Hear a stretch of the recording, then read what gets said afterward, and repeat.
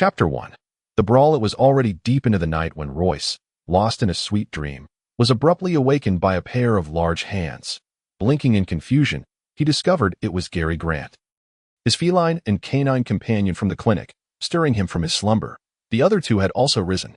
"What's the matter?" Royce inquired, still groggy. "Hey bro, you've turned down our invitations 3 times in a row. You simply cannot refuse us again this time," Gary Grant replied, brimming with excitement and devoid of any sleepiness. Being an earl, his father was far more distinguished than Royce S., and his territory was a source of pride whenever mentioned. Gary also possessed considerable talent in magic, investing far less effort than Royce, yet managing to keep pace. Having recently become a competent magician, most of Gary Grant's group spent their time outside the academy, often charming the girls they encountered. Apart from Gary, the other two also had fathers of at least baronial status, making them highly valuable allies. Royce had always been mindful of deepening their camaraderie, but the limited hours of the day made it challenging to indulge in their escapades. Clearly, Royce was inclined to decline for the 4th time. Now with a girlfriend, he had little energy to pursue women, especially during this period of strict prohibition where the academy had mandated that students refrain from wandering off, as the consequences of being caught were dire. "Royce, why are you still hesitating? The lads have already arranged to meet some girls from the Swordsman Academy tonight. You can't possibly let them outshine you. How did you get acquainted with those girls? There shouldn't be any complications, right?" Upon learning that they were students from the Swordsman Academy rather than songstresses, Royce felt compelled to exercise caution, but he realized he could not back out and reluctantly forced himself out of bed. "There won't be any issues. They're just some girls we've become familiar with from the bars," Gary assured him. Such reckless escapades, akin to hiring prostitutes, were not uncommon between the numerous noble students of the Magic Academy and the Swordsman Academy. After furrowing his brow for a moment, Royce decided not to dwell on it further. The Magic Academy lay in tranquil silence, its grand edifices looming in the darkness. Gary Grant had come prepared. He produced a card of unknown origin and stealthily led Royce and the others out through a side entrance. The raucous sounds of the street surged forth as they emerged. Surprisingly, the town was still lively, indicating that the citizens were largely unaffected by the recent lockdown. Royce was astonished by their nonchalance. Since the passing of Emperor Xerxes I 2 years prior, the OS Empire had descended into the chaos of civil war. Initially fragmented, the northern and western counties had been gradually consumed by neighboring nations. 2 years later, most of the remaining territories had been seized by the pacification forces led by the Crown Prince and the rebels led by Prince Cephas, except for a few remote fiefdoms. Clearly, Royce's father's territory fell into the category of those remote lands. The Crown Prince, designated heir during Xerxes I's reign, was renowned for his benevolence and held considerable esteem among the common folk. Unfortunately, many opposed his ascension, with Prince Cephas being the loudest voice of dissent. This middle-aged man, who claimed to represent the divine will, was the younger brother of Xerxes I and had built a reputation for iron-fisted cruelty and debauchery in his youth. Yet, no one could have anticipated that this so-called scum, degenerate, and disgrace to the nobility would lead the rebels unimpeded across the land like a hurricane, capturing county after county. Navigating through the crowd, Royce and his companions entered a tavern named Eye of the Sea. As they traversed the hall, every conversation among the patrons revolved around the war between the Crown Prince and Prince Cephas. Who could have imagined that the curtain would rise on the clash of arms in the outskirts of Seisburg? Seisburg, located in the heart of the OS Empire, held a status comparable to the imperial capital, renowned for its historic and illustrious magic and swordsman academies. When Xerxes I passed away, this place remained the last bastion of normalcy. However, it was not until 3 days prior, when the city gates were barred and all guards mobilized, including the protective forces from the 2 academies stationed on the walls, that the citizens of Seisburg truly grasped the proximity of war. Gary and his companions showed no interest in the conflict, as Gary's father's territory had already fallen under the Crown Prince's control, but as for Fernand Schuster, the tall and lean lad who had always followed Gary. His father was the chief commander under Gary's father. The remaining Harrison Julie had been the first to pledge allegiance upon witnessing the Crown Prince's army. Now, only Royce's father remained with a reputation as a separatist. Noticing Royce's apparent concern regarding the war, Gary immediately urged, "Come on, bro, perk up. You can't tarnish our reputation.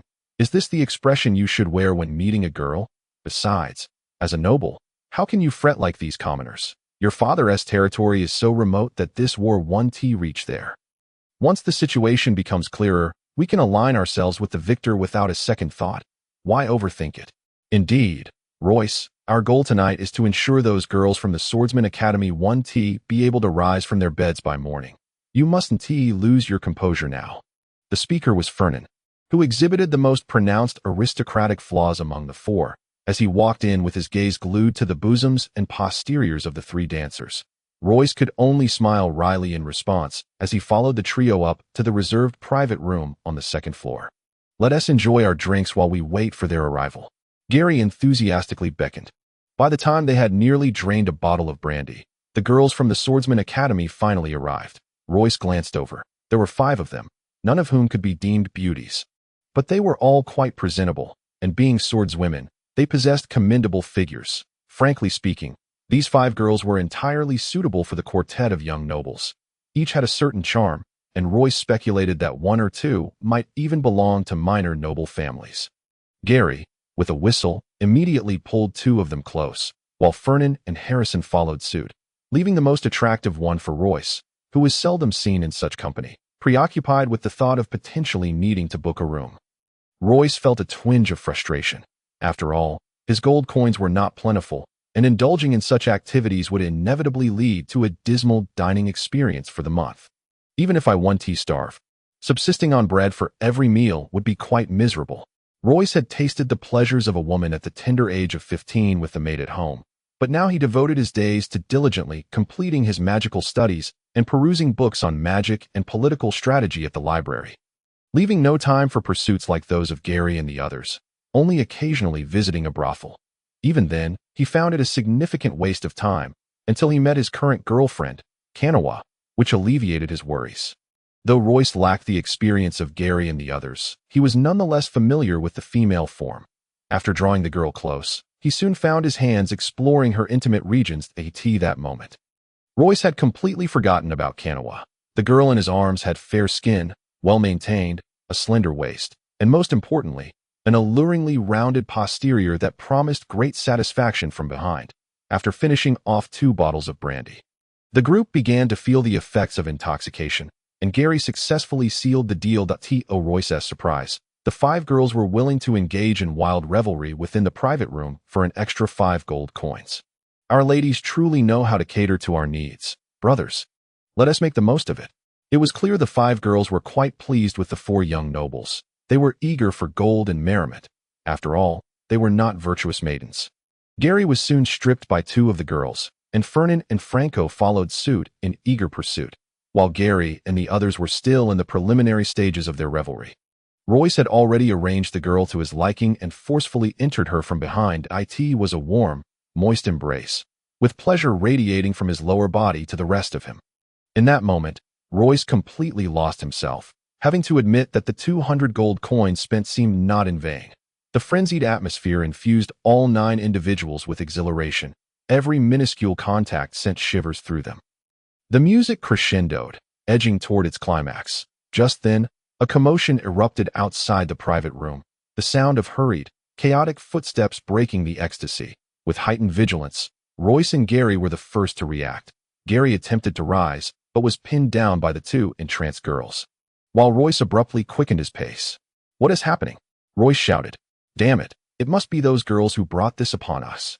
Gary cursed, unable to rise. The door to the private room was suddenly kicked open, and a towering swordsman, seeing his woman atop Gary, let out a furious roar and charged in, igniting the brawl. The cramped space of the private room was extremely disadvantageous for the magicians, as the swordsman's blood-red eyes finally jolted Gary back to reality. He pushed the 2 girls toward the swordsman and quickly began to chant a spell, casting a magical shield upon himself. The swordsman seized his girlfriend, and upon witnessing her state, was pushed over the edge with a swift motion. He drew his great sword. Sensing the imminent danger, Gary quickly retrieved a magical scroll from his cheap storage ring, stone skin, and smashed it against himself. Just like that, 100 gold coins vanished into thin air. At this moment, Fran and Harrison had already engaged in a fierce struggle with their opponents, the swordsmen. Both were merely apprentices of magic, unable to summon magical shields, and once the swordsmen closed in, they had no choice but to endure the blows. Fortunately, this was not a fight to the death. Otherwise, they would have long since been reduced to lifeless corpses. Royce remained at the innermost part of the private room, which granted him the precious time he needed to cast his spells. To his delight, the girl lying on the ground arrived just in time. Upon seeing the two swordsmen charging towards him, Royce immediately shook his head vigorously, dispelling the emptiness that had followed the eruption of chaos. He swiftly hurled the girl away from him and seized the opportunity to cast a magical shield for himself. Having immersed himself in the world of magic for some time, he possessed more skills than Gary. In a matter of moments, he managed to cast an agility spell that would last about 10 seconds. In close combat, there was no time to recite attack spells. The sound of shattering bottles echoed 3 times. Royce had grabbed a bottle in each hand and smashed them against the foreheads of the advancing swordsmen. The swordsman, momentarily dazed by the chaotic scene in the private room, was unable to fully engage in the battle. With the agility spell enhancing his speed, Royce matched the swordsman's pace, and both bottles struck home, causing blood to flow as the swordsman collapsed. The other bottle, however, was thrown by Gary. The tall swordsman, nearly driven mad, did not even attempt to evade. His sword glowed with murderous intent, and it was easy to imagine that if he breached Gary's defenses, he would not hesitate to cleave him into pieces. "Get out of here," Gary shouted, rolling towards the door while clutching his head, for his stone skin spell could withstand only a few more hits. Meanwhile, the 4 girls had already grabbed their clothes and fled the private room, leaving only the tall swordsman's girlfriend at the door, peering in with a face full of terror and tears. "Capture her as a hostage." Royce, having endured 2 punches to the stomach, felt as though his insides had been thoroughly scrambled, his words punctuated by painful groans. Fortunately, the swordsman who had been beating him seemed to recognize the fragility of a magician's frame and refrained from using his great sword. Otherwise, Royce would surely have been gravely injured if not killed. With the magical shield mitigating some of the force of the blows, Royce could still move, while Friend and Harrison were left to endure the onslaught. With 5 less combatants, the private room finally afforded some space. Though still unclothed, Royce could not concern himself with such trivialities. He seized the opportunity to roll out of the room. After rolling a couple of times, he finally heard the tall swordsman bellow for a halt. Upon rising, he saw Gary holding a short dagger to the slender neck of the girl at the door. The frightened swordswoman made no attempt to resist, allowing Gary to easily overpower her. Royce recognized the dagger as one Gary used for trimming his nails. They were up against 5 swordsmen, having down one while their own side was utterly defenseless, a pitiful and frustrating situation that would surely invite ridicule from other nobles if spoken of. Just as Royce silently recited spells, preparing to unleash more magic, the sound of galloping hooves echoed from the street. "The city guard has arrived. The academy will know we are doomed. I'm being paid for this. Not taking it for free. This is neither robbery nor infidelity." Seeing the tall swordsman still brimming with murderous intent, Gary suppressed the urge to voice his thoughts. "Your girl owes you. That's her business. Don't take your anger out on me." The 3 of them shared a tacit understanding. Continuing the fight held no promise of victory, and reclaiming their honor would have to wait for another day.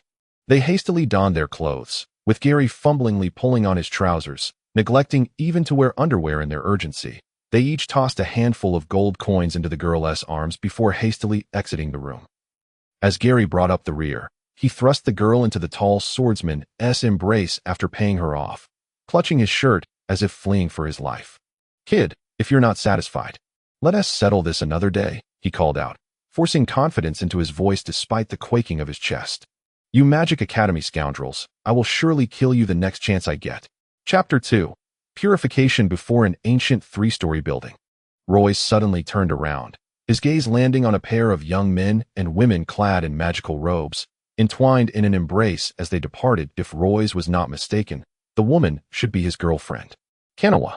It is time to issue her a warning, Royce thought as he stepped into the building. 3 days had already passed, and the war on the outskirts of the city was drawing to a close.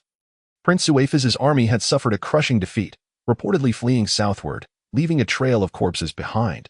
This was perhaps an unexpected outcome, as it was well known that the Crown Prince's personal abilities paled in comparison to those of Prince Suefez.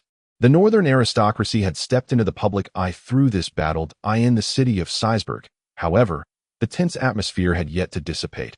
It would likely take a few more days before the lockdown could be lifted. The building Royce entered was designated for Master Nademan, a seasoned alchemical instructor at the Magic Academy. Master Nademan had spent a significant portion of his life within the confines of the academy. Specifically within this very building, Master Nademan was a rather cantankerous old man. Initially, when Royce followed his father's suggestion to select a master for deeper engagement at the academy, he ultimately chose Nademan.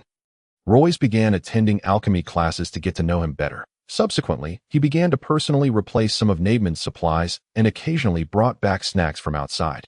During festive occasions, he would even present local specialties from his hometown. Whenever he had free time, he would voluntarily come to this building to help Master Nademan tidy up the laboratory.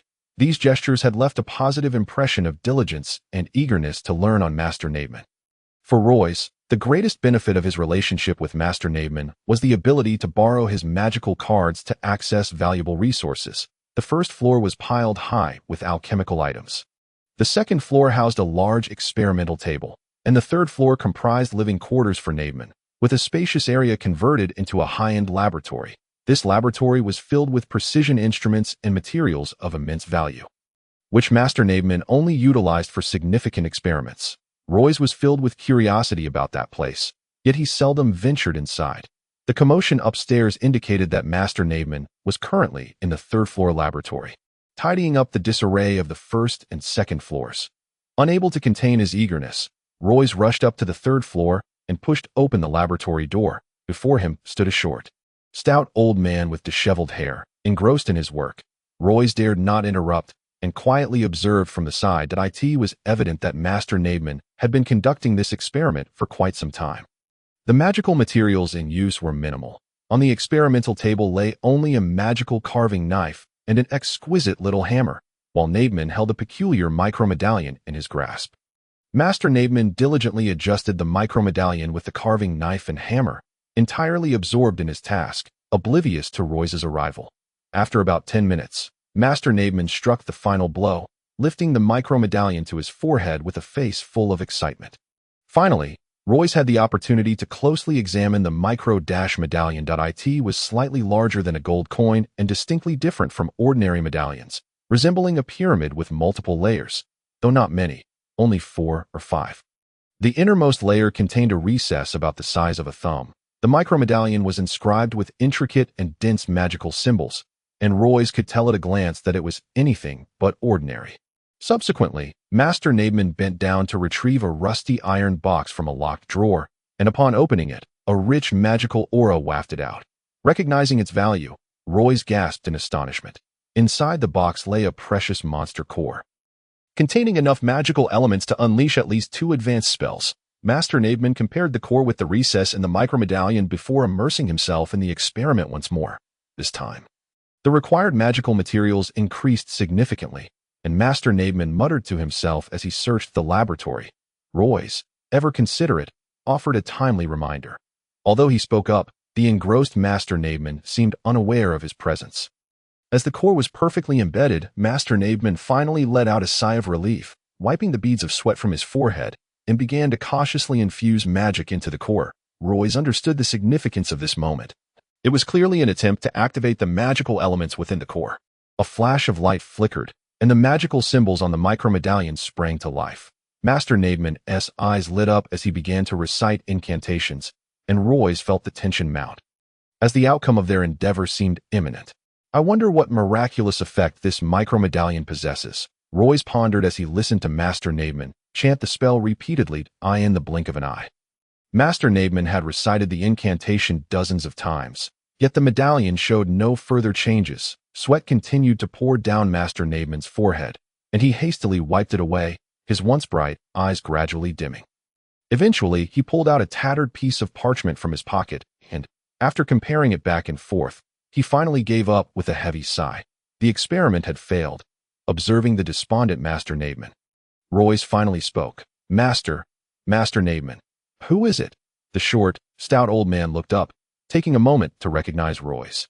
Ah, it's Royce. When did you arrive? It has been a while. Today the workload is relatively light, so I specifically came to study with you, Master. Are you conducting an experiment of great significance? Great significance? Indeed. The disheartened old man cast the parchment onto the ground, even contemplating discarding the magical insignia, until his gaze fell upon the magic core. Though it had consumed a portion of magical elements, its value remained considerable. Noticing Master Neighborman beginning to detach the magic core, Royce refrained from disturbing him and bent down to retrieve the parchment. The mental enhancement insignia lasts for 2 hours, Master. This is a groundbreaking experiment. What? Royce, have you heard of the enhancement insignia as well? You must understand that this is a subject only top-tier alchemists would delve into. I stumbled upon it in the library. Master, the contents of this parchment astonished me. The finest enhancement insignia can only last a few minutes, yet this claims it can endure for 2 hours. Do not be deceived. It is a deception. The magical theories outlined are sound, and the direction is entirely new, but once it reaches the experimental stage, it falters. It's entirely my fault for ignoring the advice of those old codgers and diving headlong into this. Master Neighborman lamented. Filled with regret, Royce quickly smiled and said, well, such revolutionary alchemy must be exceedingly complex and profound.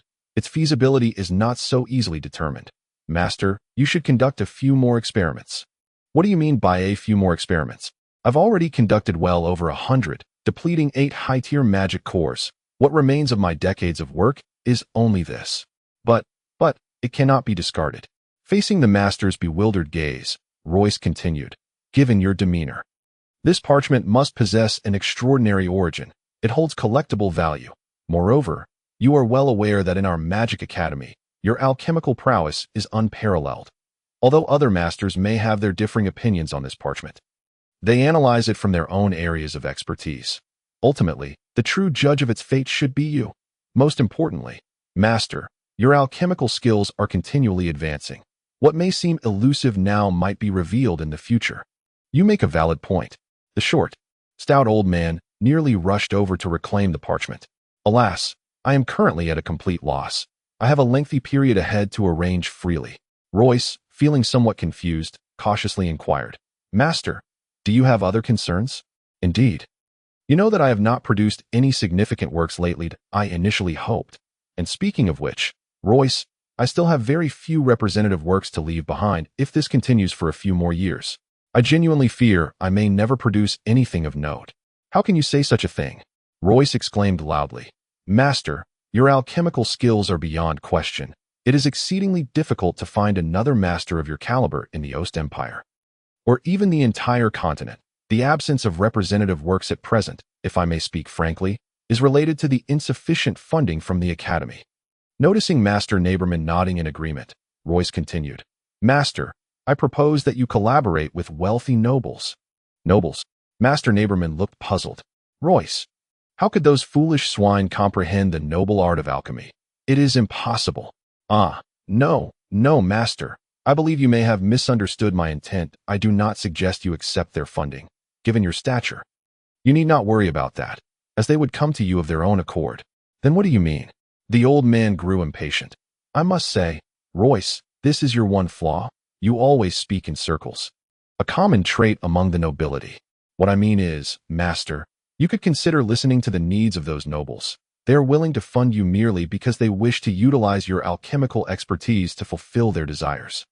If you take note of their requirements and combine them with your professional insight, you might just create a representative work. After all, only by satisfying the needs of the nobility can such creations endure through the ages. Indeed, the old man's eyes reignited with fervor. Royce, you are quite sharp. I shall begin preparations immediately. Royce, you need not assist me here for now, and I cannot spare the time to teach you at the moment. Please return this evening. Oh, and Royce, during this time, be sure to behave at the Academy. Do not wander about recklessly. If you were to suddenly perish, I would lose a valuable assistant. Oh, God, I wish to be your disciple. Please deliver me from this sea of suffering. Kneeling on the ground, Kobold truly felt his strength waning. The body of a mage is fragile, unlike those reckless swordsmen that in a bid to end this ordeal swiftly. The head of the Magical Academy, renowned for his disbelief in deities, finally found himself willing to sell his soul to the divine. The radiance of the divine is ubiquitous. Kobold muttered this phrase he hardly believed, casting a furtive glance at the two figures ahead. Deities are to be worshipped, and as their emissaries, these figures ought to be respected. Kobold found himself unable to discern whether his innermost feelings towards these two messengers were reverence or hatred. Let them finish quickly. The two messengers were cloaked in robes, one white and the other black, a stark contrast. I have not even seen their faces. In the center of the room stood a transparent, cylindrical vial. It is all this eye's fault. I should never have picked it up. The vial was filled with a murky liquid, meant to submerge an eye. I warned myself that this eye was peculiar, not merely the eye of a beautiful woman. Would an ordinary eye consistently gaze skyward regardless of its position? The large magical array was finally inscribed amidst Kobold's agonizing weight. And the two messengers, who had been prostrating, rose. The path was set. The white-robed messenger turned away from Kobold and began to sing a hymn as the holy light poured down. A great door gradually materialized above the white-robed messenger's forehead. Is a miracle truly about to occur? Kobold trembled uncontrollably, pressed against the ground. May all evil vanish in the holy light. The white-robed messenger knelt again, the hymn resonating from afar, harmoniously and powerfully emerging from beyond the door. Kobold felt his very soul quaking. Whether from excitement or tension, on the other side of the door lies the celestial realm. Remember the teachings of the Holy Father, and seek the illumination of the holy light. The devout messenger cried out, "Is it coming? Is it coming?" Kobold felt as though his heart would leap from his chest. Beyond the door, it seemed as if an army was charging forward, and suddenly the room was flooded with light, blinding him from opening his eyes. The vial and its contents vanished in the holy light, leaving only an eye floating in the void, gazing up in a trance. The rooftop could not contain it, nor could the clouds. At the end of its gaze, it seemed to reach the infinite starry sky.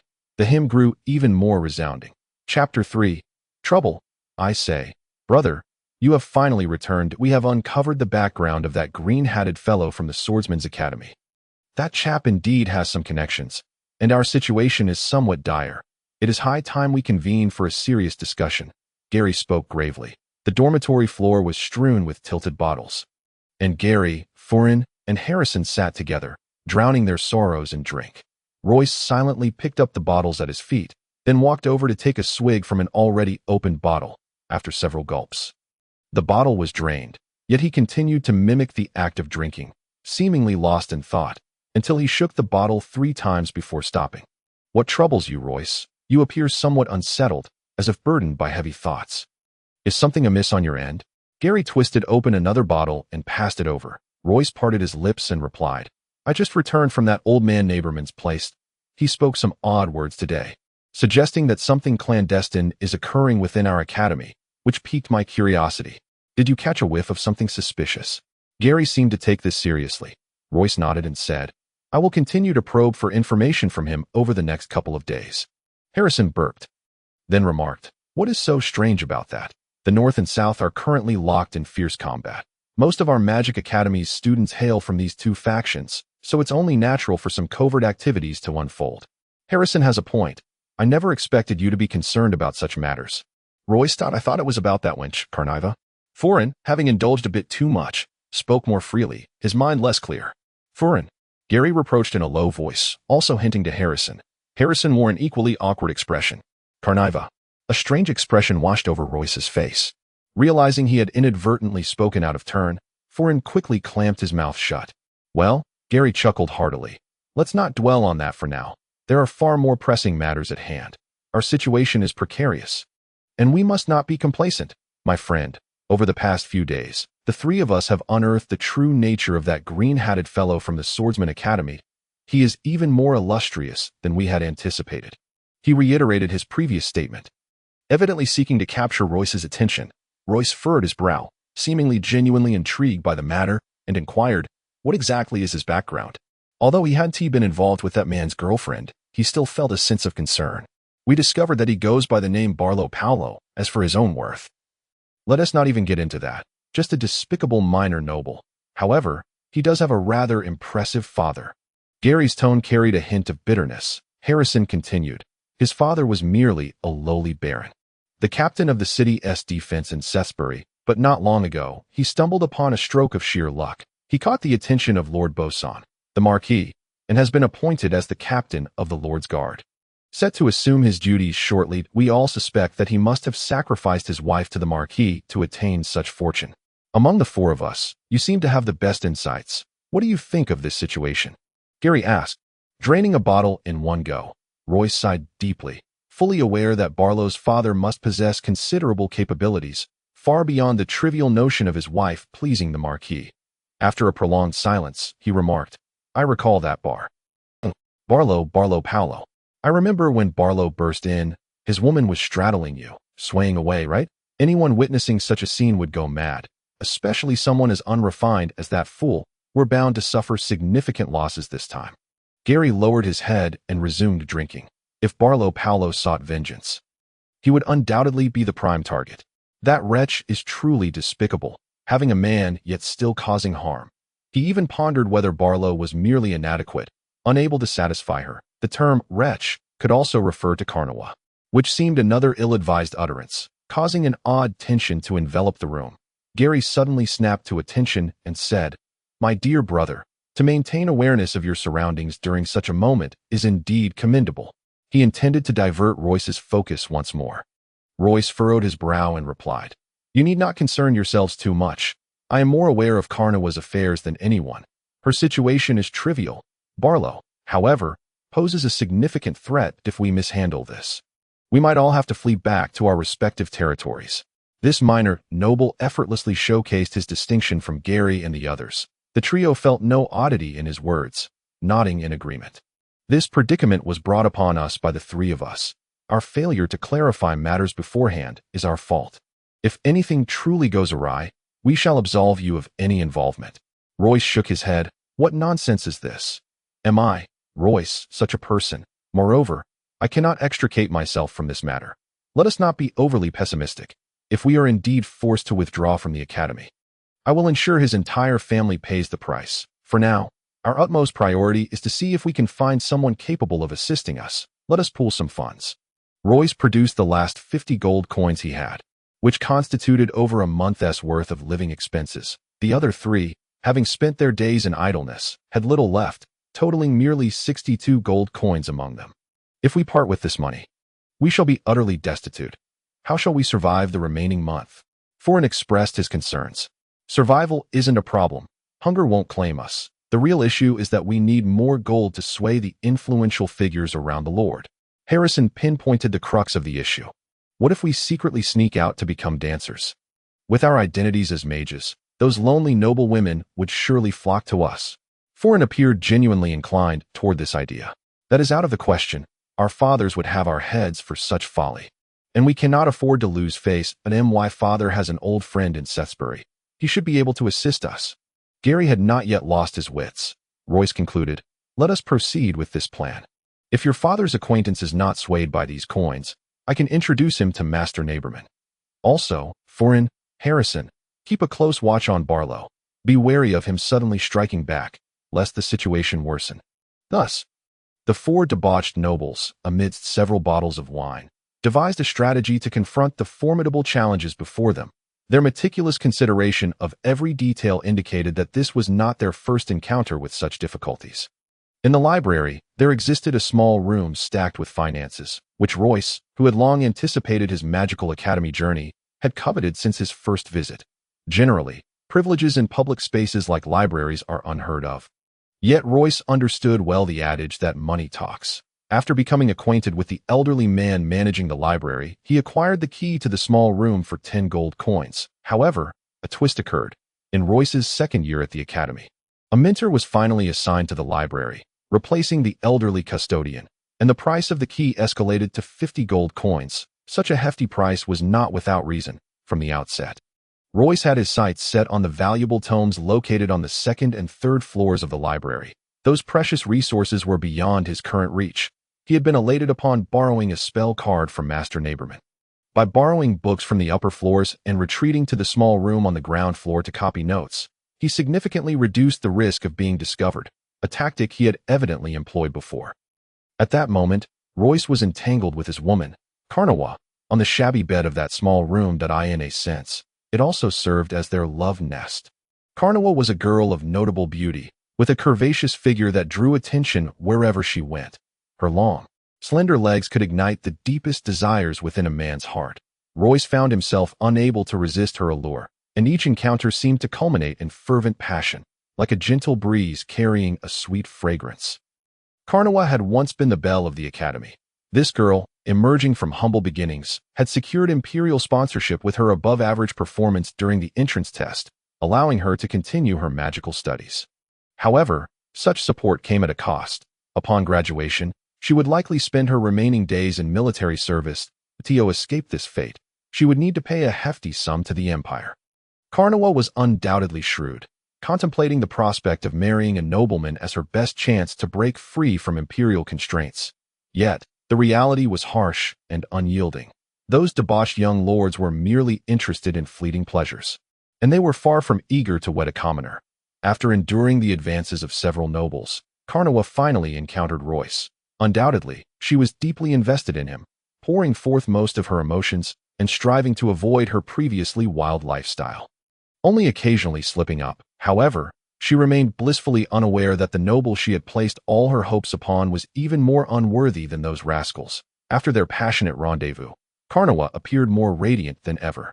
Glowing with vitality, under Royce's admiring gaze, she elegantly and slowly dressed herself before returning to lie in his embrace. "Royce, you seem a bit distracted today. Is the pressure too much for you?" Royce's hand ventured once more beneath her garments, only for him to shake his head and sigh. Sensing something amiss, Karnawa's heart quivered, and she gently asked, "Did you hear something?" Royce's playful hand suddenly stilled, and the room fell into silence. After a moment, Royce spoke. "It's nothing. I'm just feeling a bit overwhelmed with coursework, having to run to Master Naberman's every day. I'm simply a tad fatigued." "Ah, I see." Karnawa casually patted her chest, as if having narrowly escaped a calamity. Yet, sensing a shift in the atmosphere, she feigned nonchalance, grasping Royce's wandering hand, letting out soft, tender moans. "How about I make you some soup tomorrow?" The beautiful girl sought to please her man once more. Chapter 4. The Tears of the Goddess. A sudden chill swept into Sethsbury without warning. This ancient city, steeped in magical ambience, was left reeling by the morning's abrupt change. The common folk wore expressions of despair, unprepared for the winter's embrace, while the noblemen in their carriages had already erupted in curses before stepping out. The sole silver lining was the lifting of the lockdown order. Those who had never experienced such confinement felt a collective sigh of relief. Royce was compelled to don a woolen undergarment beneath his magical robe. Now, 2 days later, observing Gary's hopeful escapades each morning and his despondent return each night, Royce discerned the situation without needing to ask. Clearly, the issue was far from easily resolvable. Over these 2 days, the four friends convened once more, collectively borrowing nearly 200 gold coins from other nobles. One could only imagine the burden this debt would impose upon them in the future. Merely a fleeting dalliance has given rise to such considerable troubles.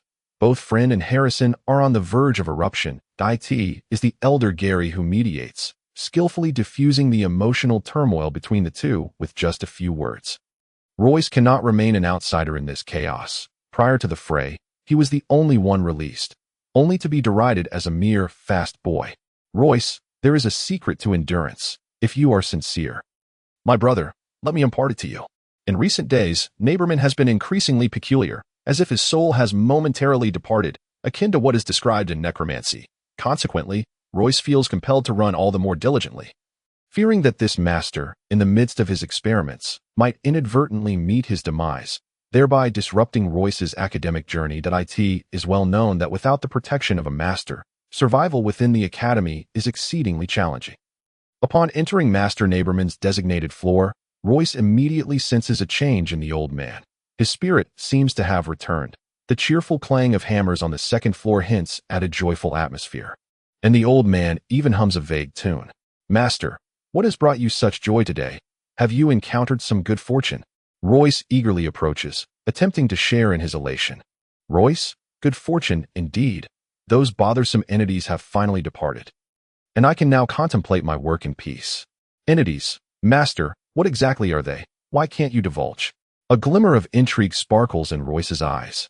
"To be candid, Royce," the old man sets down his hammer and scrutinizes Royce from head to toe. "You are someone I can trust. This matter pertains to you." He. This all began with that I. Yes, Royce, a beautiful eye, the eye of the malevolent goddess. Neighborman himself seems taken aback by his own words. This is utterly astonishing. Royce's heart races. When the dean brought that eye back, we old fellows sensed something was amiss. You must understand, Royce, a mundane eye does not perpetually gaze at the heavens, just as we were at our wits' end, trying to ascertain its origin. It revealed to us that it belonged to the malevolent goddess. Revealed? Master, this. Do not inquire further, Royce. I am still grappling with this matter, but there was indeed a voice echoing in our heads at that time. Royce remains incredulous. Master, why would that I choose to disclose its origin to you? The will of the divine is beyond our comprehension, Royce. Do not ask me why, for I do not know. We were promptly summoned by the dean, who instructed us to maintain secrecy. That place has since been sealed.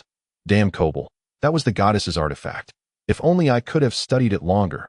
Neighborman appears exasperated, clearly having endured this for quite some time. Royce silently expresses gratitude for having befriended a straightforward and forthright master. Otherwise, he would have remained oblivious to this matter. And then they arrived. They? Master, who do you mean? The messengers of other deities from the celestial realm. Royce, I am not entirely certain, but they came to purify the eye of the malevolent goddess. They departed this very morning. Purify? Indeed, Royce, it was purification. However, it is no longer our concern. The reason I share this with you is that we old fellows vowed not to approach that room without Kobold's consent. Master, do you mean for me to? Yes, Royce, you have not sworn an oath, have you? I am willing to assist you, Master, but why not seek out the dean directly and enter yourself? After all, my insights may not rival yours, and it could be a futile endeavor. Kobold has been sent for treatment. His fate is uncertain. Fear not, Royce. Those messengers have already departed, and the eye of the malevolent goddess is gone. I merely wish for you to take a look and report back to me about the situation there. There are still traces to be found. At the time, we were unaware of the eye's immense value, and thus our research location was not chosen within the Academy's core. Accessing that place is too troublesome. The room is located in the unoccupied building adjacent to the library. Royce, you should be quite familiar with it. An old man guards that building. You must find a way to gain entry. Master, I know that old man. He was in charge of the library, so it shouldn't be too difficult to enter. But Master, can the artifact of a goddess truly be so easily eradicated? Who knows, Royce? I await your news. This lengthy conversation, somewhat verbose, leaves Royce pondering whether this significant matter might affect his future at this moment. Royce is crouched in the room mentioned by Neighborman, diligently examining the only object visible to him, a tear-shaped, crystalline entity.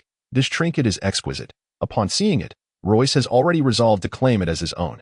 Its surface gleams softly, occasionally emitting radiant flashes, and intriguingly, a shadowy luminescence subtly emanates from within.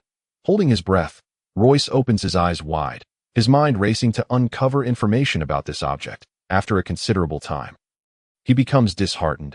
His mind is filled with various magical knowledge, yet none pertains to this tear. After some contemplation, Royce decides to pick up the tear, which has remained undisturbed since his arrival. As he holds it up to the light, he immediately perceives an unusual sight. The light refracted from it appears pitch black. What on earth is this? It must be worth a small fortune. As his mental energy inadvertently probes the tear, it suddenly detaches, and the dark luminescence rushes towards Royce's forehead that he collapses, clutching his head, writhing in agony. Strange visions flood his mind, as if he is witnessing them firsthand. Apart from 4 dim black dots, the entire world appears shrouded in a blinding whiteness, with only a resonant and harmonious hymn echoing in his ears. Then, this world seems to freeze, remaining unchanged for what feels like an eternity. It is uncertain how much time passes, 1 day, 2 days, or perhaps a year, before the world finally shifts, the black dot above diminishing in intensity. At this moment, a voice resounds. It is time. The omnipotent deities guide us. The time for you, the emissary of the elven god, to fulfill your glorious and grand mission has arrived. Malevolent goddess, you who claim to exist alongside heaven and earth, shall ultimately meet your complete destruction here. Wait and watch. As when those you cherish most turn against you, your final traces shall be erased.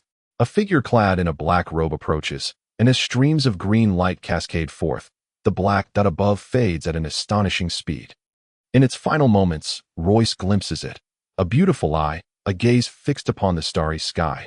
Everything falls silent. The old man at the entrance, now collapsed on the ground, slowly crawls away, leaving behind an empty room. The magical array, the robed figure, the white light. Everything dissolves as Royce's attention shifts. Yet, at that very moment, with a soft chime, a single tear descends from the void, landing precisely beneath the eye of the malevolent goddess. Transforming into a crystalline droplet, this storied goddess, unbeknownst to the divine and unseen by mortals, leaves her final mark upon this world. Royce gradually opens his eyes, his gaze deep and distant. As he raises his head, he stares into the vast sky. The malevolent goddess has fallen, from flesh to spirit, possessing nearly infinite life. She did not succumb to the holy light of the deity of light, but rather vanished within the divine power of the elven god she loved. That dark radiance was merely a fragment of her divine consciousness. Strictly speaking, it does not belong solely to the malevolent goddess.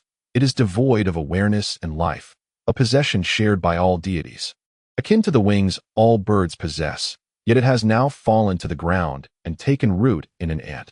The divine consciousness of the malevolent goddess fused with Royce's spirit, successfully merging with him as a host. While it did not enhance Royce's spirit or strengthen it, it fundamentally optimized and improved it, granting him capabilities that surpass those of a typical mage. Furthermore, the profound understanding of peak power embedded within the divine consciousness has been instilled in Royce's mind, planting countless possibilities within him. From this day forth, Royce remains Royce, yet his mental prowess has become distinct from that of other mages. Those ancient texts proclaim that the swiftest method to overcome a formidable adversary is to emulate them, learn from them, and then surpass them, trampling them underfoot. The intention of this goddess, however, seems to have transformed me into an integral part of them. It is a pity that this tear has dissipated in my grasp. It must have been worth at least 100 or 200 gold coins. Much like the tomes that Royce stumbled upon on the third floor of the library. If those deities are indeed a part of this continent, there will come a day when they will no longer remain aloof. The ocean may appear still, yet the rivers flowing into it are ever in motion, albeit slowly. They are nonetheless dynamic. This mirrors the moral logic of survival of the fittest, an unyielding truth that remains perpetually fragile in the face of time's relentless passage. Those who occupy the heights will ultimately be brought low, while those who dwell in the depths will inevitably rise to the surface. An apple placed upon a chessboard cannot deceive the heavens, especially since those gods do not belong to this land at all. The vast expanse of time is not something I can afford to wait for. Truly, the beautiful goddess possesses the greatest wisdom. Royce lamented inwardly, regretting his inability to behold her beauty. Chapter 5. The passage of time is anticipated. The first snow arrived early, blanketing Sethburg in a thick layer of silver, rendering the landscape a sea of white. With no sign of the snowfall abating, Gary and his 3 rogue noble companions could finally breathe a sigh of relief. After pooling together nearly 500 gold coins, they finally received a reassuring response. Green Hat Brother Barrow reluctantly donned a metaphorical green hat, agreeing to cease further inquiries. 500 gold coins will suffice to cover a year's worth of living expenses for each of us. Upon graduation, we shall surely reclaim double from him. Yet the 4 young nobles remained skeptical of this assurance, wholly ungrateful. This time, we have indeed suffered a significant loss, but what concerns me more is whether that brat will truly let this slide. Gary voiced his apprehensions. Friend shared his sentiments. In fact, he rarely defied the wishes of his future superior. During this period, he had not been as overworked as Gary, for his main task was to infiltrate the Swordsman Academy alongside Harrison, keeping a watchful eye on Barrow. However, without gold as a backing, their path was fraught with difficulty. From my observations over the past few days, I have discerned that Barrow, the Green Hat King, is not merely miserly. He possesses an utter lack of magnanimity. We must remain vigilant. The moniker Green Hat King for Barrow was thus coined by Friend. What we fear most is his propensity for underhanded tactics. Harrison expressed his thoughts, as they all speculated about Barrow's potential next moves with remarkable accuracy. Gary ventured into the corner where the wine barrels were stored, retrieving 4 bottles to distribute among them. He pointed at Franco and declared, "You have hit the nail on the head. My father's friend carries some weight. He is a man from the Treasury Department of Sethburg. If that brat is discontent, he will not dare confront us openly. He will resort to underhanded schemes. Royce had already consumed a substantial portion of his bottle, displaying no signs of anxiety as he remarked. His affair with that woman is the most commonplace occurrence within noble circles. He should not intend to escalate matters so drastically. Had we not taken preemptive measures to stifle this issue in its infancy, the Eye of the Sea might have found him striking first that night. Should another brawl ensue, the situation would undoubtedly spiral out of control, leading to an undesirable conclusion. Regardless, we are currently students, and we must refrain from causing too much commotion. Such matters should be avoided whenever possible. In retrospect, we have not handled this as adeptly as we might have. We ought to have kept the older generation unaware. There are always individuals within the Swordsman Academy who can advocate on our behalf. If we approach the matter from both financial and romantic angles, our losses in gold would not be so significant. We must remember that merely persuading the beautiful women of our academy to accompany us would greatly facilitate matters. These women are exceedingly interested in the strong and noble figures of the Swordsman Academy. You truly possess a wealth of cunning. Gary and the others found themselves once again enlightened, due to a lack of excess gold. They could not indulge in merriment and remained dutifully within the confines of the Magic Academy. Meanwhile, Royce secretly delved into the benefits bestowed upon him by the goddess's divine insight. After countless attempts, Royce finally succeeded in unleashing his second offensive spell, Vortex of Nothingness. To clarify, Vortex of Nothingness harnesses the spiraling currents produced by magical elements, generating immense destructive power, surpassing even that of Royce's first offensive spell, Magic Arrow. Furthermore, Vortex of Nothingness is also a spell of area effect, if one possesses sufficient mental fortitude and applies it skillfully. They can even control the direction it sweeps after casting. This has become Royce's current focus of endeavor. Royce, it seems your magical prowess has seen notable advancement in these past few days. Has that old man Barbeeman conducted yet another experiment upon you, and by sheer luck, succeeded? Do be cautious. One never knows when he might leave you bedridden. Friend is correct. That old man Neighborman is indeed consumed by his alchemical pursuits. I have heard whispers that he has become increasingly reclusive, even neglecting his classes. Royce, you must remain vigilant in his presence. Royce merely shook his head in response to Friend and Harrison's concerns. To be frank, my brother, what are your plans moving forward? For the past 2 years, you have either been in the library or by Master Neighborman's side, avoiding any disputes and deliberately refraining from mingling with other nobles. Do you truly wish to continue living out your days in such a manner? Moreover, what is your stance regarding Karnawa? I have recently noticed several suitors vying for her attention. She has become quite the libertine, easily swayed by temptation. If you require assistance, do not hesitate to voice your needs. There is no need for formality among brothers that in truth, my greatest concern is that should Barrow the Green Hat King resort to trickery, he will target you, as you are the only one among us with a girlfriend. Prompted by Franco's words, Gary's mind began to race. If he were to seduce Karnawa, it would indeed be a severe blow to us. We cannot afford to be careless. Gary was resolute in avoiding any losses. Life cannot continue in this manner. I intend to join the Peelberg group in due time, with your introductions. Royce sighed. Karnawa is a good girl. Let us not dwell on the past. If she remains loyal after being with me, I would not mind keeping her by my side in the future. However, she has disappointed me greatly. She is a sorceress, possessing greater talent than any of us. With skill that surpasses ours, she would make an excellent asset, yet her price is exorbitant.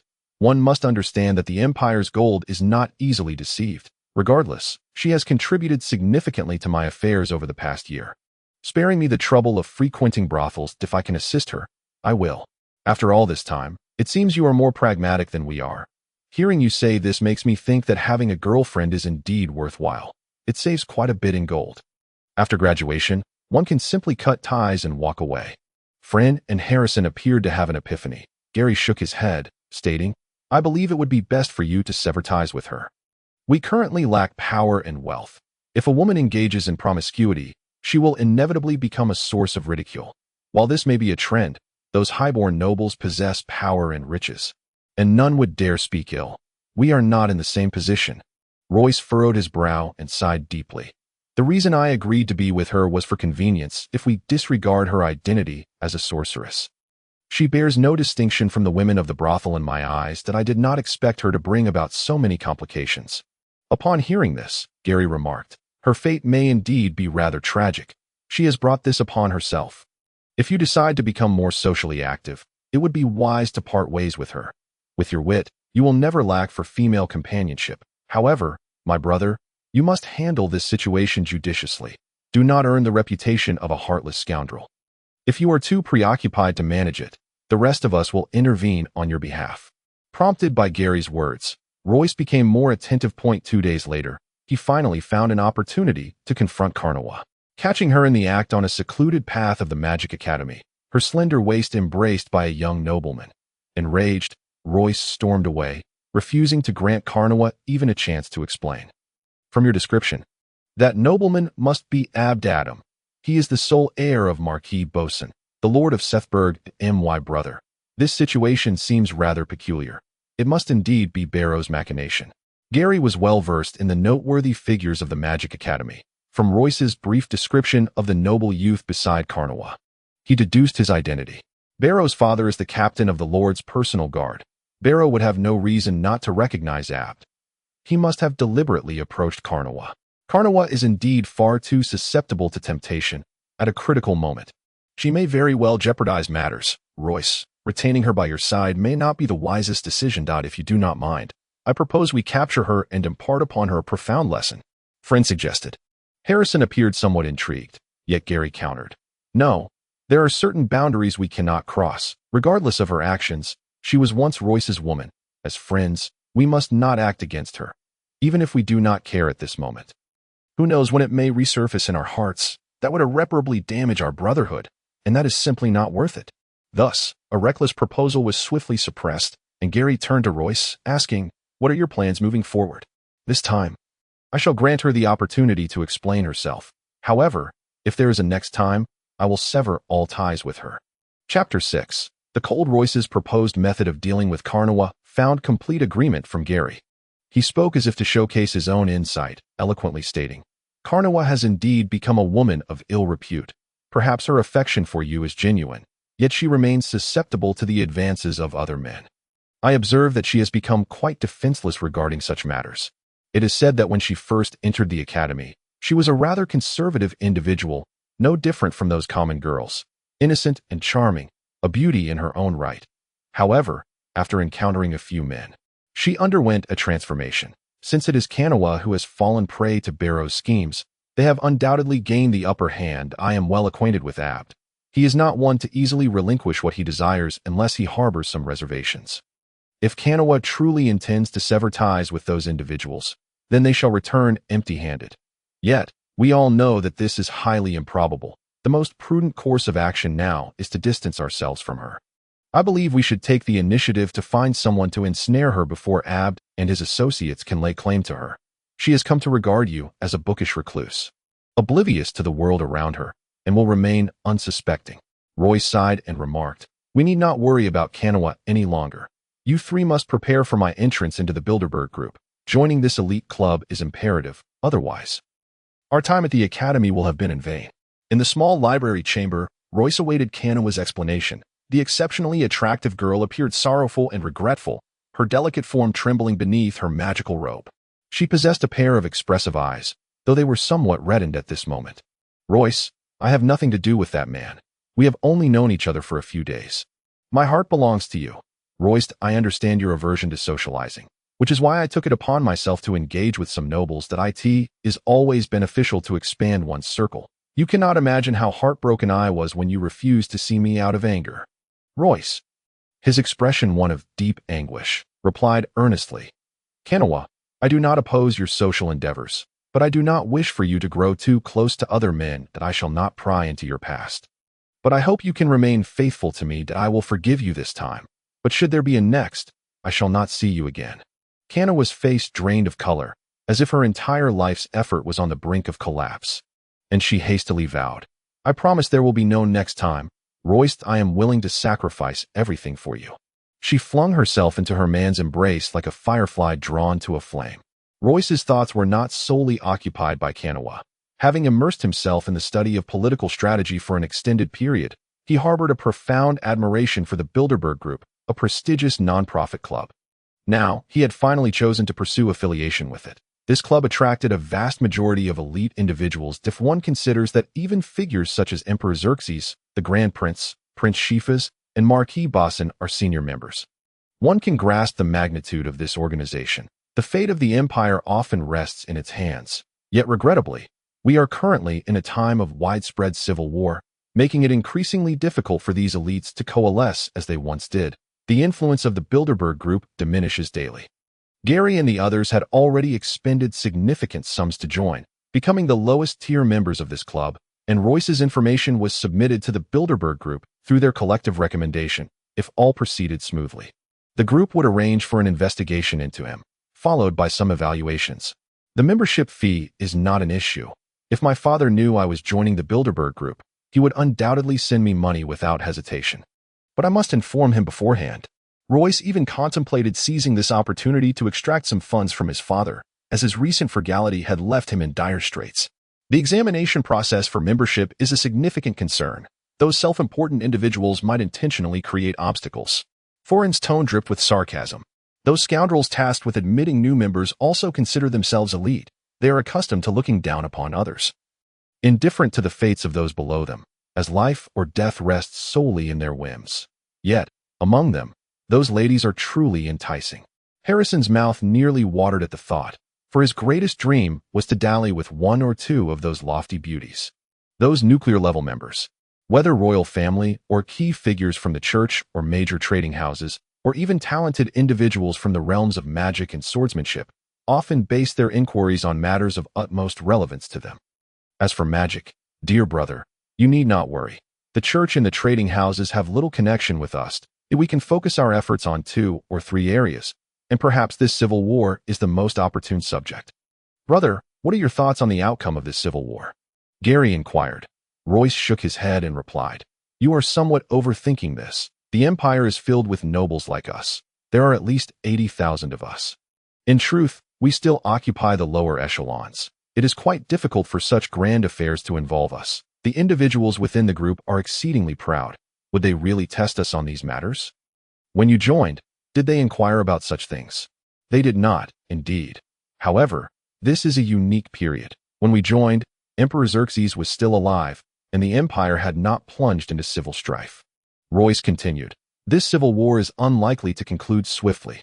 Over the past few days, I have taken the liberty of perusing books on warfare in the library and have garnered some insights. Given the current circumstances, Prince Shifas appears to be at a disadvantage, as he faces the entire northern aristocracy, which is the stronghold of our Ost Empire's nobility. However, Prince Shifas is a formidable figure. If he is willing to endure significant losses temporarily, shifting the battleground to his own territory could prolong the conflict.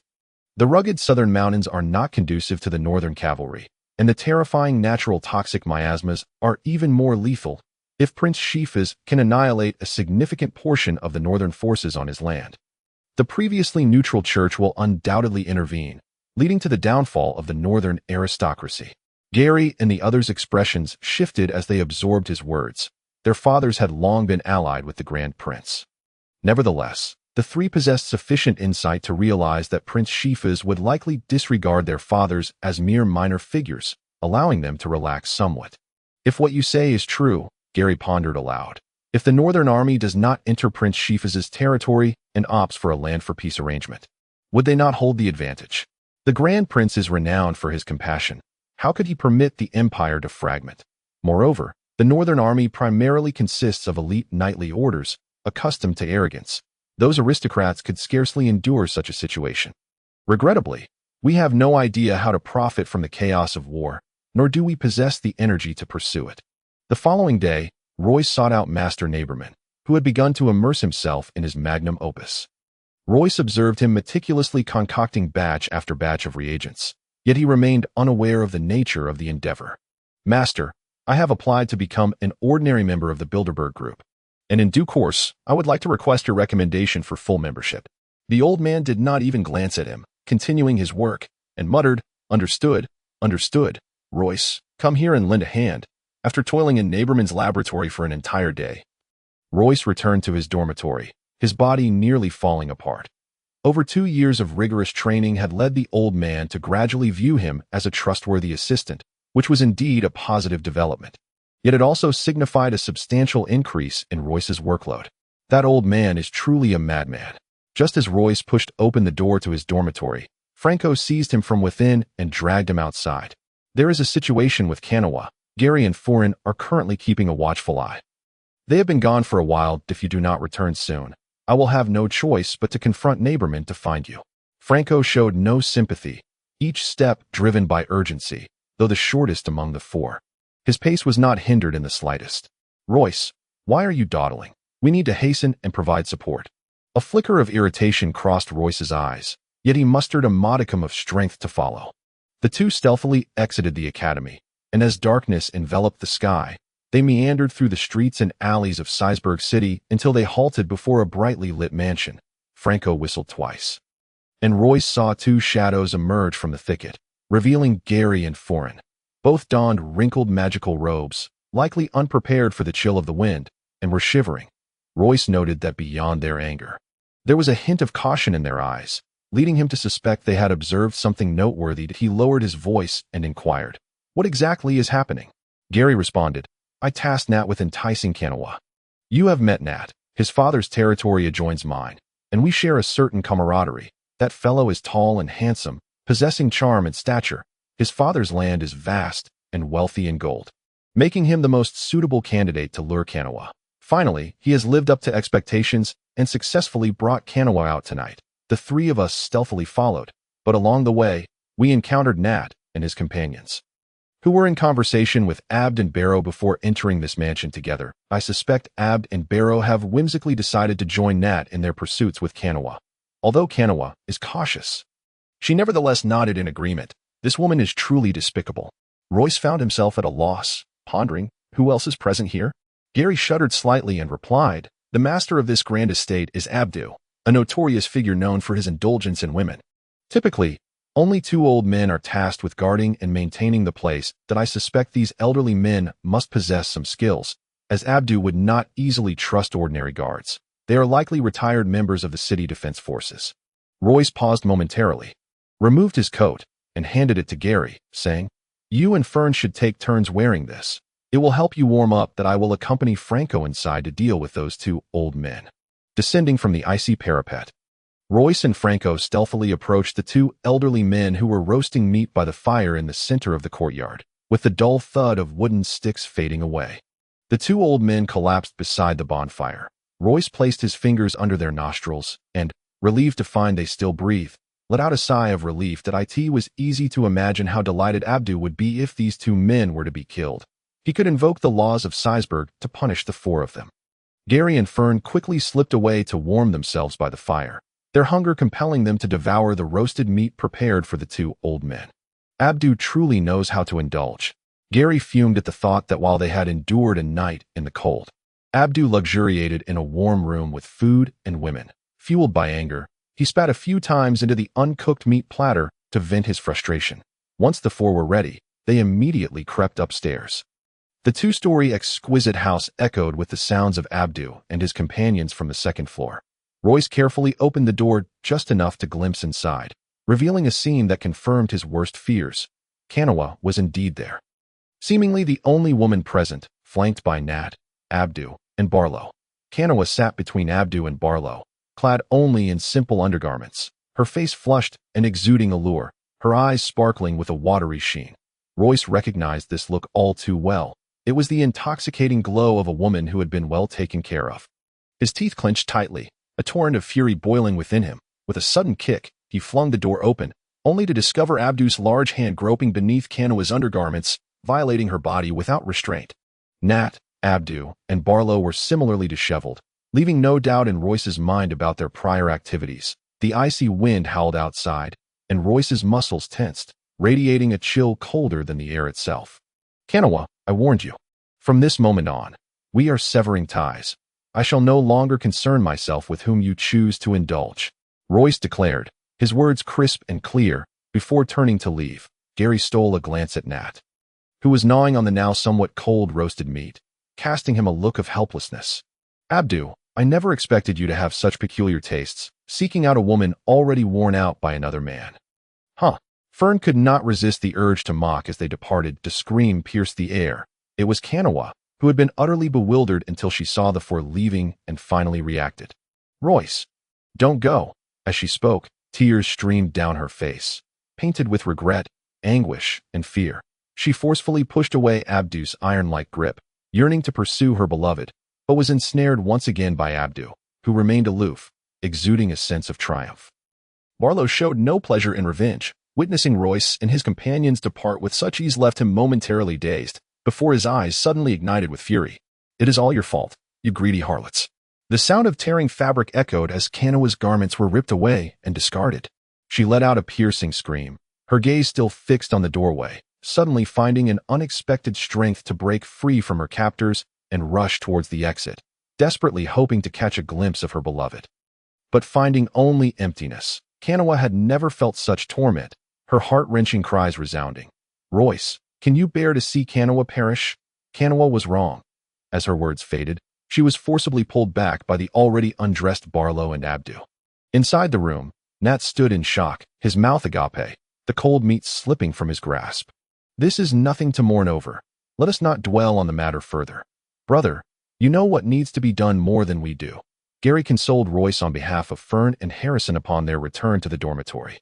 Royce shook his head in silence, contemplating that in the future he should seek a partner of a simpler nature. In the ensuing days, Royce awaited news, both from the Pilderberg group and the gold promised by his father, Count Vikrab. Kanawa attempted to visit several times, but was intercepted by Gary and the others, for Royce truly did not wish to see her. The first piece of news he received was a letter from his father.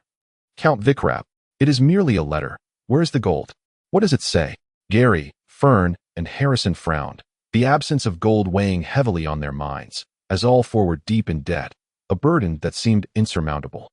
Royce read the letter multiple times, his expression heavy with concern, before Gary snatched it away.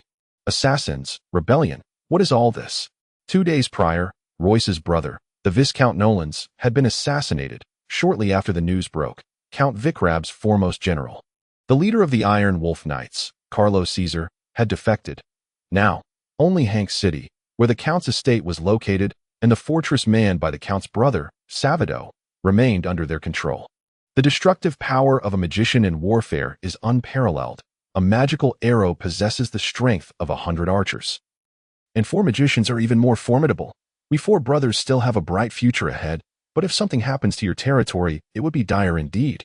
Royce, my dear brother, I trust you do not mind hosting us with the beauties of your land, being mere minor nobles. Gary and his companions were not overly delicate.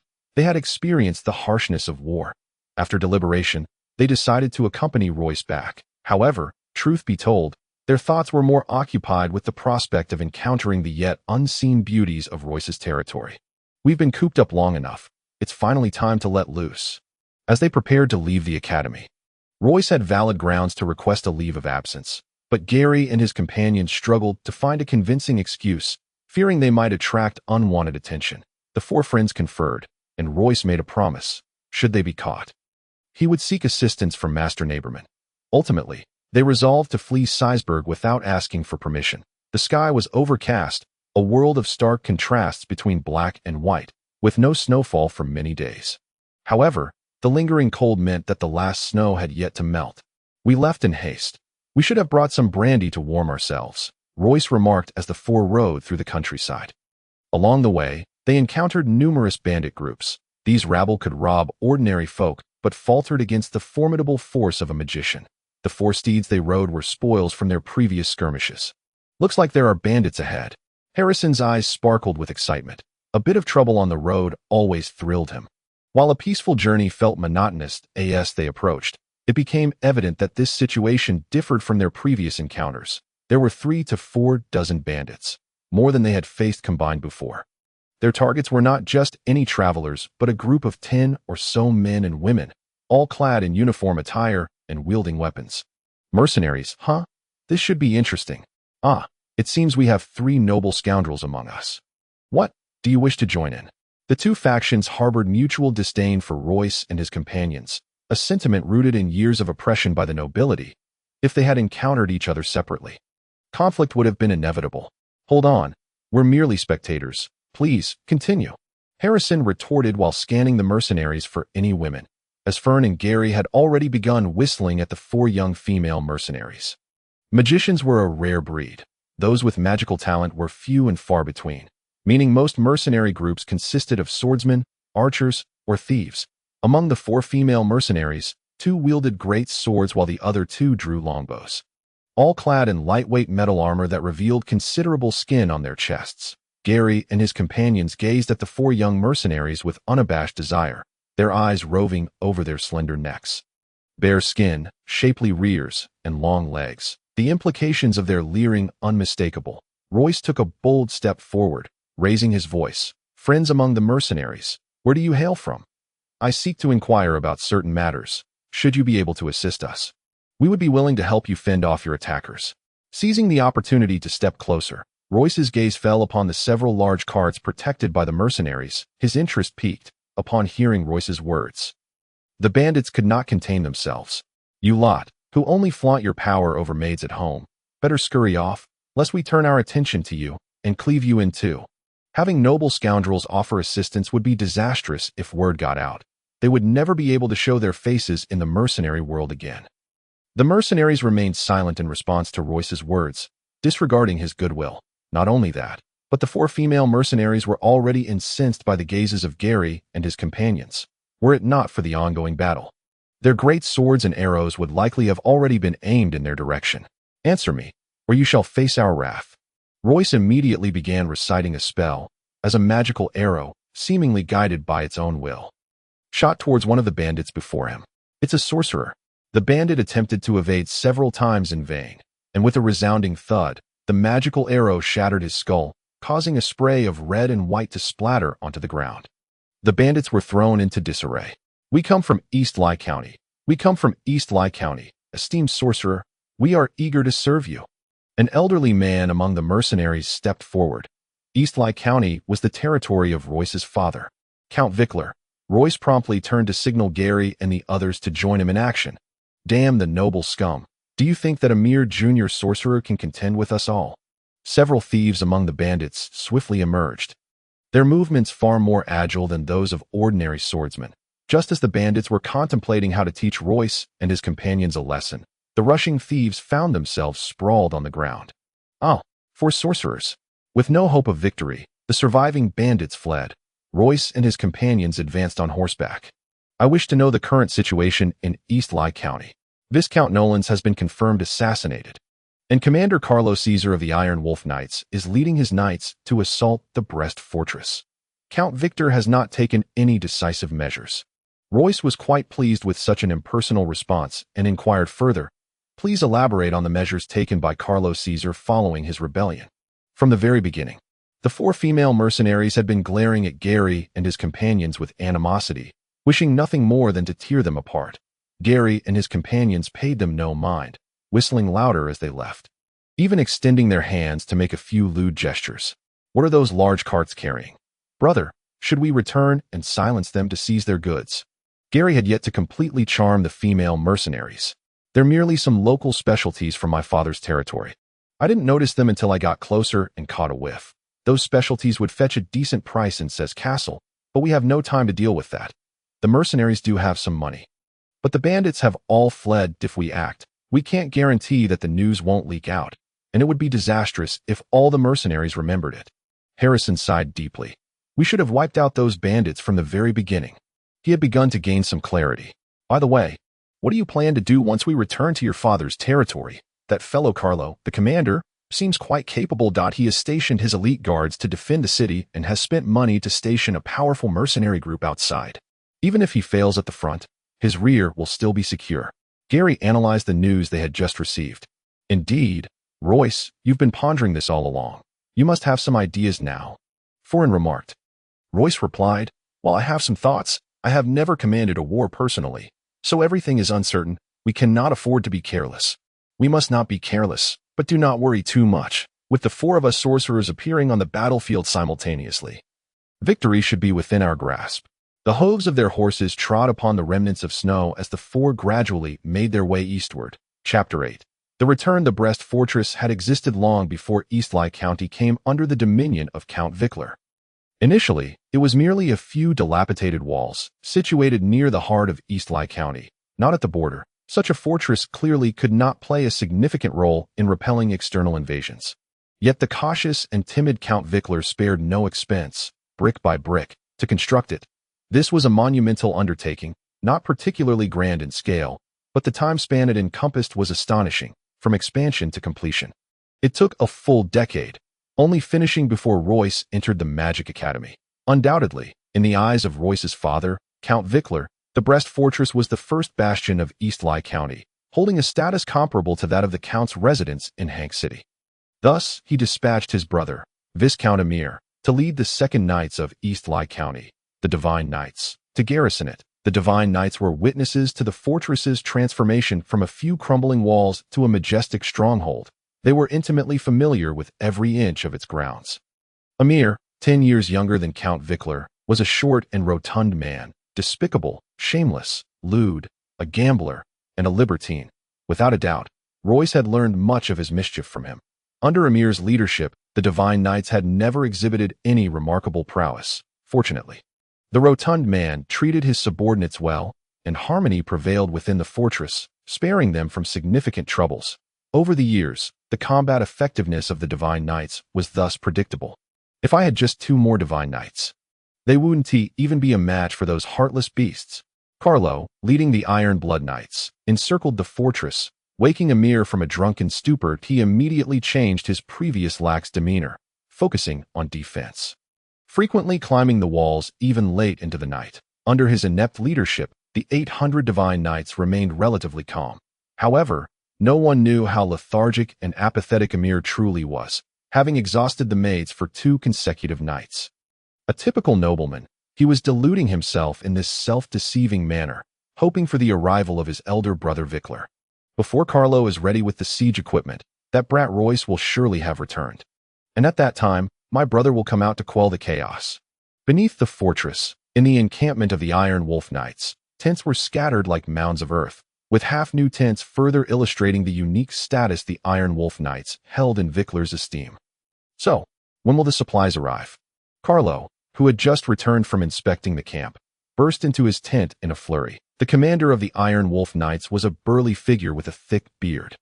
Enjoying a transcendent status in Eastleigh County, Richard, who had been waiting for him, promptly stood up and saluted.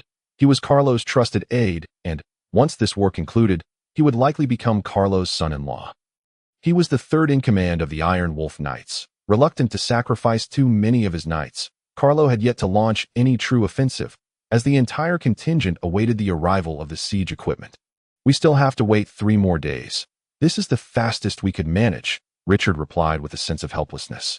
Dressed in noble attire for this specific trip, Carlo frowned, clearly receiving unfavorable news. After a moment of contemplation, he asked, "In your opinion, if we were to launch an immediate assault on the fortress, what would the casualties be? I fear that half of the knights would struggle to survive. Emir may be incompetent, but the fortress was top-notch." Carlo's grim expression left Richard gasping for breath, and after a pause, he managed to say, "Should I send a few more men over to Royce?" Carlo waved his hand dismissively, declaring, "No need. We have already sent 2 groups, which is quite generous of us." At the border of Eastleigh County, a squad of 15 knights lay in ambush behind a hill, awaiting the arrival of 4 feeble riders.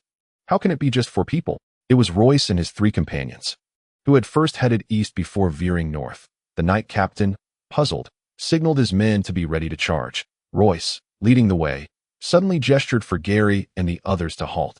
His mental acuity had significantly improved compared to his reckless friends, enabling him to control magical elements with greater finesse and maintain sharp vigilance. Last night at the roadside inn, it was precisely this ability that allowed the 4 of them to swiftly eliminate a high-ranking thief who sought to assassinate them. This thief was the first wave sent by Carlo. Gary and the others immediately prepared for battle as Royce raised a dark object high, calling out to those behind the hill, "Are those the knights of the Iron Blood Knights? When did proud knights learn the art of ambush?" The knights stirred, and the captain glared fiercely, raising his hand once more. Royce hurled the object with force, mocking, "You may have no face to meet me." But surely you have the decency to face this person? You are the source of their lamentations. The dark object arced through the air and landed with a muffled thud, rolling a few times before coming to rest. Clearly visible to the knights, and their faces immediately paled. Royce had thrown a severed head, that of the thief from the previous night, its eyes wide open in death. The knights did not recognize the owner of the head. Yet they felt an overwhelming sense of insult, itching to charge out immediately. The captain, clearly recognizing the thief, glared furiously, brimming with murderous intent, yet he did not issue an immediate order, for the unexpected reveal meant that Royce and his companions had not entered their charge range. Such a distance favored the sorcerers, and he naturally dared not rush out recklessly. Gary and the others began to hurl insults. You lot must be cowering beneath women's skirts. Knights behind the hill. Your very existence is the root of those women's sorrows.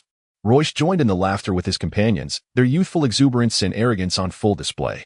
Captain, give the order. We must defend our honor with our lives. Opposite stands the Count's son. A mere sorcerer, unprotected and unable to withstand our onslaught. Adjust to optimal conditions. Prepare for battle. The knight captain responded directly, then shouted loudly across the hill. Royce, I never imagined you to be so ineffectual. Merely boasting with empty words. By what virtue do you presume to lead us in Eastleigh County? Your words and actions have deeply wounded the esteemed Iron Wolf Knights. Now, brace yourselves for their wrath. Maintain distance. Leave none alive. Royce whispered the target. I will unleash an area spell, Vortex of Nothingness, so buy me some time. As the rhythmic sound of hooves approached, the knights charged forward, driven by the mission to eliminate the Count's son as entrusted by Captain Carlo, and to uphold their honor. Just as the knights' heads appeared over the hill, for magical arrows soared towards them. Foran and Harrison were still a distance away from being competent sorcerers, yet the magical arrows they released were sufficient to obliterate their opponents' faces. These knights hailed from the barracks and were less knowledgeable about magic than even the mediocre students of the Swordsman Academy. After all, on the battlefield, they rarely faced enemy sorcerers. That task fell to their own mages and elite rogues. The magical arrows blossomed on the faces of 4 knights, who immediately fell silent, with no hope of survival. For sorcerers, Captain, we must retreat. Stay calm. Accelerate the charge. Prepare to throw spears. Understanding the principle of capturing the leader before the followers, Royce fixed his gaze on the knight captain. However, just as he began to cast a magical arrow, the captain deliberately lagged behind, blending among the knights. In such a high-speed movement, accurately maneuvering a magical arrow through the gaps to strike the knight captain was a skill reserved for a master mage. Royce resignedly shifted his target. Fall back, Gary suddenly shouted, turning his horse around. Royce and the others glanced towards the knights, instantly breaking into a cold sweat, interrupting their incantations and fleeing. Whoosh whoosh, 15 long spears hurtled through the air. And if struck, casualties were inevitable. Royce and Gary immediately cast magical shields upon themselves, then retrieved a scroll for stone-skinned IT. This moment, they cast aside concerns for gold. All 4 of them hastily applied the stone-skin spell they had kept at hand for emergencies. Watch for obstacles. Don't stray off the path. The underbrush is filled with rat holes and loose stones. Royce continuously warned from the back. When he looked back, the spears were already in the air, with a whoosh. One grazed Royce's right ear, slicing a bloody wound on his horse's neck, which then thudded into the ground. Gary and Harrison escaped unscathed, narrowly avoiding disaster. Foran, however, was less fortunate. He was struck in the back, and the stone-skin spell shattered instantly. Surprisingly, the spear did not pierce his body, as its force merely broke through the stone skin. Unable to penetrate further, the immense force of the charge overwhelmed Foran entirely. He coughed up warm blood and stumbled, nearly falling from his mount. His horse, startled, whinnied loudly and bolted off the path into the tall underbrush, leaving only sounds behind. Royce and the others had no time to express concern. The Iron Wolf Knights rode powerful steeds, unlike the inferior horses of Royce and his companions. We can't maintain distance. They'll catch up eventually. Gary, Harrison, buy me time. I need to unleash Vortex of Nothingness. Use those spears stuck in the ground. Soon, they'll have no time to weep and regret. Gary and Harrison immediately reined in their horses and resumed their incantations. 2 magical arrows were released. Another knight fell. Due to his panic, Harrison's arrow missed. The exposed length of the spears in the ground bought them a moment. as the knight's speed noticeably slowed. Aim for the horse's legs and heads. Inspired by the spears, Gary loudly urged Franco, with two horrific neighs. The two leading horses collapsed, their riders pinned beneath. The formation slightly faltered, but these knights, well trained, quickly regained their speed. At this point, the knights were nearly upon them. Once they completed their third incantation, they would be right in front of them, leaving them vulnerable to slaughter. Dismount and block the path. In a moment of crisis, Gary's latent bravery surged forth. He decisively halted the stone skin spell. The dagger he used for grooming found its way into his horse's throat, which thrashed in its death throes, about to bolt wildly. Gary swiftly slashed, injuring a front leg. Harrison, taken aback, exclaimed, "Gary, you're insane." He then followed suit, causing his own mount to collapse beneath him. "Brother, if you can't recall the incantation for Vortex of Nothingness, we're all done for here." At that moment, Royce finally unleashed his spell, compressing vast amounts of magical elements into a vortex that began to sweep outward. The vortex expanded, its contained power astonishing Gary and the others. "Dodge! Quickly dodge!" the knight captain commanded loudly, but it was all in vain. The vortex of nothingness surged towards the knight ranks with incredible speed, its immense devouring force virtually consuming everyone in its path. Soon after, Gary and his companions witnessed numerous severed limbs and dismembered bodies, both human and equine, flying out. Such is the might of intermediate magic. Royce, utterly drained of mental energy, wore a smug expression, though his pale visage was somewhat alarming. What a pity for those two horses. The remainder of the journey will have to be on foot. Staring in shock at the fallen horses, Gary murmured to himself, regaining his senses only after a moment to ask Royce, "Brother, how could your intermediate magic possess such immense power? Those fellows were clad in armor." "Indeed, Royce, your vortex of nothingness seems somewhat extraordinary." "I'm not quite sure. I learned this spell on my own, without guidance from any instructor." Deep down, Royce attributed the answer to his own mental prowess. Tears of the goddess, Furin's mount, in a frenzy, stumbled into a rat hole, breaking a leg and leaving him stranded in the underbrush. He himself sustained internal injuries and would need several days to recover fully. A sorcerer on the battlefield truly cannot survive unless he sends his comrades to the front lines as cannon fodder. By evening, the three finally arrived before the Count's estate in Hank City. The arduous journey had exhausted them, while the injured Furin, riding the horse previously belonging to Royce, appeared somewhat more spirited. "Is that Uncle Merkel on the wall? Open the gates quickly." "It's young Master Royce. Quickly, open the doors. The young master has returned." Chapter 9. Conspiracy. These incompetent fools. How do they manage to eat? They can't even handle a petty character who merely knows how to loaf around. Carlos slammed the letter from Hank's City onto the table. Just as Royce and his companions appeared at the city gate, this letter had already been secretly delivered. Charlock lowered his head, self-consciously stating, "I will send someone to investigate along the way, to see if we can find our people's bodies. Once the bodies are located, we will understand the cause of failure." Carlo quickly interjected, "Do not send out too many. We must remain cautious. Vicar's cunning is too great. We must be vigilant." He furrowed his brow in thought for a moment before asking, "The letter mentions that Royce returned with 3 others. Who do you think they might be?" Charlock reread the letter's contents. Pondering, from the description here, these 3 should be minor nobles, so they cannot be hired by Royce, and the Count's second son lacks the funds for such. Could it be they are also students from the Magic Academy? Sorcerers? Carlo's heart skipped a beat. Yet he shook his head. If they were truly students from the Magic Academy, why would they willingly endure such hardships in the dead of winter? Do you think that scoundrel Royce could recruit other sorcerers? Even if they are sorcerers, at most they would be a few novice mages. As long as we avoid their magical arrows, what is there to fear? I will promptly send someone to Hank City to clarify. Charlock's eyes were still filled with doubt. The 3 were well taken care of, and the 2 brushes with danger had stripped away their playful demeanor, prompting them to concern themselves with the current state of Eastleigh County. Furin, though treated by the light mages in the rudimentary chapel on Royce's father's territory, still appeared pale due to internal injuries. Meanwhile, Royce went alone to meet his father, Vikra, the Count, over 60 years old, was still quite robust, which was precisely what worried Gary and the others. If this old man also joins the battlefield, what benefits can we possibly reap? Harrison expressed with deep sentiment, "If he were my father, he would never easily relinquish his power."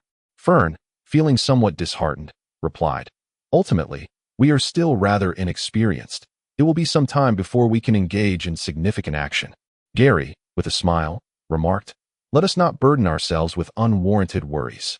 By the way, did you all notice how the old Earl appeared utterly devastated? It seems that the loss of his son has profoundly affected him. He certainly does not seem like someone preparing for battle. Just then, Royce entered, and Gary and the others immediately gathered around him. "What news?" they inquired. Royce seemed oblivious to their presence as he took a seat at the table. Gary pressed on. "Brother, what troubles you? You look utterly lost." He shook Royce's shoulder a few times. "Considering the current troop strengths, my uncle commands 800 men, while Carlo has 1,000. However, Carlo lacks siege equipment, and my uncle has a fortress to defend, so he can hold out for another 5 or 6 days.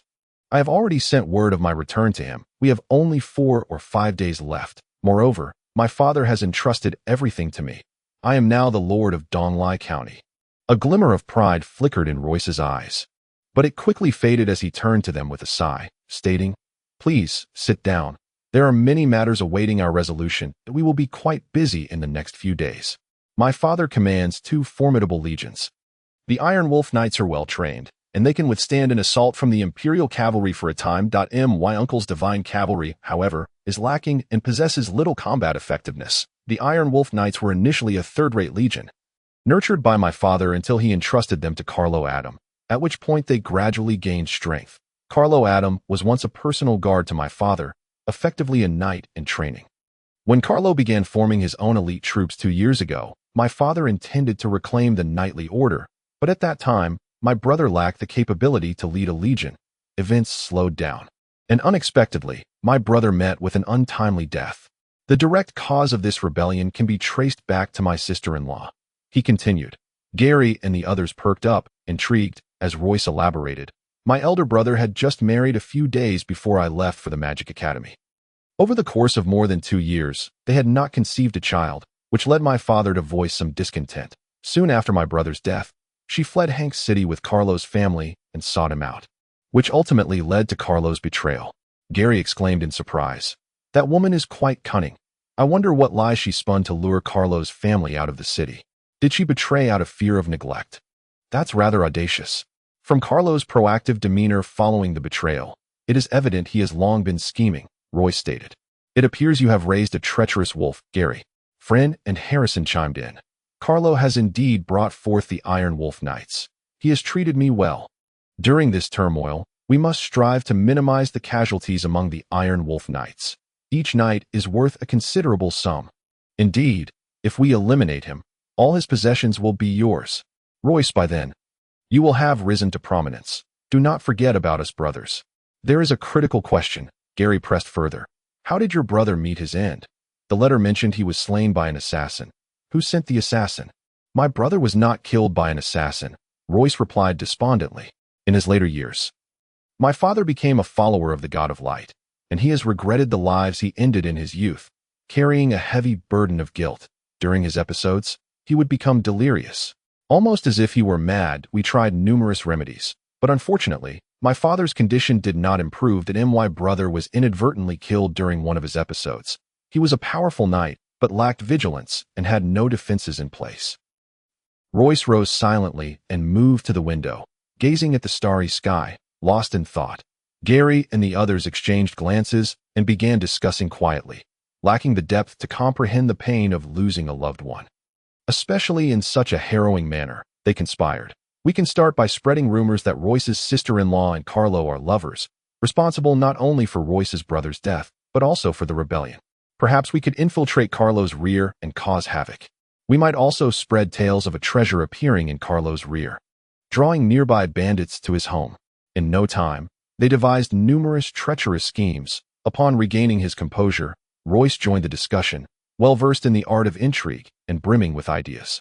"Regarding the relationship between my sister-in-law and Carlo, we should not frame it that way. That we ought to claim that Carlo employed deceitful tactics to abduct my sister-in-law and intended to violate her. My brother still had considerable support in Donglai County.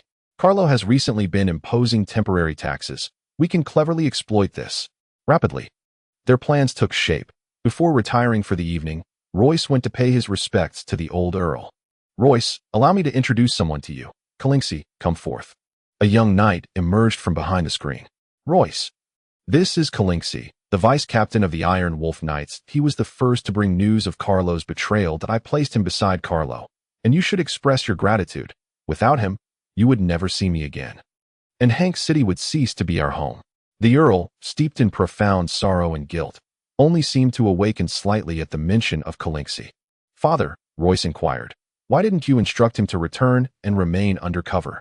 The young knight's face flushed with embarrassment as he replied, My lord, it is not that the Earl did not consider it, but rather, I revealed my whereabouts when I left the camp. Royce understood and, seeing that Vikra was exceedingly fatigued, led Kalingsey outside. Father, please rest well. I shall conclude this war swiftly. As soon as they exited the Earl's chamber, Royce spoke. Kalingsey, do you believe we can defeat Carlo? My lord, that... Kalingsey stammered, struggling to articulate a complete thought. Do not worry, Kalingsey. Let me pose you another question that you can answer. My father left a dozen men at Wuching. Would you be willing to represent me and make the journey there? Royce was eager to leave his mark in this conflict. Young master, Royce, what is it, Uncle Merkel? Why have you come running to me this early in the morning? There is a lady waiting outside the city gate to see you, young master. She appears to be a sorceress. After guarding the city gate for so many years, Merkel likely encountered a female sorceress for the first time. Kanawa should not yet know we have left the Magic Academy for here. Even if she did, she would not be foolish enough to involve herself in such troubles. I say, brother, you have focused entirely on magic these past 2 years. When did you become entangled with another? Gary exclaimed in surprise. I wish I had one. Royce had long fantasized about having a mistress. Kanawa, is that truly you? How did you end up here? Fran exclaimed in astonishment. At the foot of the city wall stood Kanawa, wielding a magic staff, clad in a white robe that accentuated her alluring figure. From an angle, one could catch a glimpse of a dazzling décolletage peeking from her neckline. Royce, Kanawa gazed up at the city wall, tears streaming down her face uncontrollably. Gary and the others exchanged concerned glances, uncertain of how to navigate the situation. Open the gates, Royce gently instructed Merkel, then exchanged meaningful glances with his 3 companions before leading the way down to greet the girl. Royce, woe is me. As soon as the gates opened, Kanawa threw herself into Royce's embrace, refusing to let go. Overwhelmed with sorrow and regret, she forgot all the grievances and hardships she had endured on her journey. The love she held for Royce was profoundly significant, imbued with her genuine feelings and her arduous noble aspirations. Royce, I do not wish to rest. I want to stay by your side. I cannot survive without you. Royce, do you know? I love you. That I traversed in disguise, evaded those bandits, and endured countless trials just to be with you. That I swear I shall never look at another man again. That ABD is the son of the Lord of Seisberg. He pursued me relentlessly, and I scolded him fiercely. I swear it. Royce, you must believe me. But I did not expect him to persist after being rejected, repeatedly bothering me. Then I thought, since he cares so much, perhaps I could offer him a taste of sweetness, and it could benefit you in the future. But I was wrong. Royce, I know I was wrong. After you left me, I could not eat or sleep. Woe is me, Royce. I promise I will never look at another man again, regardless of the reason. Her fervent and urgent confessions poured forth, clinging to Royce without a moment's respite. Deliberately avoiding any mention of Nat, Royce's expression was one of deep sorrow, though it was mostly feigned. He gently pushed Kanawa onto the bed, saying, Rest for now. I will be quite busy in the coming days. You must regain your strength to be of help to me. Have you forgiven me? Kanawa's eyes radiated intense longing. As long as you can provide what I need, why should I concern myself with whether or not I forgive you? In his heart, Royce had not relinquished the desire to possess a woman of dubious virtue, yet Kanawa had transformed in his mind, no longer the same individual she once was to him. Chapter 10. Overbearing. The lethargic and apathetic Count's residence finally stirred with news that the second son, Royce, had returned to Donglai County. Under the deliberate dissemination by the household staff, this news spread rapidly throughout Hank City. However, the common folk and the gentry held little regard for the Count's second son, as Royce was not renowned for any remarkable abilities, thus failing to create a significant uproar. Ironically, his profession as a magician, once trumpeted, aroused considerable skepticism. The young and reckless Royce and his companions paid little heed to the sentiments of the commoners and gentry, having no intention of relying on them to wage their battle. The quartet devised a series of plans and promptly set forth on their initial step, by midday. A shocking proclamation had been posted everywhere, declaring that the Countess' second son had assumed the role of a victor. Announcing the methods of dealing with traitors, the leniency shown to the followers was absurdly comedic, spreading swiftly through Hank's City and beyond. My lord, my lord. The elderly butler, panting heavily, found Vikra. My lord, disaster is upon us. The young master, he. Oh dear, my lord, look at this proclamation. Count Vikra was polishing the sword left behind by his son, Nolans, his thoughts wandering elsewhere, leaving the elderly butler as a soulless shell, unresponsive to his frantic calls. The butler, both furious and anxious, restrained himself from tearing down the proclamation as he emerged. His old face was nearly obscured by murky tears. Alas, the second young master is still too young, unfit for such weighty responsibilities. Such an obvious flaw is a gift to Carlo, who will surely exploit it. What a pity for the eldest son. Upon inquiring further, he learned that Royce and his companions had just left the estate, leaving the anxious elder at a loss for what to do. Am I, as an old man nearing the grave, destined to witness the blade fall upon my neck? This is a fortuitous opportunity. Beneath the breast fortress, Carlo's eyes sparkled with intensity, his thick beard bristling as he addressed Charlotte. Immediately contact those within Hank's City, leveraging this proclamation to incite panic. They had already concluded that Gary and the others were magicians, planning to keep a vigilant watch on them in battle, ensuring their magical arrows would have no room to flourish. With these strategies in mind, the identities of Royce's quartet as magicians did not weigh heavily on the two. Unless Royce and his companions harbored such intentions, for novice magicians posed little threat to a commander amidst a battlefield of thousands. Individuals like Carlo were destined to be well guarded, sensing victory beckoning. Carlo reflected, youth is not always an advantage. This war belonged to him, and he appeared extremely proactive. Charlotte mirrored his excitement. This was indeed a monumental opportunity, albeit one that had been handed to them by the adversary, which felt rather peculiar.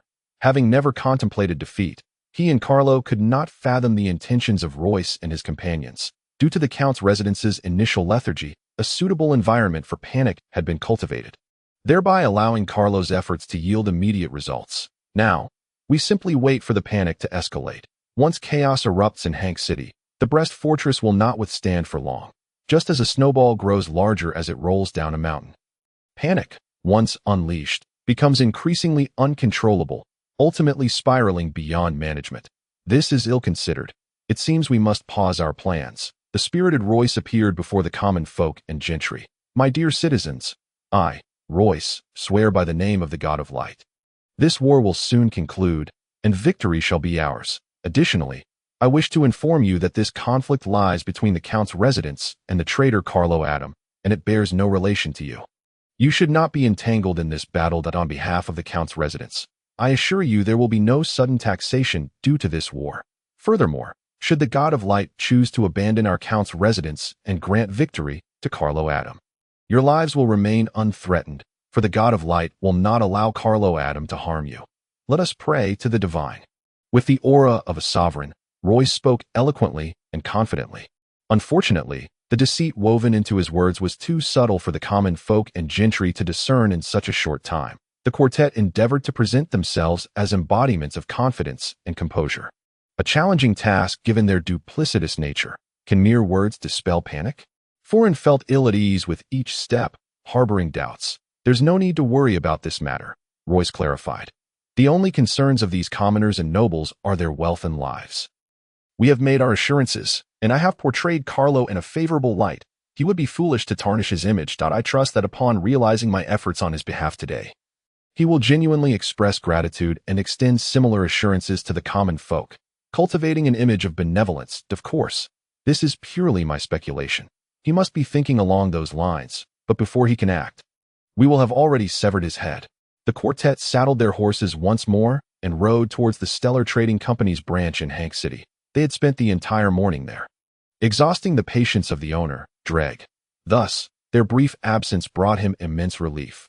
The conscription can commence by afternoon, and my father's subordinates are accustomed to comfort and may fail at significant tasks.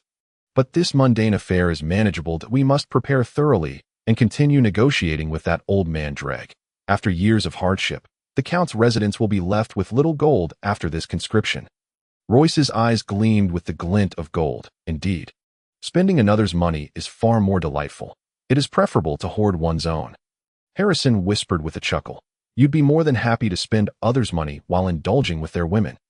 Yet, truth be told, my brother, we have spent a considerable portion of the morning in that old man's company. He is yet to relent. Could he be leaning towards Carlo's side? Gary expressed his concern. That possibility cannot be dismissed. The Stellar Trading Company's regulations are well known. However, this is a small town. Even if that old man were to act, others would remain oblivious. Royce nodded. Upon hearing this, Harrison's smile faded, replaced by worry. Carlo must have bribed that old man. Are we to labor in vain? Stop fretting. I assure you that old man will cooperate. Foran patted his chest confidently. During our negotiation this morning, I seized the opportunity to inquire further. Dreg has a wife currently in Hank City, who just bore him a plump baby boy that if he dares to play tricks, we can leverage his wife and child. He was already envisioning the delightful nature of a recently delivered woman. Imperator, in the ancient language of the elven race, signifies the backbone of the earth. From antiquity to the present, the majestic and sprawling Imperator Mountains uniquely connect the diverse races of humans, elves, orcs, dragons, and dwarves. The protection of Donglai County ensures that winters are not as harsh as in Seisberg. Young and robust men often forego fur coats even in the depths of winter, unlike the elderly, for whom winter protection is a necessity. At this moment, Dreg lounged in a rocking chair, leisurely roasting charcoal. A woman, her back turned, was nursing a child nearby. Dreg squinted at his wife's silhouette, filled with affection.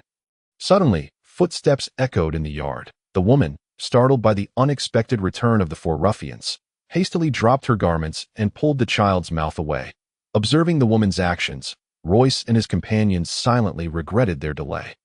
The infant, abruptly interrupted during feeding, began to wail, and the woman, unable to attend to him, fled in haste. The quartet understood their current need for cooperation and refrained from revealing their mischief, though Foran struggled to keep his gaze from wandering over the woman's waist, hips, and legs as she retreated into the inner room.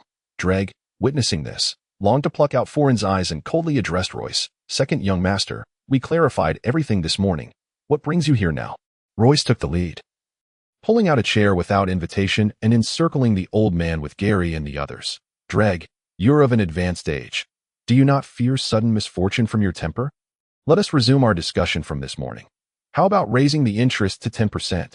Royce smiled amiably. Dreg grunted, utterly unmoved. Second young master, I am a member of the Stellar Trading Company. I must adhere to its rules. I will not engage in a venture with excessive risk and inadequate returns. The Earl's residence has always been devoid of life. The annual taxes and other revenues from Donglai County barely suffice to sustain the members of 2 knightly orders. Were it not for the meager savings the Earl accumulated in his youth, the construction of Brest Fortress would have been a distant dream. Even the bricks and tiles from its foundation would have had to be sold off. Furthermore, the second son, you find yourself unable to attend the Magic Academy and learn sorcery. Second son, I ask you, under such circumstances, how can I possibly cooperate with you? Most importantly, second son, your chances of success in this war are exceedingly slim. As the old man reached the end of his statement, he suddenly transformed into a prophet, much to the displeasure of Royce and his companions. And another thing, the old man raised his voice abruptly. I forgot to mention this morning that your father still owes us 50,000 gold coins. Shouldn't you find the time to repay us, second son? Is that so? Royce quickly laughed it off. My father is still very much alive. His failure to repay you might be a matter of great significance. A political strategy. If he were to learn of my unauthorized meddling in his affairs, I would surely face dire consequences. Gary, sensing the situation was deteriorating, interjected, Old man, this is precisely where you are mistaken. As a businessman, how could you possibly grasp the intricacies of warfare? If victory or defeat could be determined merely by superficial observations, what need would we have for battle? We could simply collect our wealth and flee. Moreover, as you saw this morning, we are all mages, and young Royce here is capable of unleashing terrifying intermediate-level magic. Do you understand how resplendent we are in this conflict? Believe it or not, that fellow Carlo would only have the option of fleeing when faced with us. Gary spoke with an air of arrogance, causing Foran and Harrison to swell with pride, as if victory were already within their grasp. Royce cast an approving glance at Gary and pressed the old man. Old man, I can assure you with utmost responsibility that we are destined to win this war. If I concede just a little more, the Stellar Trading Company will enjoy a reduction of taxation from 3 years to 5 years in Donglai County. Additionally, I can pledge a year's profit from the Eiffel mines as collateral. Surely this will satisfy you. A year? Dreger gritted his teeth. The profit from the Eiffel mines over 10 years hardly amounts to 100,000 gold coins. Royce merely chuckled. Disregarding his words, Dreger suppressed his frustration, squinting as he considered. The old man still fails to see where the second son's chances of victory lied. At a remarkable proclamation would indeed prompt the old man to regard the second son with newfound respect. Royce also chuckled. Old man, you don't think the proclamation is overly juvenile, do you? Just wait until I have slain Carlo and fully assimilated the Iron Wolf Knights. Then we shall see if you still hold that opinion.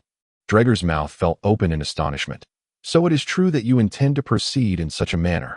The old man had long believed that should you miraculously achieve victory, the Iron Wolf Knights would cease to exist. That I never imagined your ambitions would be so grand. Winning the hearts and minds of the people. Securing their loyalty. If that is your plan, then the proclamation is indeed quite astute. However, I wonder how you intend to eliminate Commander Carlo amidst 1,000 Iron Wolves, even with the Divine Legion. Your father's elite guards, and the 4 of you mages combined. It would still be no easy feat. Royce laughed heartily. That is not for you to concern yourself with. Think carefully. We shall await your response here. Gary cast a meaningful glance towards the inner chambers, remarking, Old man, we genuinely seek to befriend you. Please do not let us down. Dreger, fully aware of what he was insinuating, felt his suppressed anger flare once more, wishing nothing more than to strangle the 4 ruffians. Yet, he merely thought of it in vain. Resigned, the old man closed his eyes, feigning deep contemplation. As time passed slowly, impatience grew among the 4. Foran raised his voice, cursing, You wretched old man, what are you fretting over? Is it merely the matter of 100,000 gold coins? We are all lords with our own territories. If Royce cannot repay, we shall cover for him. As a merchant, if you have money and refuse to earn it. Do you not grow weary of this world, yearning to return to the embrace of your lord? Scoundrel! The old man suddenly erupted, leaping from his rocking chair. In the midst of Royce and the others' astonished gazes. He swiftly concealed his rage, donning a warm smile. I am willing to lend you this sum. However, I require them 3 to guarantee it in the name of their family territories. Additionally, I have one more condition. For the next 5 years, the Earl's residents must dispatch 4 guards to protect my shop. When the shop is closed, they need not guard it. However, while it is open, I must see them. Such an arrangement, requiring no financial expenditure, was easily manageable. The burden would fall upon the knights tasked with the duty. Royce quickly regained his composure and responded with delight. That poses no issue. My Earl's residents will send 6 guards and protect you for 10 years. Furthermore, I can grant you the privilege to take reasonable revenge against any nobles who bully you. My Earl's residents shall not pursue this matter. However, I too have a final condition. In 2 days, I wish to borrow the unsold horses for 1 night. Should any become injured or perish, I shall compensate you at the original price. Lastly, I require 50 finely crafted shields from you, and you must offer me an 8% discount. The cost will be deducted from the 100,000 gold coins, and I want those shields immediately. Impossible. Dreger leapt up again, furiously shouting.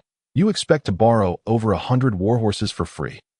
Do you have any idea how much they are worth? They were sent here for wintering, not to be sold. Those horses cannot be compared to the mounts of your Iron Wolf Knights. You do not possess the right to refuse. As a significant lord of this territory, I believe I have certain privileges, do I not? If you do not agree, be wary. Under the pretext of case inspections, I could harass those horses daily, preventing them from surviving this winter. Besides, why the haste? I shall compensate you at the original price for any losses. Royce waved his hand dismissively, speaking in a low, serious tone. Old man, you must keep this matter confidential. It is crucial to my victory. Should news leak and Carlo become aware, those horses would perish. If I were to face defeat afterward, you would have no idea where to seek recompense. You cunning fox, scoundrel, rogue, scum. The old man finally voiced his grievances. The finely crafted shields were adorned with magical arrays, intricate magical patterns, and stood a full meter in height, providing complete protection for a crouching person. Though somewhat cumbersome, they were undoubtedly the best choice for fortification. Thus their price was not trivial. Dregger sold each for 200 gold coins. After collecting the 50 shields along with 92,000 gold coins, Gary's lowest-tier spatial ring was filled for the very first time. Old man, I initially intended to coerce you into gifting me these shields, but considering you have such a lovely wife, I shall purchase them for 8,000 gold coins. You need not thank me, if gratitude is due. It should be directed towards your wife. Royce could no longer resist teasing the old man's wife. Chapter 11. Aspirations in the Earl's residence. Karnawa, lying upon Royce's bed, finally rose despite her fatigue, for her restless heart would not allow her to remain still. Grandfather Tophis, with the guidance of a maid. She found the anxious old steward still fretting. Miss Karnawa, why do you not rest peacefully in your room? The young master mentioned you were quite exhausted from your journey and specifically instructed me not to disturb you. Come, sit down. The old steward grew flustered, momentarily setting aside his previous concerns. I shall not sit. Everyone has been quite busy these past few days. Once this war concludes, I will spend time with you. Grandfather Tophis, do you have someone knowledgeable about the situation in Donglai County? I wish to stroll through the residence, breathe some fresh air, and gather information about Donglai County. Karnawa exhibited grace and beauty, politeness and elegance, tinged with a hint of shyness. Her prolonged imitation of noble ladies had made such behavior second nature to her. I have a grandson who is quite suitable. He has grown up in Donglai County and knows it better than anyone. He is also a resident of the estate. I shall summon him at once. The old man, having not encountered a first-rate noble in quite some time, mistakenly believed the young master had finally accomplished something commendable. Karnawa awaited her guide, a strapping lad of around 16 or 17, who towered even above Royce. Do not be nervous. Karnawa smiled charmingly. What is your name, dear young man? Sierra, the lad stammered, casting a glance at the lovely lady's ample bosom. Causing his cheeks to flush immediately, Karnawa chuckled. Well then, Sierra, would you be willing to show me around this estate? Vikla spared no expense in constructing his residence. In a sense, this earl's estate symbolized all of Donglai County. The smooth, lustrous bricks, the rare and precious flowers, and the gracefully charming small lakeside pavilion stirred Karnawa's emotions. However, at that moment, the entire estate was shrouded in the gloom of war, the earl's despondency, and the recent assassination of the eldest son, rendering it lifeless. Even the slightest sound was absent. Ahead lay the memorial hall of the late eldest son, Nolan's. At this time, his body still lay there, as Royce had long ordered that Carlo's head would be used to honor his brother. With a grand funeral planned only after the conclusion of the war, Cheryl wished to turn and lead Karnawa elsewhere, yet Karnawa had already retracted her smile, taking measured steps toward the mourning hall. The coffin was sealed with a magical array, and it had been several days since Nolan's body had remained here. However, due to the enchantment, no foul odor had escaped. A few servants were weeping softly, as the countess had passed away prematurely, leaving everyone occupied, save for the old count, who was lost in a daze, unable to distinguish between day and night. Thus there was not a single respectable person present in the mourning hall. I, Karnawa, shall be a good wife, caring for Royce for a lifetime. The beautiful girl knelt before the coffin, respectfully bowing 3 times. Cheryl was profoundly startled. It turned out that this noble and stunning lady would be the second young master's wife. From that moment on, Karnawa's face bore no trace of a smile. She seemed somewhat lost in thought, yet still absorbed Cheryl's introductions. So, Cheryl, could you tell me about the nobility of Eastlake County? Karnawa inquired. I'm afraid, miss, that you would need to ask the second young master for clarity. Those country gentry do not engage with us. They have their own circles, Cheryl replied. Karnawa appeared to have heard something of interest, quickly opening her mouth to ask, Cheryl, have you heard any news about them hosting gatherings, or the like?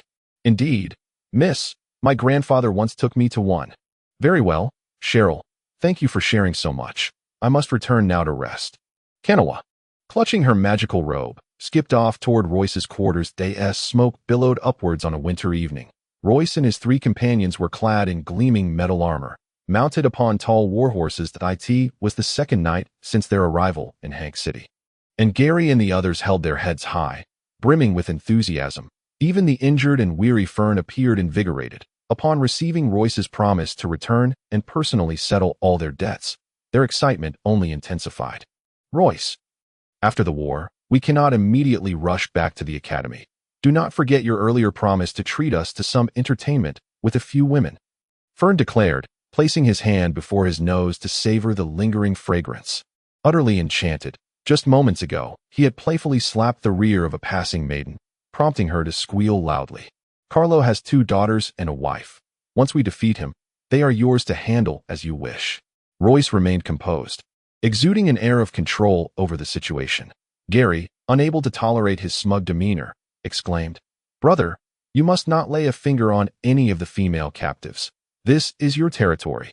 If your subjects learn their lord has toyed with their kin, they will surely revolt." Harrison chuckled. "Our flamboyant lad cannot handle even one Kanawha." The trio, united in jest, left Royce with no room for retort. The sound of hooves echoed as the Count's estate swiftly came into view. The darkness of night now settled around them. Gary, suppressing his lewd and distasteful laughter, earnestly asked, on a serious note, "Brother, what do you intend to do about Kanawha? Her arrival is entirely unexpected." "Simply cast her aside. We cannot afford any sympathy for such a wretch," Fern asserted. "We are not those naive and fragile young men. This is reality, not a dream. Since Kanawha has pursued us here, it indicates her genuine intention of repentance. I believe she deserves another chance," Harrison countered, pulling back the reins with gravity. "I cannot abide the thought of my woman having been touched by another.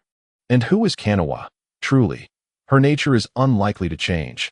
Once her desires have been awakened, she shall never extinguish them," Fern retorted with a cold smirk. "What I care about now is what benefits she can bring me. Whether she can provide what I need is all that matters." "Fern, Harrison is correct. You should strive to understand," Royce commanded, snapping his whip, and the sound of hooves resumed.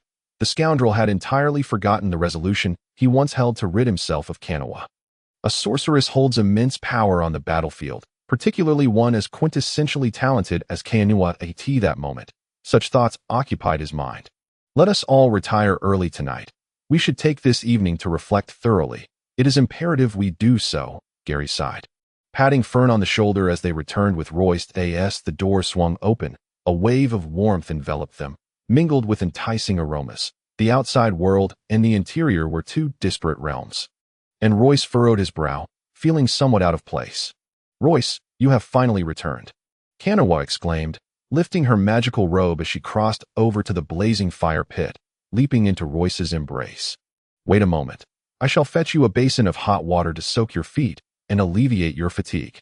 After snuggling against Royce at the bedside, she obediently climbed onto the bed and began to knead his back. Having entered the magical academy 2 years prior, Kanawha was no longer the fortunate girl from humble beginnings. Her delicate hands were now as refined and rosy as those of noble maidens. Royce seized her, saying, "No need for that. Kanawha, have you had dinner yet?" The Count had not dined for several days, and no servant dared to openly enjoy their meal within the vast estate. "Yes, the old steward has taken good care of me, though he can be quite bothersome. Royce, I have rested enough today. Tomorrow, I shall assist you that I cannot bear to be idle while you toil all day. It drives me mad. And I cannot even meditate properly." Kanawha's perception of Royce remained that of a diligent, taciturn young noble. She did not view him as a capable leader, nor did she believe he could command the war. "Tomorrow, we must expedite the training of the new recruits. You cannot be of assistance. Rest well for the next couple of days. A fierce battle awaits us, and then you can truly shine." "Am I to be idle for 2 days?" "You know, Royce, it pains me to see you so exhausted." "Who says you cannot help?" Royce remarked, pulling her into his embrace, his hands lifting her magical robe, revealing her alabaster curves. She wore but a scanty pair of undergarments, offering no coverage to her form. With eager hands, Royce caressed and kneaded, impatiently tearing away her undergarments. "Oh, Royce," Kanawha gasped. His icy touch felt entirely different from the previous warmth, leaving her with an unsettling sensation of being violated by a stranger. Passion ignited in her gaze, her thoughts becoming clouded. "Come now, Royce, if you wish for me to refrain from clinging to you in the coming days, you must allow me to remain bedridden. You shall witness my prowess. Now, prepare yourself." Under the shroud of night, the scene unfolded with fervor and passion, which Royce perceived as a prelude to his grand display of power. Chapter 12. Deception. While the four young nobles were diligently executing their meticulously crafted plans, unexpected disturbances arose within Hank City. The local gentry suddenly erupted into chaos for reasons unknown, repeatedly causing a ruckus at the Count's estate. Once Royce swiftly clarified the situation, he was overcome with fury, wishing to seize them and exact vengeance. "Brother, what on earth is happening?" Gary and the others, anxiously awaiting news, pressed for answers. Royce seethed. "These worthless scoundrels dare to invoke my father, seeking to persuade him to intervene and quell the unrest, claiming I am too young and impetuous to bear such responsibilities, wishing to strip me of my authority."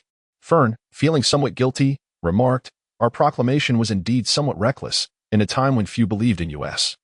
This act has placed us in an even more precarious position. I fear few will comprehend our intentions." After pondering for a moment, Gary shook his head. "I do not believe this is due to the proclamation. It is clear that someone is scheming behind the scenes. We must act swiftly." Royce nodded in agreement. "Indeed, someone is pulling strings. I have uncovered the truth. These troubles have been instigated by Dor Engler, the heir of the Engler family. The Engler family is the foremost in East Lye County, having established themselves here long before my father became the lord of the region. Though they have fallen on hard times, they still wield some influence. Dor's motives for causing unrest are to support Carlo. Perhaps you are unaware, but he has coveted Carlo's two daughters for many years. It is fortunate that my father has consistently forbidden these gentry from fostering familial power. Otherwise, we would have been thrown into utter disarray. The Engler family currently has few male heirs, apart from Dor. Only his brother Lyle remains. I plan to find a way to eliminate Dor and elevate Lyle, using the Engler family's reputation to stabilize these gentry." Fern voiced his concern. "Isn't that a bit too direct? If it backfires, the consequences would be dire." Gary, however, felt reassured by this plan, asserting, "Fern, you are mistaken. Dealing with these fickle individuals requires iron-fisted methods. Reasoning with them is futile. Moreover, we have no time to spare. We cannot waste energy on them." Royce wholeheartedly agreed and promptly set the plan in motion. At noon, a sudden scream erupted from a galloping carriage traversing the city, followed by the frantic exit of a woman, dressed plainly and marked by an expression of sheer terror, her garments torn in several places. Many bystanders were still trying to comprehend the situation when a seemingly deranged youth leaped from the carriage, his eyes ablaze with fury, gasping heavily as he lunged at the woman. The young woman, unable to match his speed, was swiftly pinned to the ground. It was an attempted public assault, an occurrence unheard of until now. Instantly, 3 or 4 individuals rushed forward, employing fists and feet in a desperate bid to intervene. Yet, the youth proved remarkably strong, resisting their efforts. The sound of galloping hooves grew louder as the city guards hastened to the scene. Leading the charge was none other than the armored Royce. "You audacious scoundrel! How dare you commit such an act in broad daylight? Seize him at once and execute him on the spot." Royce commanded with a commanding presence. The guards, possessing strength far beyond that of ordinary citizens, roughly seized the youth. While the woman's attire was nearly rendered to shreds, thanks to the code of a good Samaritan, her modesty was preserved. Although Royce held no interest in her, the innate tendencies of a lecher compelled him to steal a few glances. "I deeply apologize. Fair maiden, might I inquire if you know this vile rogue?" The common woman, having been struck unconscious while walking, had just awakened to this chaotic scene and was still trying to grasp what had transpired. Amidst her soft sobs, the guards suddenly recognized the youth as none other than the eldest son of the Engru family, Dol Engru. This revelation ignited righteous indignation among the townsfolk, who had long suffered under the heel of the gentry.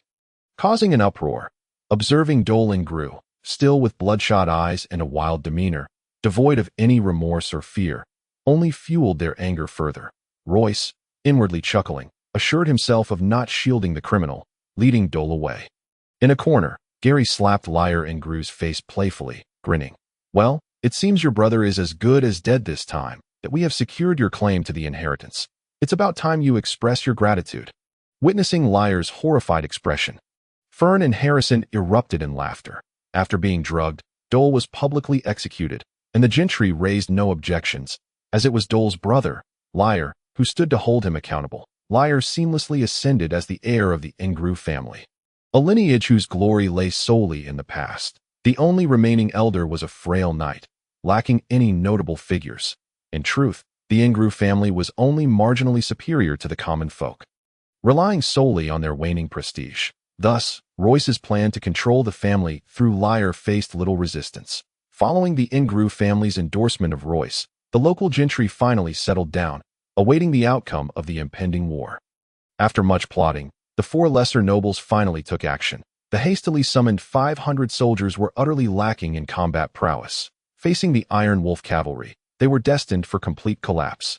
In such circumstances, only an unconventional strategy could yield victory. In the pitch-black night, a voice suddenly rang out. How could those heartless beasts treat my warhorses this way? Dreg had finally reclaimed his steed, albeit outside the fortress of Brest. Having just finished cursing, the earth-shaking sound of approaching hooves drew near. Upon recognizing that it was none other than Carlo's Iron Wolf Knights, led by the burly Carlo himself, Dreg unabashedly began to flatter him. Captain Carlo, the citizens of Hanks City are suffering immensely. We are barely enduring the inhumane exploitation of the second son. You are so valiant and skilled in battle. Please, swiftly conquer the fortress of Brest and liberate us. Dreg, you have some audacity, daring to lend your warhorses to Royce. Since you chose to involve yourself in this conflict, do not blame me for seizing this batch of horses. Carlo dismissed his flattery entirely. Captain Carlo, you mustn't misunderstand. The old man had no intention of getting involved. It was the second son who forced my hand. You know he has many men under him, and in Hank City, he holds all the power. What could I do? Would I dare refuse him? These horses are invaluable, and he claimed them on a whim. I was left with no choice. Captain Carlo, you must understand. Furthermore, this batch of horses came here for wintering. They are vital to our trading company. If anything were to happen to them, the swordsmen and mages we support would descend upon us, and the situation would spiral beyond our control. Dreg pleaded, uncertain whether he was acting or speaking from genuine fear. Carlo's face hardened, and he retorted, Dreg, do you take me for a child?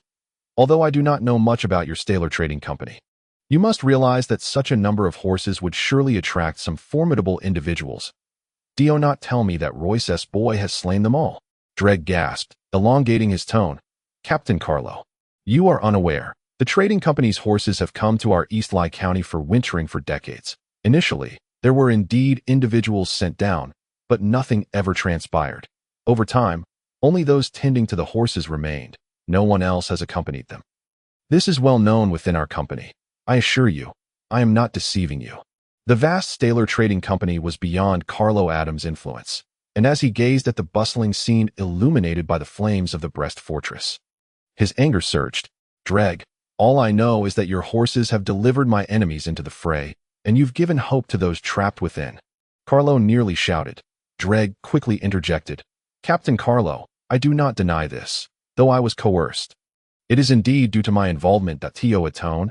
I am willing to cooperate with you. I have realized that some of the individuals sent in by the second son are new recruits, while others are the Earl's personal soldiers. If you require specifics about the journey, I can provide them.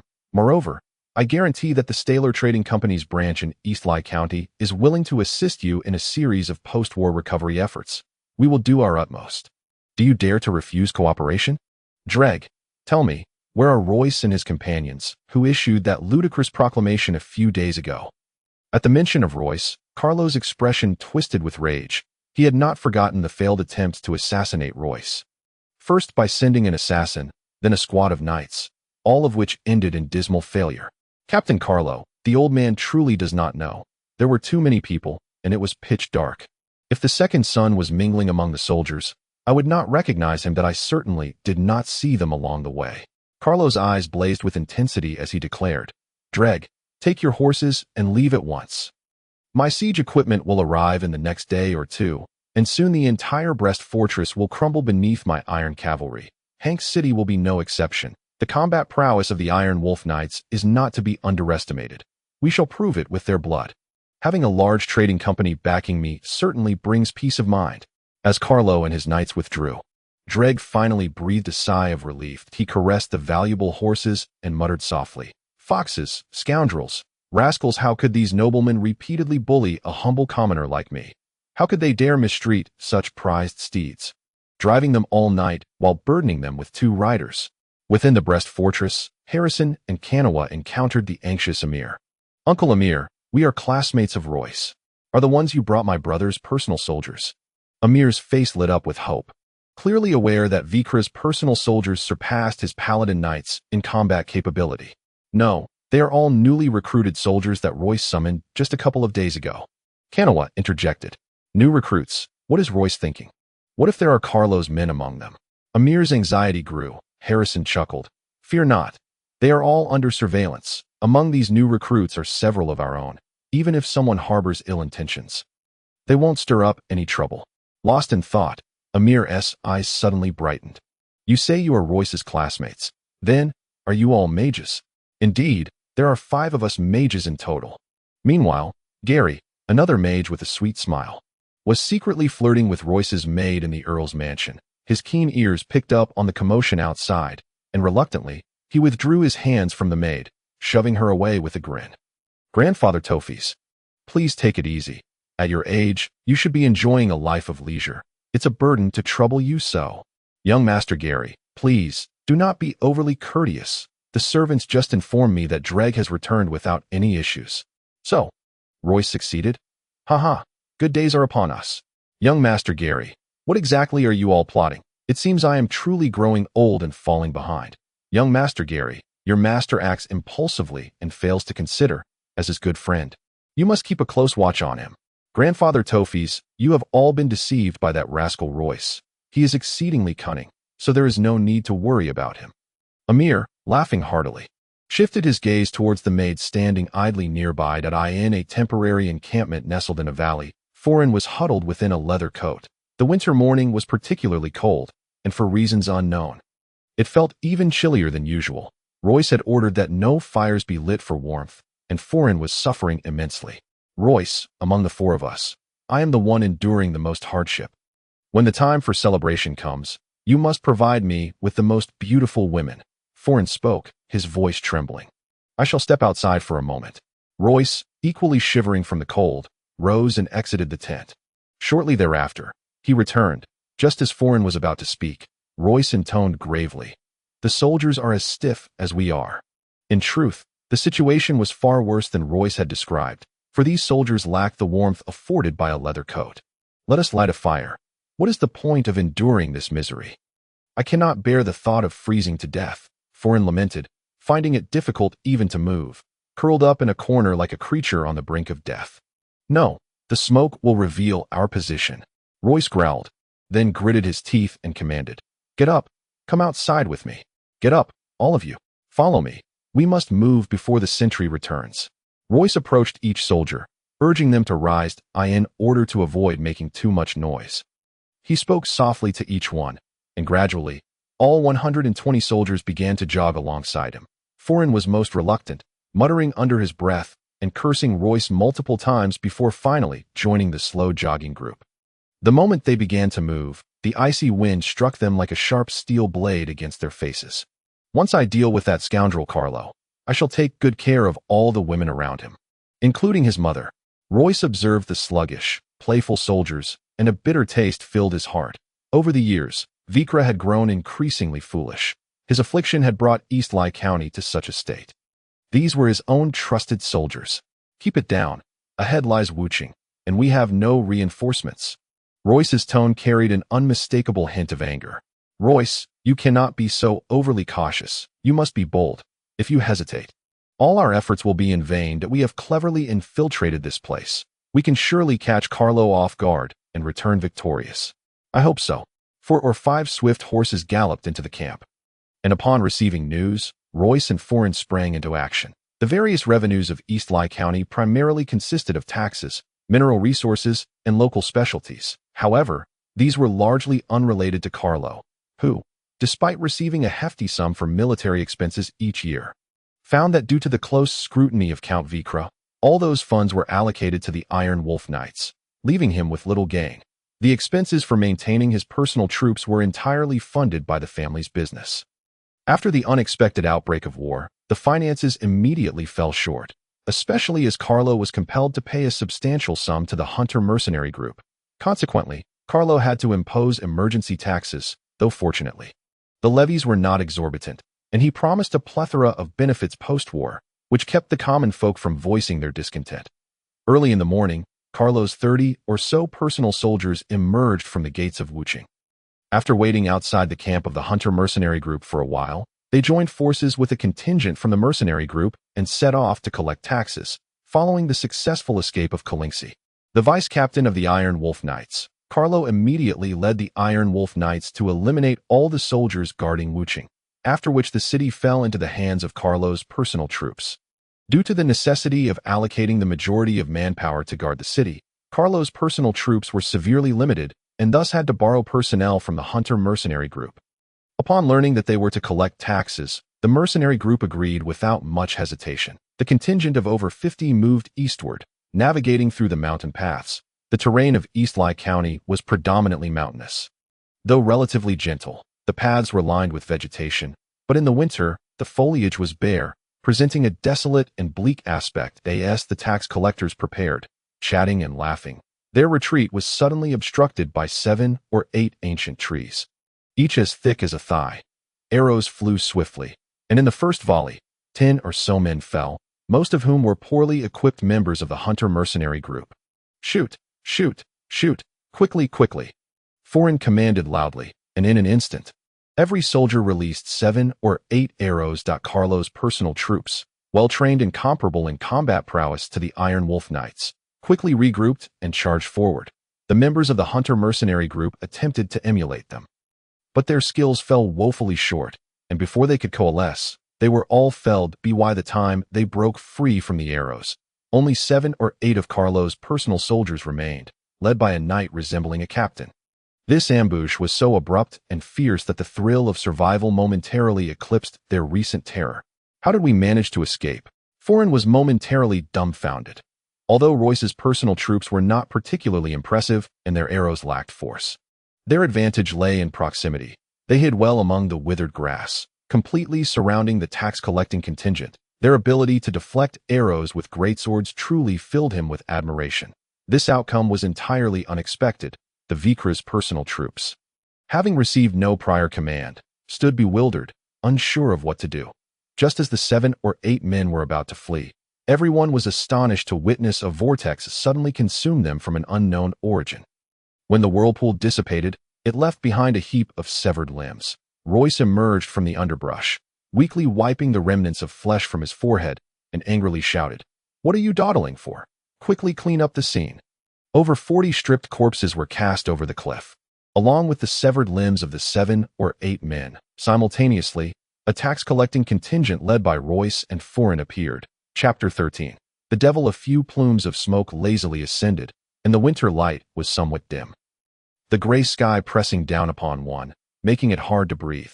This was a village nestled within the mountains, and though it was midday, the village was eerily quiet. The inhabitants were not few in number, but having grown accustomed to a life of ease, coupled with the somber winter atmosphere, the usual clamorous scene was notably absent. In the barren fields on the slope, Royce and Foran were stealthily leading their soldiers. 120 unremarkable soldiers, a good portion clad in the garb of the tax-collecting contingent, appeared disordered. A few crows flew overhead, cawing before disappearing over the opposite mountain peak. Foran gently shook the coin pouch in his hand, the crisp clinking sound of gold coins resonating within. That he relished the role of a rogue masquerading as a tax collector. Thanks to Royce's audacious yet despicable scheme, Foran had already amassed 123 gold coins.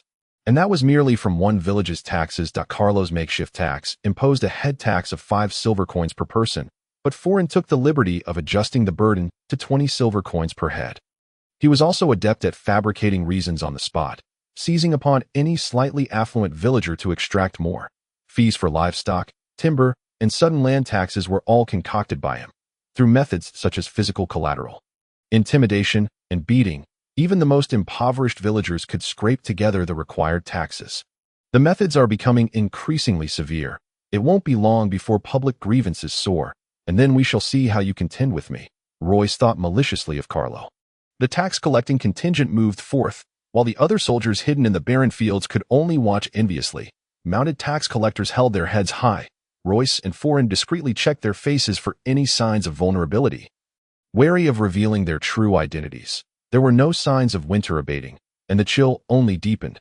The village's usual tranquility was soon shattered, with intermittent sounds of protest and raucous laughter. Quickly, the war of words escalated into a brutal conflict. The resisting villagers met with no mercy. All were grievously injured, some even having their legs broken in the fray. These personal troops seemed to possess an innate talent for oppressing the weak, emboldened by Royce's orders. They grew increasingly brazen. Had it not been for Royce's fear of losing control and his prior instructions on what could and could not be done, it was likely that the women in the village would have suffered terrible fates. Especially the young maidens who would be utterly helpless at that moment.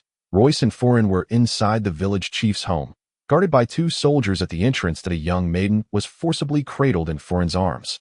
While his accomplice roughly groped her developing breasts, the genuine and intense pain caused the maiden to weep uncontrollably, struggling in vain to end the chaos. Forin's beard was torn from his face. He exchanged a glance with Royce, then resumed his torment of the maiden, now not only assaulting her chest, but also her backside.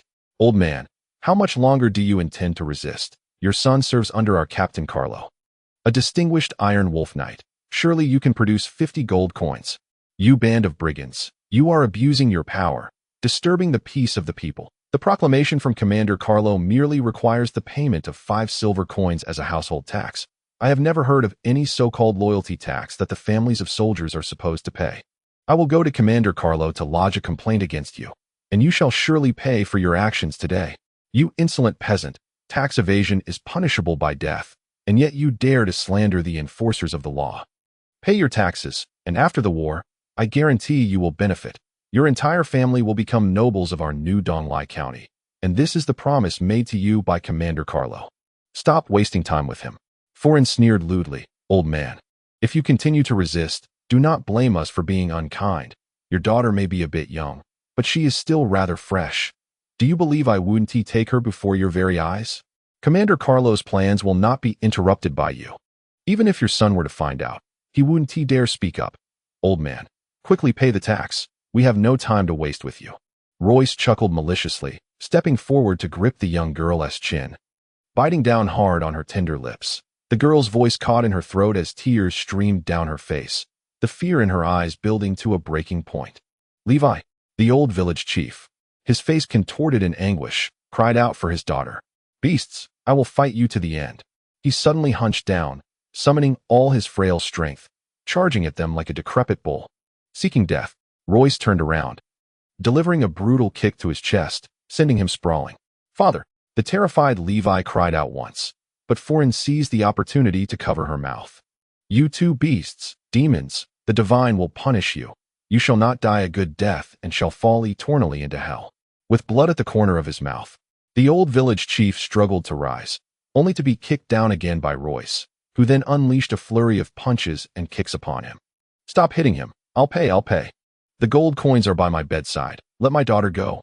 I beg you, let her go. Why didn't you say so earlier? You won't shed tears until death is upon you." Royce cursed as he searched for the gold. Reluctantly, Forin released Levi and followed suit. The old chief's bedroom was simple and cramped.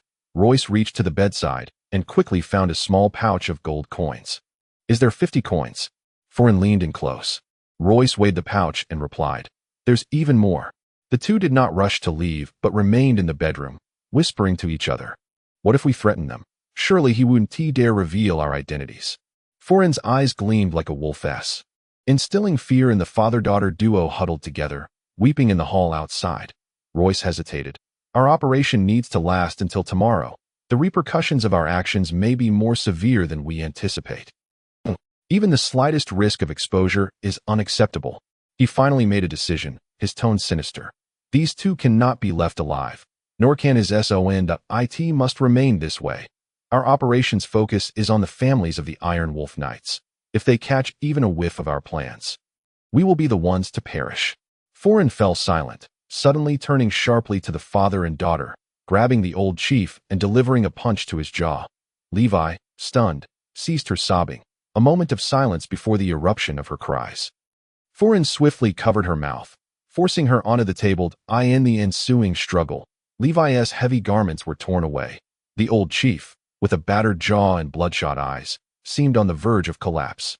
He whimpered, attempting to rise, but was struck down by a chair from Royce, unable to get back up. Foreign freed one hand to unfasten his trousers, at which point Levi, fueled by an unknown surge of strength, broke free, slamming against the wall. Foreign rushed to grab her, only to see her forehead shattered, lifeless. Royce continued striking until he was certain the old chief was dead. How unfortunate. Foreign, disappointment etched on his face. Stomped twice on Levi's corpse. Brest Fortress, under the twilight sky, word came from Wuching. Commander Carlos slammed his hands on the table, rising abruptly. Missing. Public outcry. What is going on? What is that wretched Kusara doing? As he pondered anxiously, news from Hank City arrived. Upon reading the contents, Carlos' expression twisted in fury.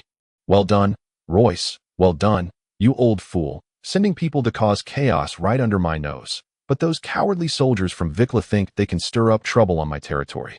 Charlotte, relay the message to that harlot Kusara. Tell her uncle has sent someone to fetch her. Let her handle it, as she sees fit. Chapter 14. The prototype after enjoying a splendid dinner in the last village as the master. The tax collection team set out once more. Royce knew that managing his subordinates required diligence, so all 120 of his loyal soldiers could easily pass for tax collectors today. Each indulging in the thrill of power, they took turns donning the attire of Carlos' tax collectors. Those who had failed to enter the village had a much simpler meal, as Royce, wary of leaving traces, forbade any food to be packed for them. Consequently, they could only gnaw on their provisions at this moment. The soldiers who had missed out on a warm meal were already discerning their direction, planning to invade the next village to in contrast to the morning. The most significant difference for this faux tax collection team was that each soldier now donned warm, fur-lined coats, appearing from a distance as a massive hunting party, though if one were to refer to them as bandits, it would perhaps be more fitting. The tax fees from 12 villages totaled an astonishing 1,800 gold coins, a heavy fortune that made Foreign ecstatic, having never possessed so many coins. It felt like he was experiencing the wonders of life for the first time, shouting joyfully, each coin bearing his mark. However, all these coins were stuffed into the spatial ring on Royce's finger. Having appropriated Gary's rudimentary spatial ring, without the coins, Foreign felt dejected, his spirits low as he dragged his head. Glancing at the sky, he suddenly recalled a crucial question. Royce, where shall we spend the night? Royce, relishing the memories of his recent feast, imagined how devastating his actions would be to Carlos' reputation in this region, and once he had severed Carlos' head, he could exploit this incident to erase Carlos' legacy from the area. The war had unfolded as he had anticipated, filling him with an unavoidable sense of pride. Royce held his head high, speaking boldly. Hiding away is not our style. By now, they should have realized their tax collection team is in trouble. The only one controlling Wuching right now is my sister-in-law. None of Carlos' offspring are worth a dime. My sister-in-law wouldn't easily weaken Wuching's defenses by sending Carlos' soldiers out to chase us. Therefore, she will have to seek the help of Hunter's third-rate mercenary group. Though these mercenaries frequently operate in nearby counties, they are certainly not as familiar with the terrain as we are. Hence, I boldly speculate they will not dare to pursue us once night falls. If they do, I can guarantee they'll go out and not return. Foreign rolled his eyes. What will you do if they actually come? Do you plan to ambush them like this morning? Our soldiers have barely a dozen arrows left. With their accuracy and strength, I bet that even after firing over 1,000 arrows, we might only take down a couple of hundred. The more Foreign spoke, the sharper his mind became. He continued.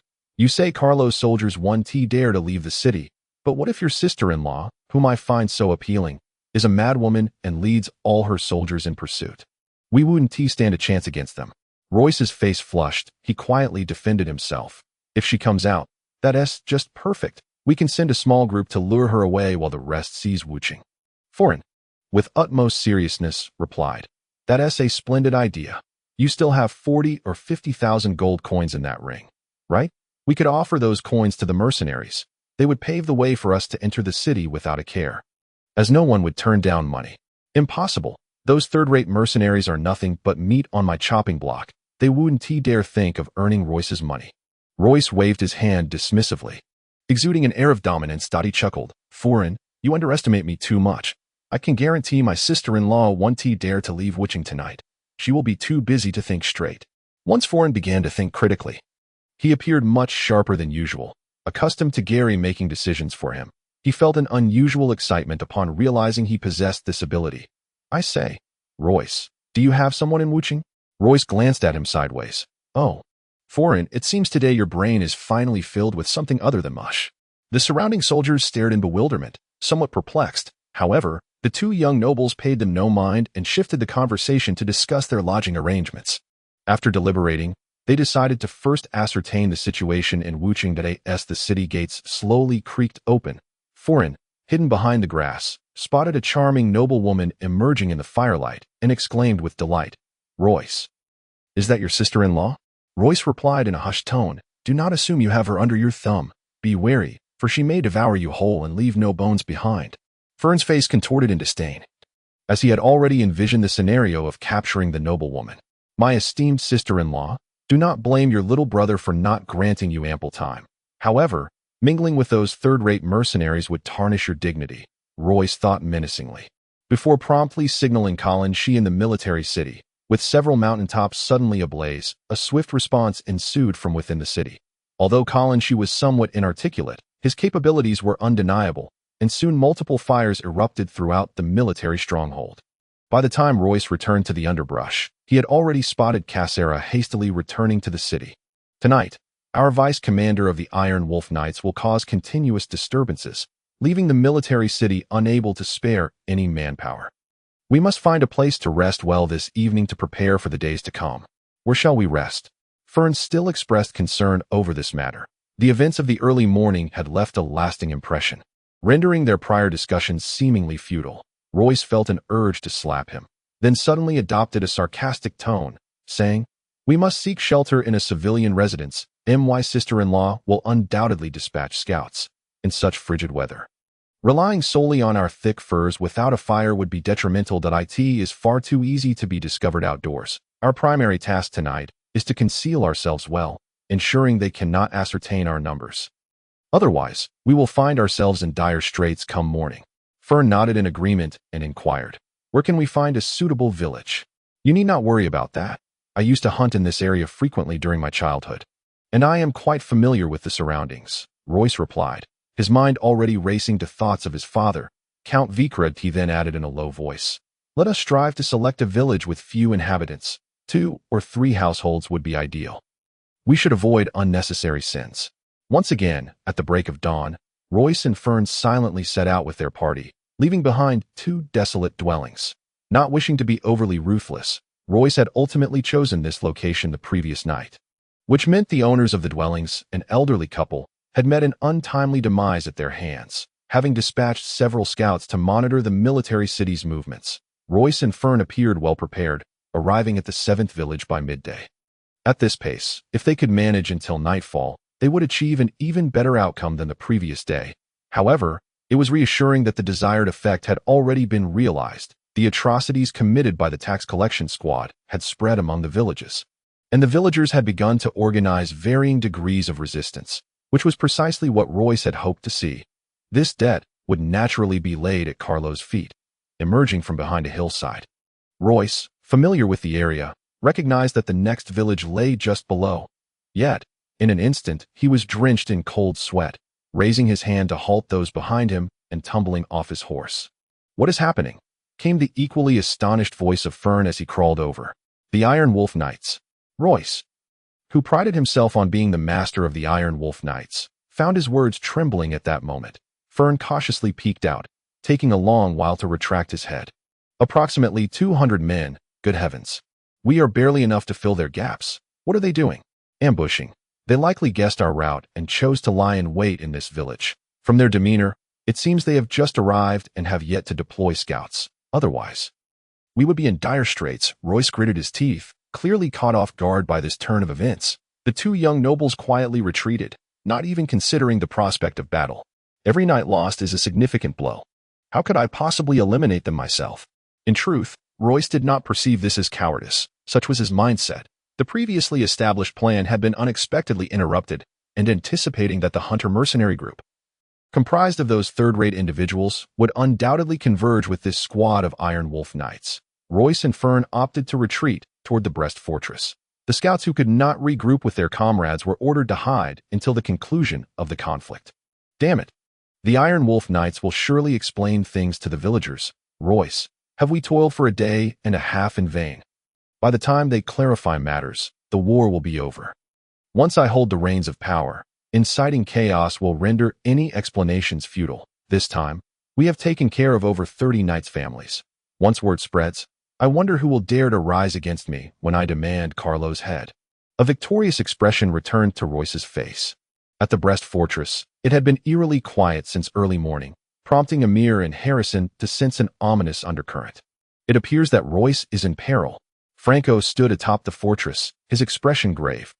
Carney's face was etched with concern. The short and stout Amir, however, appeared unconcerned, stating, "Do not worry. That little fox is quite resilient." Chapter 15. Infiltration. Gary rose from his bed, delivering a sharp slap to his rear. "Oh, Master Gary.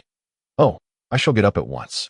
The unclothed maid hastily began dressing him and assisting with his morning routine. The news that Carlo's siege equipment had arrived at the Brest Fortress the previous evening was already circulating. It was evident that Carlo would launch a fierce assault today. Amidst the scheming of the four young nobles, Gary, bearing significant responsibility, had chosen to indulge in debauchery, taking pride in it. "Good morning, Grandfather Tophis. Rest well. When I return, I shall share a drink with you." Gary strode energetically. Slow down, Master Gary. Where has our second young master gone? I have not seen him for 2 days. That child is so troublesome." "Pray tell, what is going on?" Gary, feeling weary, replied, "There is no need to worry. That lad Royce is doing splendidly. The war is about to conclude, and soon you can enjoy a life of ease." "Conclude? Carlo is no easy adversary. Master Gary, why are you in such a rush?" "The city gates have been closed for so long that the townspeople's firewood is nearly exhausted. I must order the gates open to allow them to venture out and gather wood." "Open the gates." "Master Gary, that is out of the question." Nevertheless, the gates of Hank City swung open with a resounding crash, and an astonishing number of townsfolk poured out in a frenzy, disguised as an ordinary citizen. Gary mingled with the crowd, lost in thought. After a night of fervent activity, he hardly anticipated anything favorable. Royce had extolled Carlo's 2 daughters and his wife before their eyes several times. Carlo, that little scoundrel Royce has managed to deceive you with 2 men per horse. I, Gary, shall use these townsfolk as cover. Little do you know when your downfall has come. Alas, ignorance is also a sin." Throughout, Royce had only been able to rely on and trust Count Vicra's personal guards and the garrison of Hank City at this moment. Among Vicra's 400 personal guards, all 250 stationed in Hank City had mobilized. Royce had left Gary with 300 of Hank City's garrison. These 550 soldiers, like Gary, were disguised as townsfolk, quietly slipping out of the city. Now, the vast Hank City was left with only Merkel and a group of newly conscripted soldiers who had been enlisted for less than 5 days. "Hurry! Everyone, don your gear." The equipment had already been surrendered, hidden away by Royce and Fern the previous night. Now, these personal guards and garrison soldiers rearmed themselves, resulting in the sudden emergence of a sizable military force. From the very beginning, the 4 young nobles had salivated over the plans devised by Royce, and now they were nearly realized. According to their strategy, today would be the day Carlo met his untimely demise. At the riverside northeast of the Brest Fortress, Royce splashed his face with the icy water. After yesterday's events, he finally comprehended that surprises still lurked, and he could not control everything. A moment's carelessness could lead to death. Remaining calm and composed was of utmost importance. The Eastleigh River had diminished significantly today.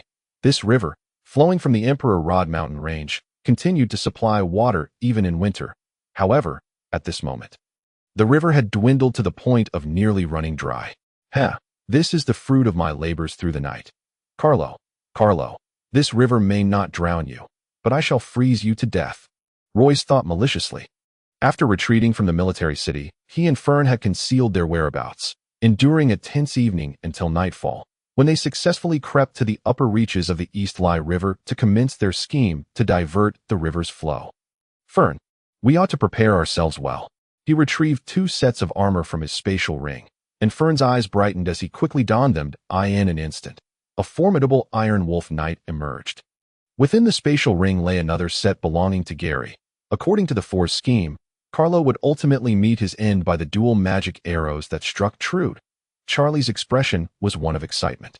Carlo's eyes gleamed as he boomed. Have we arrived? Indeed. And there is an additional surprise. The response was resounding and forceful. Attack! Carlo drew his long sword.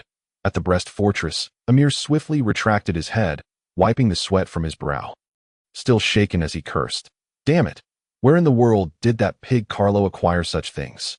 Upon the fortress, Amir and his companions beheld the 2 siege ladders and a battering ram, which Carlo relied upon, slowly advancing. The battering ram was primarily designed to shatter the fortress gates. Suspended by robust metallic chains, its sheer weight could generate tremendous force with each swing. The 2 siege ladders, common heavy siege apparatuses, were crafted from golden silk cork, impervious to blades, and intricately inscribed with complex magical arrays, endowing them with resilience against both physical and magical assaults. Each ladder was of substantial size, yet surprisingly light. With a market value of at least 20,000 gold coins, should the magical arrays be particularly exquisite, their effectiveness in counteracting magic and reducing weight could command prices soaring into the hundreds of thousands of gold coins. We must ensure that Carlo acquires these siege instruments. Just imagine the fortune they represent. Amir commanded urgently, Fire! Fire! We cannot allow those ladders to approach. Amir was issuing an order that seemed nearly impossible to fulfill. The knights of the Divine Cavalry, unaccustomed to archery, took up bows, their astonishing inaccuracy leaving Amir both exasperated and anxious. Amidst the chaotic volley, one ladder's progress slowed, prompting Carlo's knights to retaliate. These valiant men piled an astonishing number of long spears upon the rungs of the ladder, taking cover behind it as they hurled their weapons upward. Due to the angle, the spears struggled to inflict harm, yet they bought precious time, allowing the ladder to inch forward once more. Kanawa made her move, her body brimming with magical elements as she fixated on the incessantly advancing ladder. Occasionally, a spear would land nearby, but her heightened mental acuity allowed her to evade them effortlessly. Harrison, yet to unleash his magic arrows, though limited in number, could still take down a dozen or more foes. At that moment, his gaze was heavily fixed on a group within the Iron Wolf Knights formation. They were assembling something, with Carlo mounted nearby and 2 tall sealed chests behind him. What secrets lay within those chests? Harrison felt an unsettling premonition. The ladders continued to lean against the fortress walls as the shield-bearers of the Iron Wolf Knights pressed forward. Even dismounted, their speed remained astonishing. Release the logs, let the boulders fall, Amir shouted hoarsely. The battle reaching a fever pitch, with death becoming an inevitable reality. Despite the fervent cries of Royce and his trio for the Iron Wolf Knights to emerge unscathed, casualties began to mount within a brief span. Over a dozen knights fell beneath Kanawa's magical arrows, while 7 or 8 of the Divine Cavalry succumbed to the long spears. The battering ram struggled to advance under the relentless barrage of heavy objects raining down. Yet the Iron Wolf Knights ultimately made headway against the fortress wall. Harrison joined the fray, while Kanawa began chanting the intermediate spell, Vortex of Nothingness, to prevent the Iron Wolf Knights from breaching the walls. They had to strike decisively and repel this wave of assault. Amir was on the verge of ordering the boiling oil to be poured, even though Royce had previously cautioned against using it unless absolutely necessary.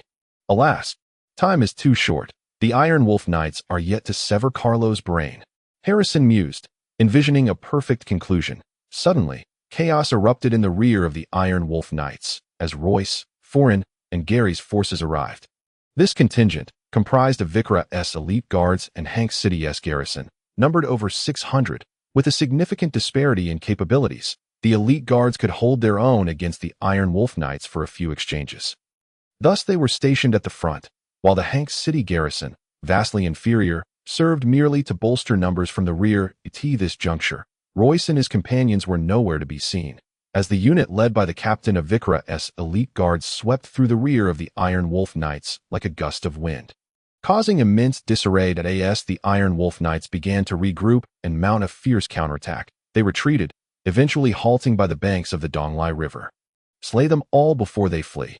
Today, we shall seize the Brest fortress. And tomorrow, I shall occupy Hank City, bringing this conflict to an end, Carlo declared with icy intensity, dispatching 400 Iron Wolf Knights to pursue. The 50 finely crafted shields Royce had procured from Dreg finally came into play.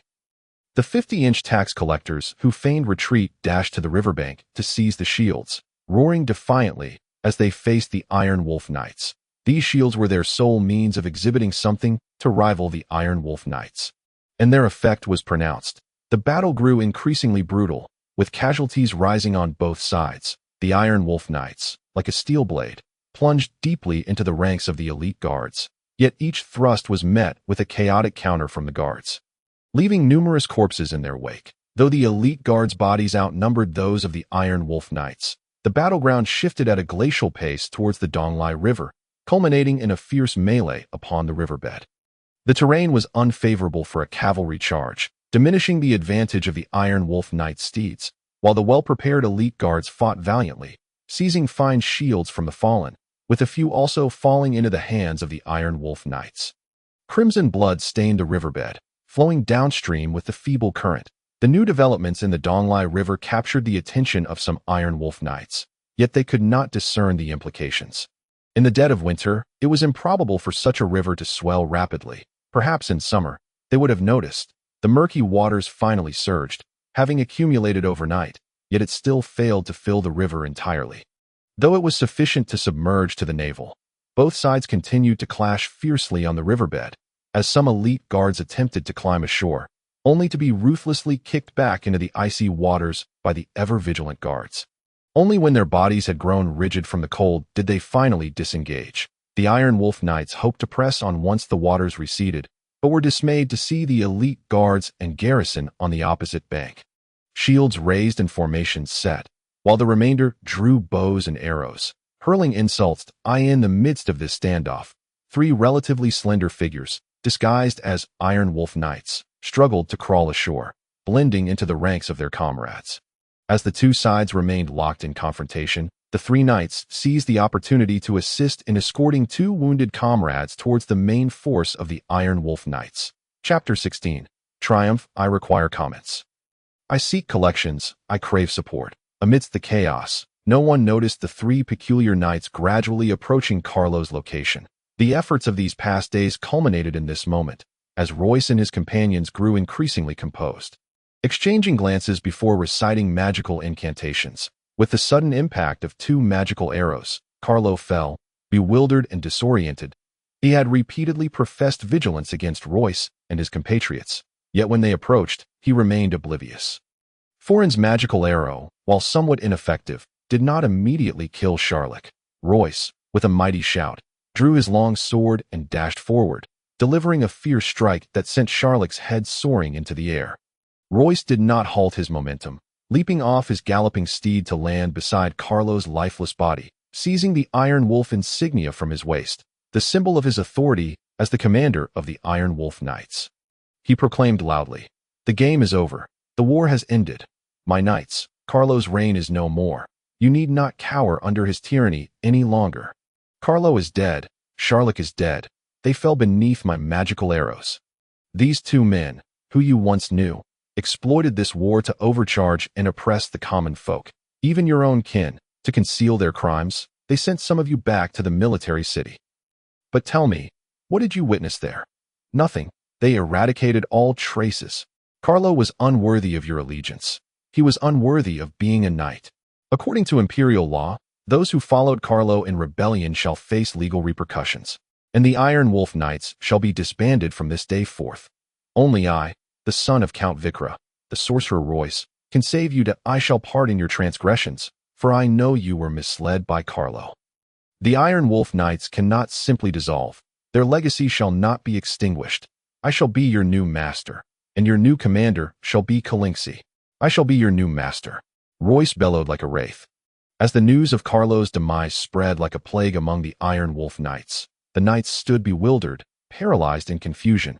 Among the Iron Wolf's main forces, two knights stood by a heavy crossbow, their expressions vacant and dazed. The sound of gears turning echoed, as one knight, somewhat hard of hearing and tasked with operating the mechanism, remained oblivious to the unfolding chaos, oblivious to his comrades. He tightened the bowstring with fervor. Completely engrossed in his task, and upon activating the switch, the massive arrow he had just assembled was launched, This arrow streaked through the air like a meteor, hurtling towards the Brest fortress, which now brimmed with jubilant victory. Beneath the fortress, no one attacked Royce and his companions. All stood still, acutely aware that the knights, familiar with the chivalric code, understood that without Carlo, their fate would be sealed as rebels if they lost Royce as well. Other knightly orders from neighboring counties could openly execute them without hesitation. In the end, no matter how powerful they might be, their fate is but annihilation. The proclamation issued by the 4 avaricious little nobles has indeed come into effect at this moment. As the last vestiges of resistance within their hearts gradually wane until they vanish entirely, a new Iron Wolf Knight order has been born. The Iron Wolf Knights on the siege ladders silently withdrew. And upon the fortress's towering walls, only the stout and portly Emir's voice calling for a ceasefire could be heard. Kaniwa. At this moment, Harrison paid no heed to any of this. He stood, panic-stricken and aghast, gazing blankly at Kaniwa before him. Kaniwa was pinned to the ground, and a single heavy arrow shot from a crossbow struck her squarely, after having unleashed numerous magical arrows and the ultimate spell, the Void Vortex. Her mental energy was nearly depleted, and she failed to perceive the impending danger in time. By the time she reacted, her chest was already seared with pain. Kaniwa. Harrison collapsed beside her, overwhelmed by the brutal and merciless scene, utterly at a loss.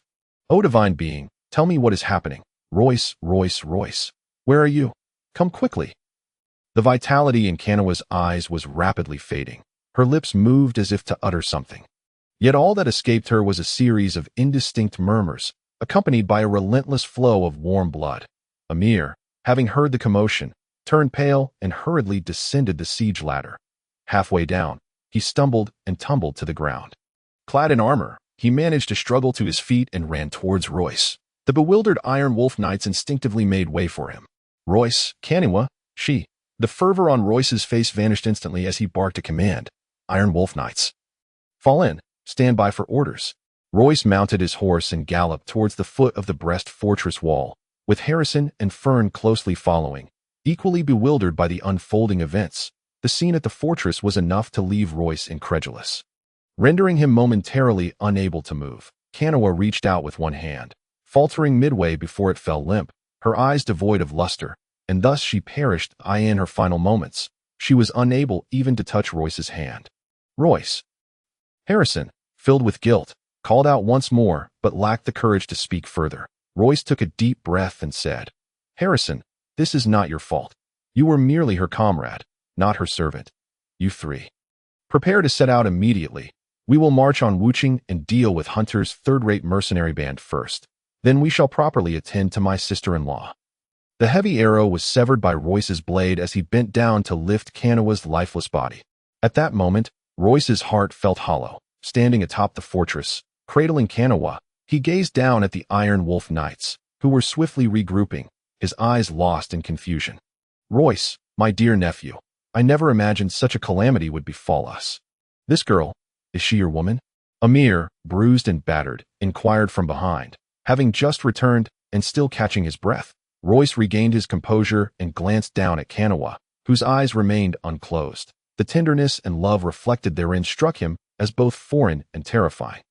He inhaled deeply, placing Kaniwa's body in Emir's arms before descending the ladder. She was merely a pitiful soul. Emir gazed at the horrifying wound upon Kaniwa's chest, sighing inwardly as he gently closed her eyes. In this battle, the Iron Wolf Knights suffered over 100 casualties, half of whom fell at Kaniwa's hands. The combined forces of Vikla's elite guards and the Hank City garrison endured even greater losses, with over 200 perishing in the chaos along the riverbed. "From this moment forth, you belong solely to me. Some of you have slain my comrades, others have taken my woman, yet I shall not hold it against you. You are a new Iron Wolf Knight order, a brotherhood that belongs to each and every one of us. Henceforth, should any of you dare to defy the will of this order, I shall personally take his head." In the eyes of the Iron Wolf Knights, Royce was no longer the boy who occasionally appeared in their camp. He now possessed the courage to lead them. The Iron Wolf Knights and Vikla's elite guards combined to seize Wuching. After sending the Hank City defenders back, the formidable procession set forth. Gary rode at the forefront, clad in the Iron Wolf Knight Order's emblematic armor, exuding an aura of gallantry. Fern donned a similar suit of armor. Yet he bore none of the soldierly demeanor, Resembling rather a spoiled scion of ill repute, Harrison's armor appeared much duller in both style and hue. At the fortress, he had still been in his magical robe. But before the march commenced, he had stripped a set of armor from a corpse underfoot. Unfortunately, it belonged to a member of Vikla's elite guards. Before they reached Wuching, scouts returned with news of Hunter's mercenary band in retreat. Exchanging knowing glances, Royce and his companions quickened their pace. Upon their arrival at the foot of Wuching, the remnants of Hunter's camp were enveloped in smoke and flames, with many supplies left behind consumed by the inferno. Why did those scoundrels even slaughter their own horses? The war horses neighed at the entrance of Hunter's camp, and once Gary steadied himself upon one, he expressed his bewilderment. Wouldn't it be faster to flee on horseback? Are these contemptible mercenaries truly so frightened of us that they've lost their wits? They fear us, yet their wits remain intact. In fact, they are quite clear-headed. I surmise. They intended to head deeper into the mountains, escaping via the trails, making it impossible for our cavalry to pursue. They must have deemed these horses too valuable to leave behind. And in a desperate bid to prevent them from falling into our hands, they slaughtered them all. I say, Fern, is it truly so difficult for you to comprehend this simple matter? Have you lost your edge after accompanying Royce on that jaunt? The death of Kanawha weighed heavily upon Harrison. The despicable little noble, making it hard for him to move on. In the past, he would have mocked Fern vocally at such a moment, rather than merely dismissing it. Royce, with his back turned to Gary and the others, gazed serenely at the neatly assembled Iron Wolf Knights and Vikla's elite guards. His armor was grimy and heavy, caked with the mud and debris from the Donglai River, and the gruesome, dried blood splattered upon it was none other than Kanawha's. Among the 800 Iron Wolf Knights and over 100 elite guards, none dared to meet his gaze. Could it be that Royce is genuinely mourning that wretched Kanawha? Gary pondered anxiously. Fern and Harrison were likewise discreetly watching Royce's every move. The war horses whinnied softly, bringing Royce back to the present as he approached Gary and the others, aligning himself beside them, his gaze fixed on Wuching ahead. At that moment, atop the city walls, Caro's banner still fluttered in the wind, and Caro's guards remained steadfast in their posts. Though their numbers were few, and they were stationed far apart, there was little sign of panic. Royce, your sister-in-law is indeed quite the character, Fern remarked sincerely, while Harrison nodded in agreement. Gary asked, Brother, shall we assault the city, or wait for the siege equipment from the fortress? Royce moved his lips a few times before responding. Although my sister-in-law has betrayed us, we shall publicly declare that she was abducted by Caro. Now that Caro is dead and chaos reigns within the city, my sister-in-law can easily escape if she persuades Caro's family and guards to surrender and accept their punishment. It would be entirely reasonable. We need not besiege the city. We shall simply await the surrender of Wuching. They wish to surrender. What then shall we do? It seems rather troublesome to prey upon those who come to us in good faith. Just as Fern exclaimed, Caro's banner suddenly began to descend in the wind. Chapter 17. Treading on ice, the city gates have opened. Is that noblewoman truly your sister-in-law? She hardly seems like someone with grand ambitions. Royce, you truly understand your sister-in-law. She has indeed surrendered. However, one must wonder if she is naive enough to believe you would overlook her simply because of an external proclamation. Kusara, with her graceful figure and light footsteps, approached with an alluring smile. Her lively eyes fixed intently upon Royce, her excitement rendering her intentions difficult to discern. The moment Royce dismounted from his horse, Kusara, lifting her long skirt, hastened toward him, calling out, Royce, you have finally arrived. Beneath her dress, her figure was tall and voluptuous, embodying the pinnacle of mature allure, every curve igniting fervent desire. Her features were exquisitely crafted, not quite the rarest beauty, yet captivating enough to draw attention wherever she went. Gary and the others were momentarily entranced, their eyes widening, and had it not been for the prying eyes of the crowd, they might have succumbed to their basest instincts that moment. The four young noble rascals, including Royce, subconsciously contemplated the implications of capturing her privately. Sister-in-law. Royce had anticipated that upon seeing this woman again, he would be consumed by hatred. However, in this instant, he discovered a lightness in his heart that granted him an unusual sense of tranquility. With a seductive smile, Kusara appraised him with a knowing gaze, purposefully drawing nearer, almost pressing herself against him. Royce, we have all heard the news. The treacherous Carlo has met his demise beneath your magic. The citizens of Wuching have been liberated, Royce, and they are elated. Look, they have all come to welcome you. Her voice was soft and melodious, and except for Royce, who had long since acquainted himself with her, Gary and the others were utterly unprepared, their bodies seemingly succumbing to the sweetness of her words, drained of all strength. After a considerable time regaining their composure, the three exchanged incredulous glances, exclaiming in disbelief. Royce glanced at the city gates, where the local gentry of Wuching, accompanied by the townsfolk, were gathering, a smile gradually forming at the corners of his eyes. The subtle machinations of Cassera fluttered through his mind like a refreshing breeze. He recognized nearly all the local gentry. Yet many who ought to have been present were conspicuously absent, likely aware of the unfolding events and eliminated by Cassera at this moment. Royce contemplated whether any among the gathered gentry were privy to Carlo's betrayal. Sister-in-law. Carlo is a beast in human guise, employing such despicable and shameless tactics against you.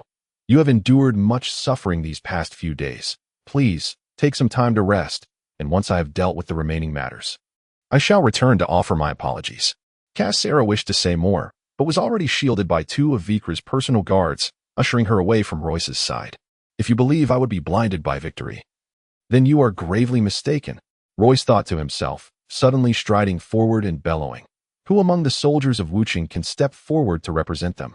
Kneel and heed my command. At that moment, a tall captain dashed forth from behind the gathered gentry and townsfolk. Dropping to one knee before Royce, in an instant, Royce lifted his head with pride, prompting disdainful murmurs from Gary and the others behind him. The soldiers of Royce's army, with stern expressions, marched into the city. Nearly 1,000 strong, having just descended from the battlefield, their faces still bearing the fierce aura of combat. The rhythmic sound of their disciplined march resonated deeply within the minds of the local gentry and townsfolk. Delivering a direct and profound intimidation, Gary and his companions felt a surge of pride. Royce, we are entering the city. Royce, wait for sister-in-law. Is she joining us? Huh.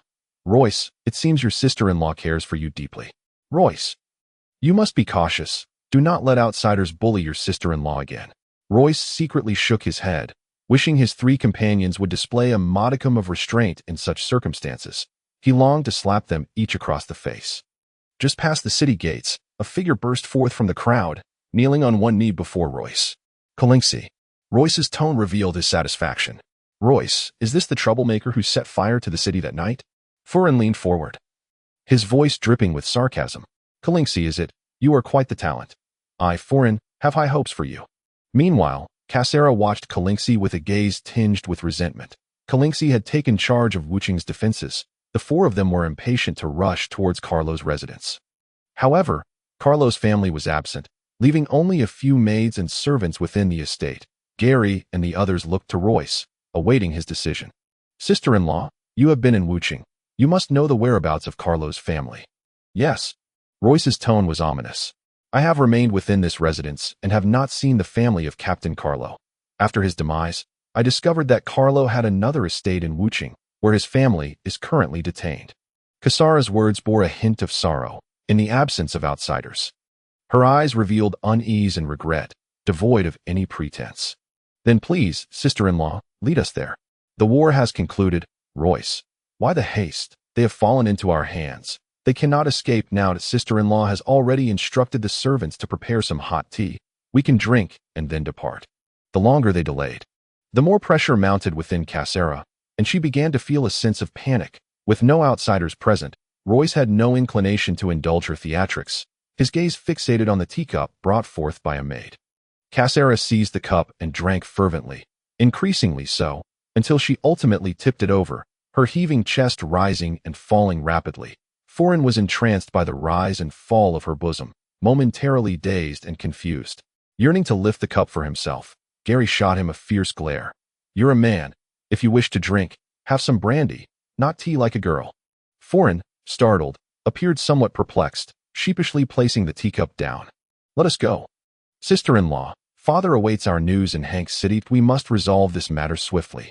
Royce, everyone deserves a chance at redemption. Do you truly wish to eradicate Carlo's family? Cassera forced a faint smile as she spoke. Observing the four of them, she felt an overwhelming sense of despair. Royce, a cold smirk curling his lips, replied stiffly, "That is for father to decide. My only task is to capture them." Carlo's second estate was equally vast and impressive, while it could not be deemed luxurious. It was certainly more than adequate compared to typical gentry residences, replete with all necessary furnishings. Indeed, Carlo's wealth was substantial, a fact that captivated Royce and his companions. "Sister-in-law, why is there not a single servant here? Where are the guards?" Royce inquired. Cassera, gliding gracefully in her long gown, responded, "This is Captain Carlo's secret estate, with only a few servants. When I entered to apprehend them, they fled amidst the chaos that I had intended to leave a few soldiers to guard. But they have all been summoned to assemble by your call." Royce expressed concern. "It is too quiet, and with the guards departed, they may have escaped." Cassera, seemingly eager to showcase her capabilities, replied confidently, "Royce, do not fret. I have rendered them all unconscious and securely bound them in the small courtyard ahead." Cassera quickened her pace.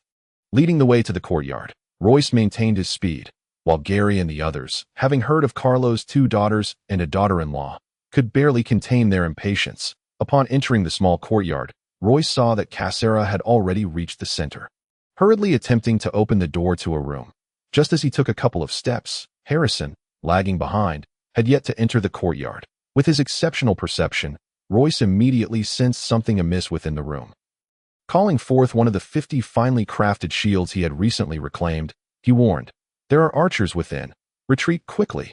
Simultaneously, an anguished roar erupted from the room, followed by the simultaneous flinging open of doors and windows, revealing a dozen fully drawn longbows. In a swift motion, arrows whistled through the air, accompanied by the piercing sound of their flight. With pinpoint accuracy, the arrows aimed for the heads and chest of Royce and his companions.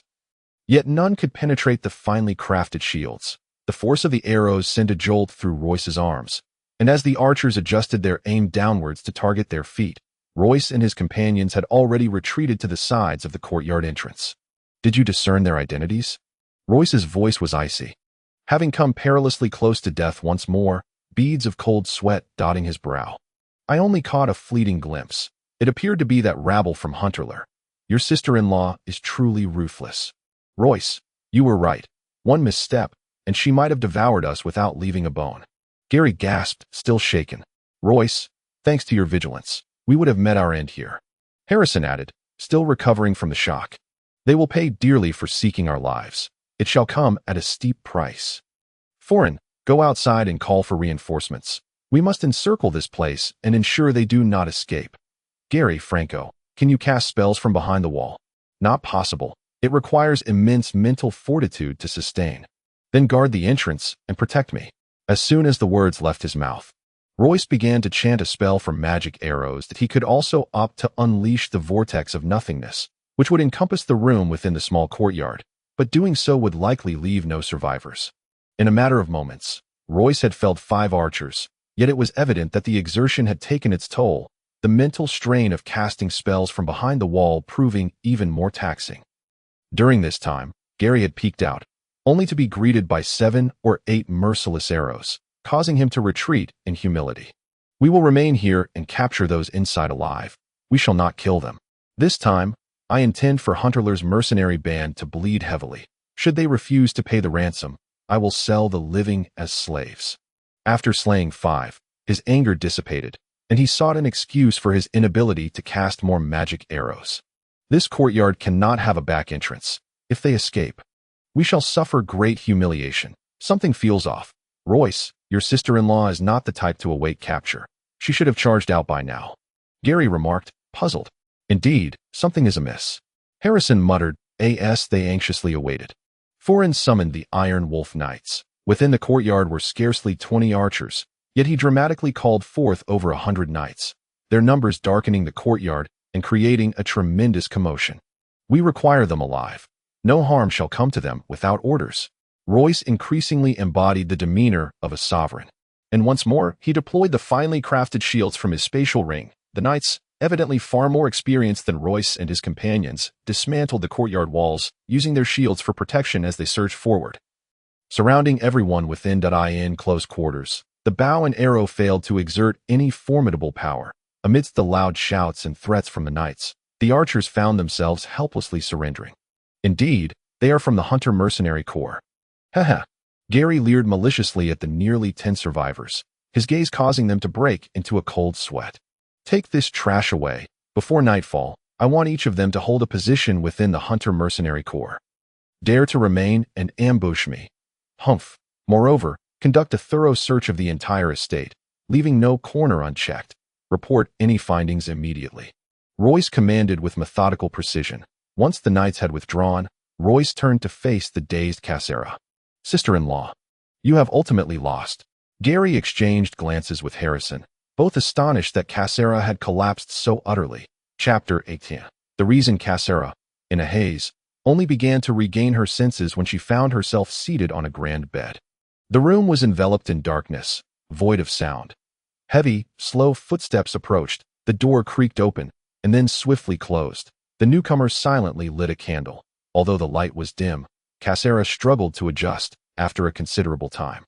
She discerned that it was her younger brother-in-law, Royce, who had entered. Royce regarded her with a peculiar smile, chuckling lowly. Sister-in-law, you are no virtuous woman. I am well aware that father has treated you poorly all these years. However, I do not believe that my brother's decision to marry you was wise. Today, all of this is your just deserts. You need not be sorrowful or despondent. Simply hand over the Caro family. And, out of respect for my brother, I shall not make things too difficult for you. Cassera scrutinized Royce, as if still failing to recognize him. Petit that moment, she remained lost in her own world, upon receiving the news of Caro's demise. She had quickly quelled her panic, devising a treacherous and ruthless plan to regain the upper hand.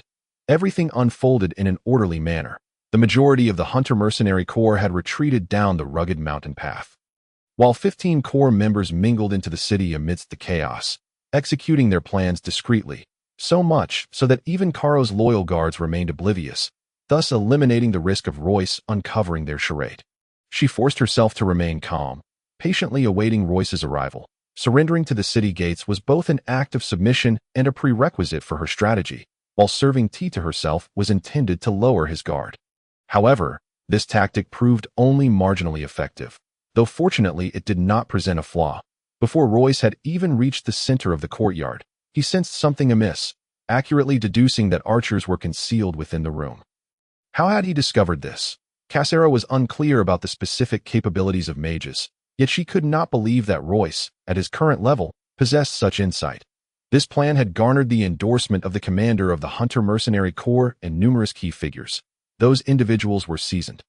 And had there been such a significant flaw, they would surely have noticed it. He is no longer that good-for-nothing, lecherous, shameless brat of the past. Growing impatient, Royce raised his voice. Sister-in-law, wake up. Your current predicament is dire. Handing over Caro's family might improve our relationship. Awakening from her stupor, Cassera turned her head, a haughty smile gracing her lips as she retorted. What? Royce, do you truly think I would know their whereabouts? Royce stepped closer to the grand bed, his tone menacing as he replied. Cassera, do not underestimate me any longer, though you know why you and Caro fell so rapidly and miserably.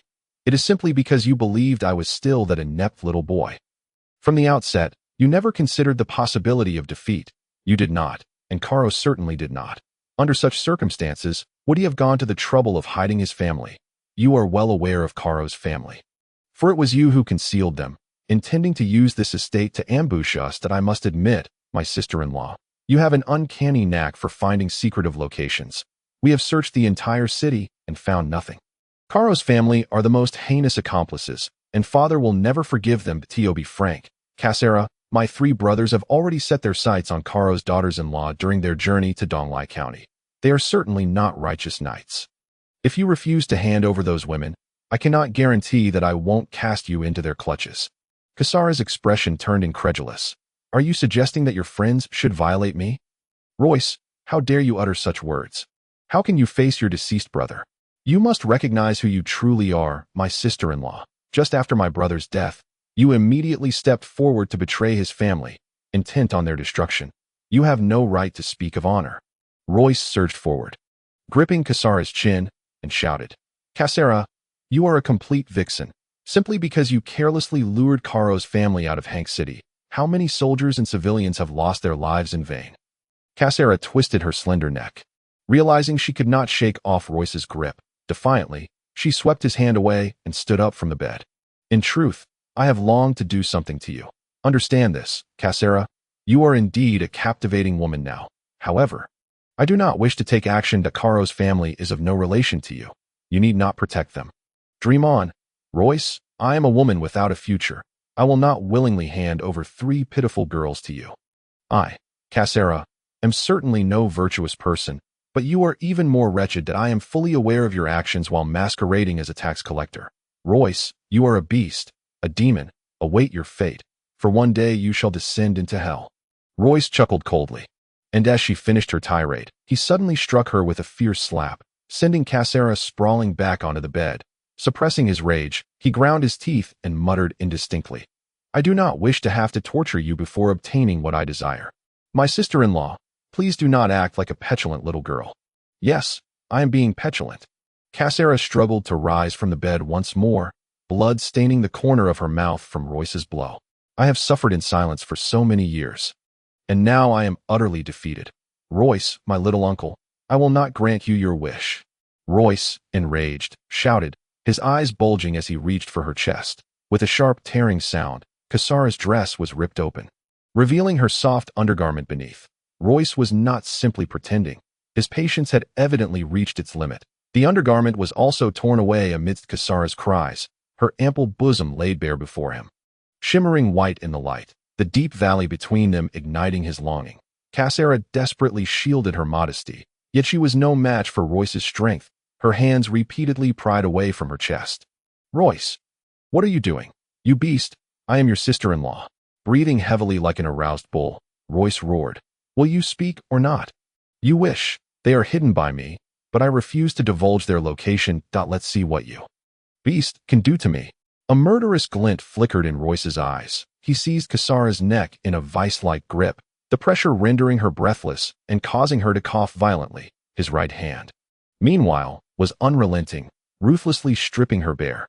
Just as Cassera's consciousness began to fade, she suddenly felt the grip on her neck loosen, the hands that had been tormenting her retracting, instinctively believing that Royce had stepped back to remove her clothing. She summoned an unexpected strength, curling into a ball and attempting to retreat further. The room fell silent. Royce's heavy breaths had ceased, leaving only the sound of Cassera's soft sobs echoing clearly. Confused, Cassera lifted her head, only to find Royce standing before her, fully clothed, with a disdainful look in his eyes. What is it, my dear little uncle? Weren't you just exuding the demeanor of a victor? Have you suddenly remembered that I am your sister-in-law, not some other woman? The family of the commander of Caro is precisely who I have hidden. Without me to guide you, you would never find them. Weren't you just planning to use my body as leverage? Have you lost your nerve? Or have you indulged too much, rendering yourself entirely spent and of little use? Cassera suddenly erupted, her voice growing louder and more frantic, even sitting up to reveal her alluring form, tauntingly declaring, I am right here before you. If you have the capability, come at me. Is this not the daydream of a scoundrel like you? Royce's mocking expression remained unchanged, yet his gaze grew increasingly frigid as he lunged forward, seizing one of Cassera's ankles and yanking her closer, delivering a savage slap to her face. Had this been more than 10 days ago, I would have unhesitatingly shown you what it means to suffer worse than death. So much has transpired these past few days that certain truths have indeed lodged themselves within my heart. I must genuinely thank you, my sister-in-law. I knew this day would come on the road to witching. At this juncture, I find myself at a loss regarding what course of action to take. Having pondered this matter for an extended period, you need not continue to toy with me at this stage. There exist certain threads in my heart that, while seemingly trivial, I shall not naively or arrogantly attempt to traverse. You seem intent on exchanging your reckless abandon today for the years of regret I may endure in the future, much like the current state of my father. I can, without hesitation, admit my own depravity, shamelessness, and lasciviousness. However, that does not imply I possess the audacity to act without restraint. You are not worth the exorbitant price I would pay for you. In my eyes, you are merely a standard to be raised. And dealing with you is an exceedingly simple task. The smirk on Cassera's face began to harden, her heart sinking into an unfathomable abyss as she fixed her emotionless gaze upon Royce. Abruptly, she erupted into laughter, her body curling in on itself, the blood at the corners of her mouth rendering her appearance somewhat grotesque. Royce observed her with crossed arms, his demeanor cold and detached. "What is this? Cassera, is this truly you? Foolish, debased, and laughable. You dared to betray because of your fervent lust for power. Can you truly relinquish it so easily? What choice do I have? In this moment, do you truly believe you can reinstate me as if nothing ever transpired?" Cassera regarded Royce as though he were mad, her expression shifting as if recalling something profound, her eyes igniting with newfound fervor. "Royce, you are no noble knight of justice, slaughtering the innocent and violating maidens. And even upon knowing that your brother was slain by your father, you do not exhibit much outrage. You are not unlike those others, are you? You will recognize my worth. You can utilize me. I shall submit to you. Royce, dear brother-in-law, you still have much to learn at the Magic Academy, and your time to manage Donlai County is limited. Father may not even bother with county affairs anymore. Sister-in-law is well acquainted with the matters of Donlai County. She is your most fitting representative. They all believe I was abducted by Carlo. If I were to take charge of Donlai County, it would be entirely reasonable." Cassera struggled to rise from the bed, grasping Royce's pant leg as she knelt, her eyes ablaze with fervor as she spoke with an impassioned tone. "The name of the divine is sacred and cannot be profaned. Royce, I, Cassera, now swear in the name of the divine.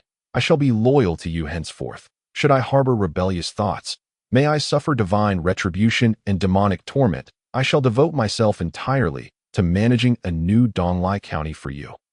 What say you, Royce? Will you accept your humble servant?" Cassera tilted her head back, anxiously awaiting his response. Royce regarded her with an increasingly tranquil gaze, resembling a statue, utterly motionless, even his breath barely perceptible. The room was filled solely with Cassera's rapid breaths, her fiery gaze seemingly capable of igniting the darkness. "At last," she spoke again. "Royce, Cassera can also be your woman." Willingly, wholeheartedly. As if to affirm her intent, she employed both hands to loosen Royce's trousers. Extending her tongue and lowering her mouth, Royce's calm eyes gradually ignited with another kind of fervor. He averted his gaze from the advancing woman, instead fixing it upon the flickering candlelight. Pleasure surged like a tide from his lower body, enveloping him entirely. Once the wave receded and the intoxicating haze dissipated, Royce finally redirected his gaze, capturing Cassera's hand, which sought to undress him further, gently guiding her to don her trousers once more. This turn of events may not have been part of his initial expectations. Royce quelled his slightly disordered thoughts, pulling Cassera into his embrace, his hands lingering on her alluring curves, whispering softly in her ear, "Sister-in-law, seek out a young and vigorous soldier. Let us see if a child may arise from this union. This is the only way I can honor my father. With my brother's recent passing, if a child were to be born 10 months hence, no one would suspect a thing. Ensure that this matter is handled discreetly. If you cannot manage this simple task, then do not dare to mention any other endeavors." Cassera's dazed eyes gradually cleared, her momentary gasps of pleasure abruptly ceasing as she wrapped her arms around Royce's waist, holding him tightly, exclaiming in astonishment, "Royce, do you not realize that you should be the child's father? I am aware of what must be done, Cassera. You are merely my sister-in-law. Put on your clothes and come out. It is time to repay my 3 foolish friends. Cassera, I shall return to the Magic Academy in 3 days. If you wish for me to entrust Donlai County to you, then cast aside any thoughts that bear no significance." Releasing her embrace, Royce opened the door and strode out in the hall. Gary and the others, imbibing Carlo's long-preserved fine wine, brightened at the sight of Royce's triumphant demeanor. While Cassera dared to indulge in fantasies, she did not truly dare to desecrate, as she was, after all, Royce's sister-in-law. However, Carlo's daughters-in-law were a different matter entirely. Royce glanced outside. The sky remained overcast but had brightened considerably. Chapter 19. The mirror. Royce and the others hummed a tune, their steeds robust and well-groomed, a sight to behold. They had spent the previous night in a village ravaged by bandits, with the lifeless bodies of villagers beneath them, yet the 4 of them slept peacefully, their spirits undampened. Royce's handling of Cassera was unexpected, leaving Gary and the others aghast. However, throughout their journey, the 3 had refrained from broaching the subject, not only regarding Cassera but any matters pertaining to Donlai County. One must keep a tight lip after reaping benefits, they all thought. Silence does not equate to absence. Carlo's 2 daughters and 1 daughter-in-law met tragic ends, and Royce had dealt with all the knights whose families had been visited by him and Forin, quietly eliminating Louis's brother under the cover of secrecy. An unjust demise. In truth, Royce's heart was not as untroubled as it appeared. At this moment, he was haunted by his father's parting words. The northeast of the empire has always been impoverished, a forgotten corner. However, it is precisely for this reason that we have avoided being swept into a civil war. Royce, this presents an opportunity for you. The 3 counties adjacent to Donglai County are poorer and more backward than we are. Had it been otherwise, they would have seized the chance to attack us during Carlo's rebellion. If you possess the capability, these counties can be conquered. Moreover, the more distant counties are wealthier than Donglai County. Carlo's siege engines were provided by them. Royce. Those counties are ripe for the taking. Of course, once the North-South War concludes, they will be of no value. You must carefully consider what is truly more important, the magical world or power.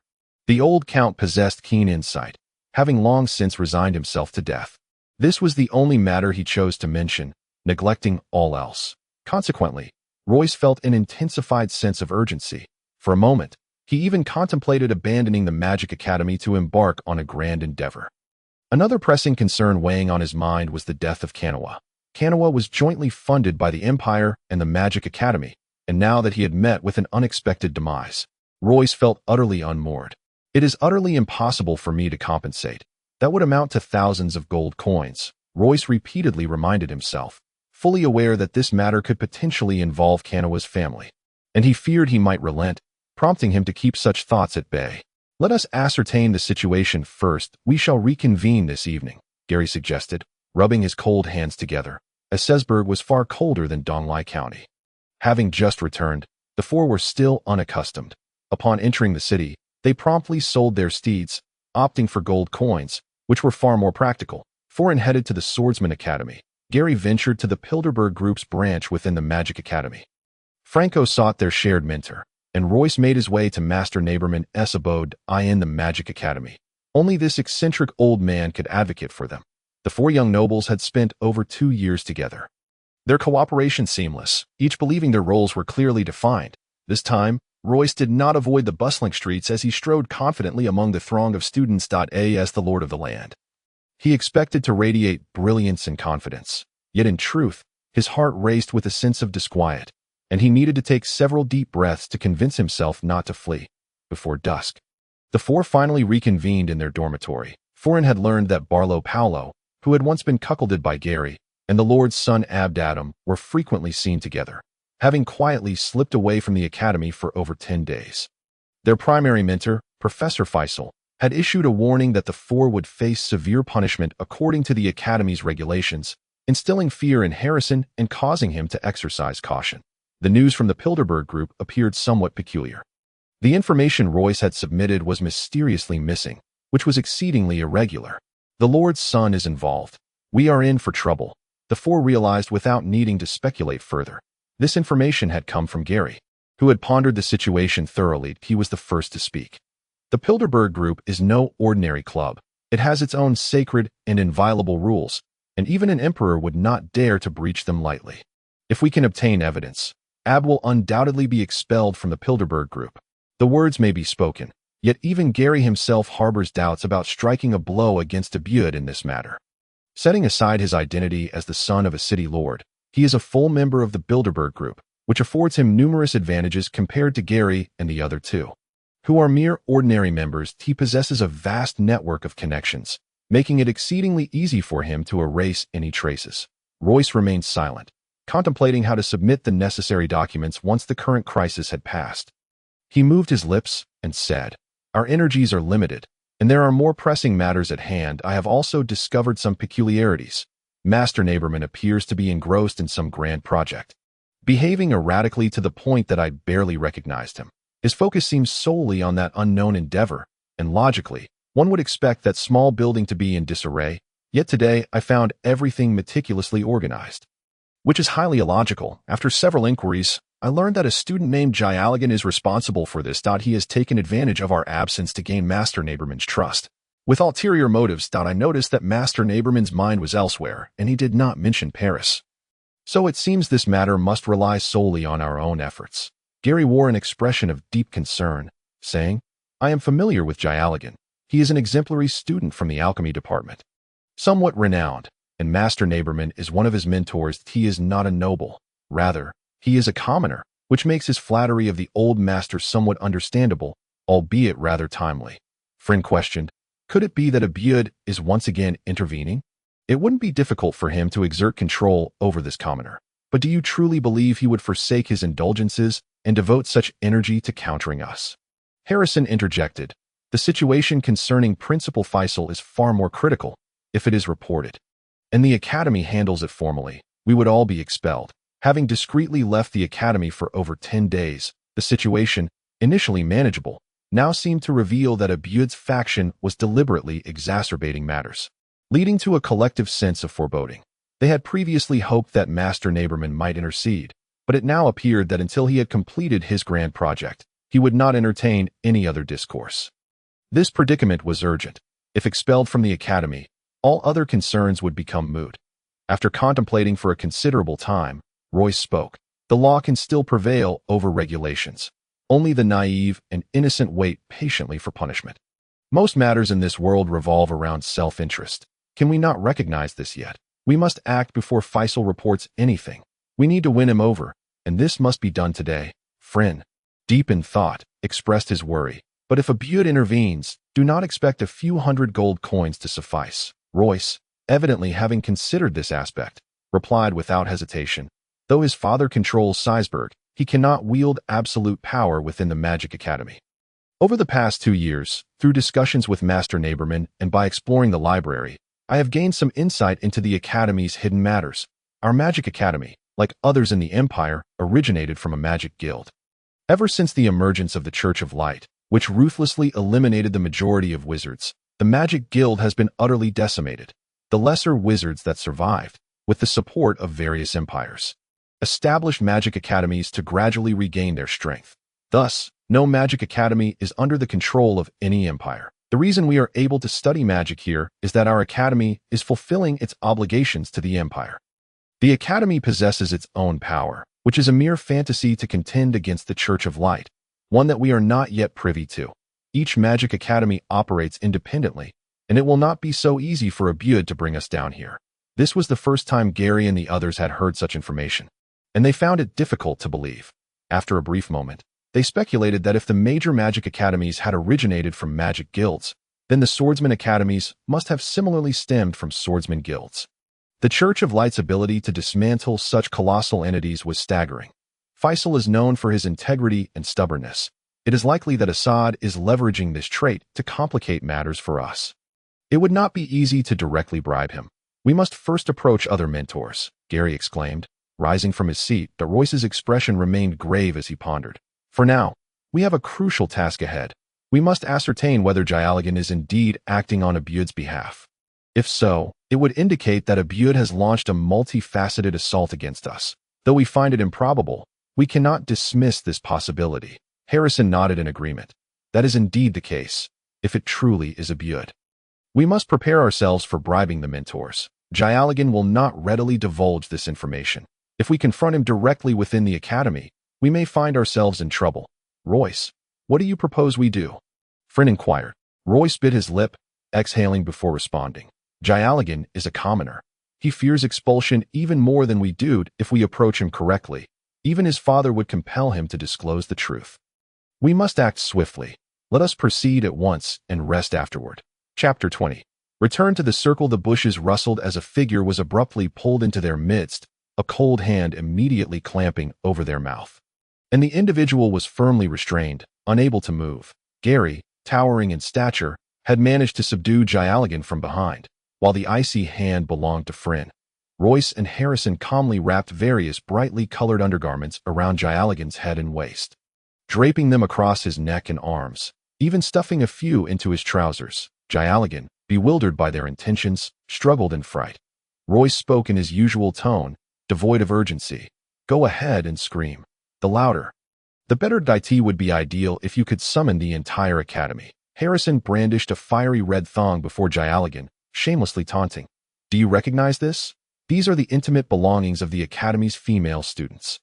A single shout from us, and everyone will know that a pervert has surfaced in our academy.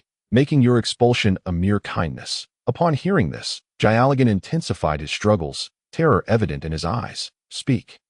Why did you seek to ingratiate yourself with Master Neighborman?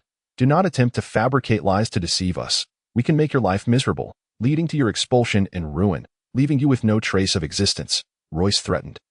His teeth clenched in anger. Friend then withdrew his hand, unperturbed by the possibility of Jyalagan shouting for help. After taking a few deep breaths, Jyalagan pleaded, Please, spare me. I have done nothing to offend you. Master Neighborman is conducting a crucial experiment. He claimed he was in need of assistance, and that is why I went to help him. I did not seek to curry favor with the master. As he spoke, his eyes darted around, hoping for a savior. Did that old man invite you to be his assistant? Royce inquired incredulously. Someone like Master Neighborman would never extend such an invitation. Yes, he is my mentor. As you know, that day, he attempted to elaborate, but was interrupted by a fist to his stomach, causing him to cry out in pain. Royce snorted twice, lifting his chin and delivering 2 slaps before menacingly stating, If you wish for punishment, keep spinning your tails. But mark my words, if you do not reveal everything today, we shall beat you within an inch of your life, break your limbs, and then loudly proclaim that we have caught a perverted wolf. Let's see how you will meet your end then. Jyalagan's face turned pale with fear, forcing himself to appear calm as he insisted, You mustn't escalate this. It is evident to any onlooker that this is a setup. And you cannot evade the consequences. Friend chuckled darkly, adopting the role of a preacher. You are quite naive. Even if it is a setup, the damage to the Academy's reputation is a fact. And that alone is sufficient grounds for expulsion. Boy, be wise. If you cooperate, we have no intention of exposing you. But if you continue to stubbornly resist, we will show no mercy. Anyone who crosses our quartet will meet a grim fate, under Friend's cold and calculating gaze. Jyalagan finally succumbed, pleading for mercy. Abud instructed me to approach the master. He wants me to gain his trust and keep a close watch on the grand project the master is currently working on. That is all I have said. Please let me go. Royce and Gary exchanged glances, deep in thought. Gary released his grip, but Royce seized Jyalagan's collar, speaking in a low tone, We 4 are men of our word. Since you have spoken, we shall let you be. However, you must understand what to do next. If Abud learns of our encounter with you or senses any hint of our actions, he will not need our assistance to deal with you. Lastly, remember this. If you ever provoke us again, be prepared for the worst. With a swift motion, he delivered another slap, drawing blood from Jyalagan's mouth. I'll take one as a keepsake. The rest is yours, Friend declared, pulling out a fiery red thong. Inhaling its scent deeply before stowing it away, and then the 4 returned. Royce did not believe that Jyalagan had withheld any information. It was evident that only the grand project Master Neighborman was undertaking could have drawn Abud's attention so keenly. The various attempts to deal with them are intertwined with this matter. As long as the 4 of us are expelled from the Academy, we will naturally be unable to approach Master Neighborman again. I will quickly ascertain what that old man is after. For now, we must find a way to win over Master Faisal. We must tread carefully. We cannot allow Abdu to catch wind of our plans. The Academy's mentors are not lacking in a few hundred gold coins. They wouldn't dare to consort with women that can be acquired with money. Are we to spend a fortune on magical artifacts?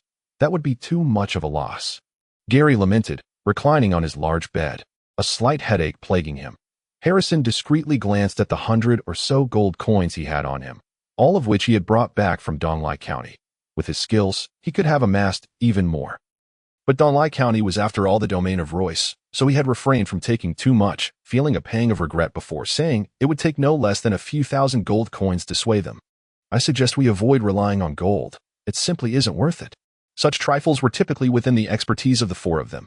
However, given that their adversaries were the Academy's mentors, individuals of no ordinary standing, in their reluctance to spend excessively, they found themselves momentarily at a loss for ideas. Royce inadvertently caught sight of a glimpse of fiery red undergarments peeking from Firen's chest, and he sighed with relief.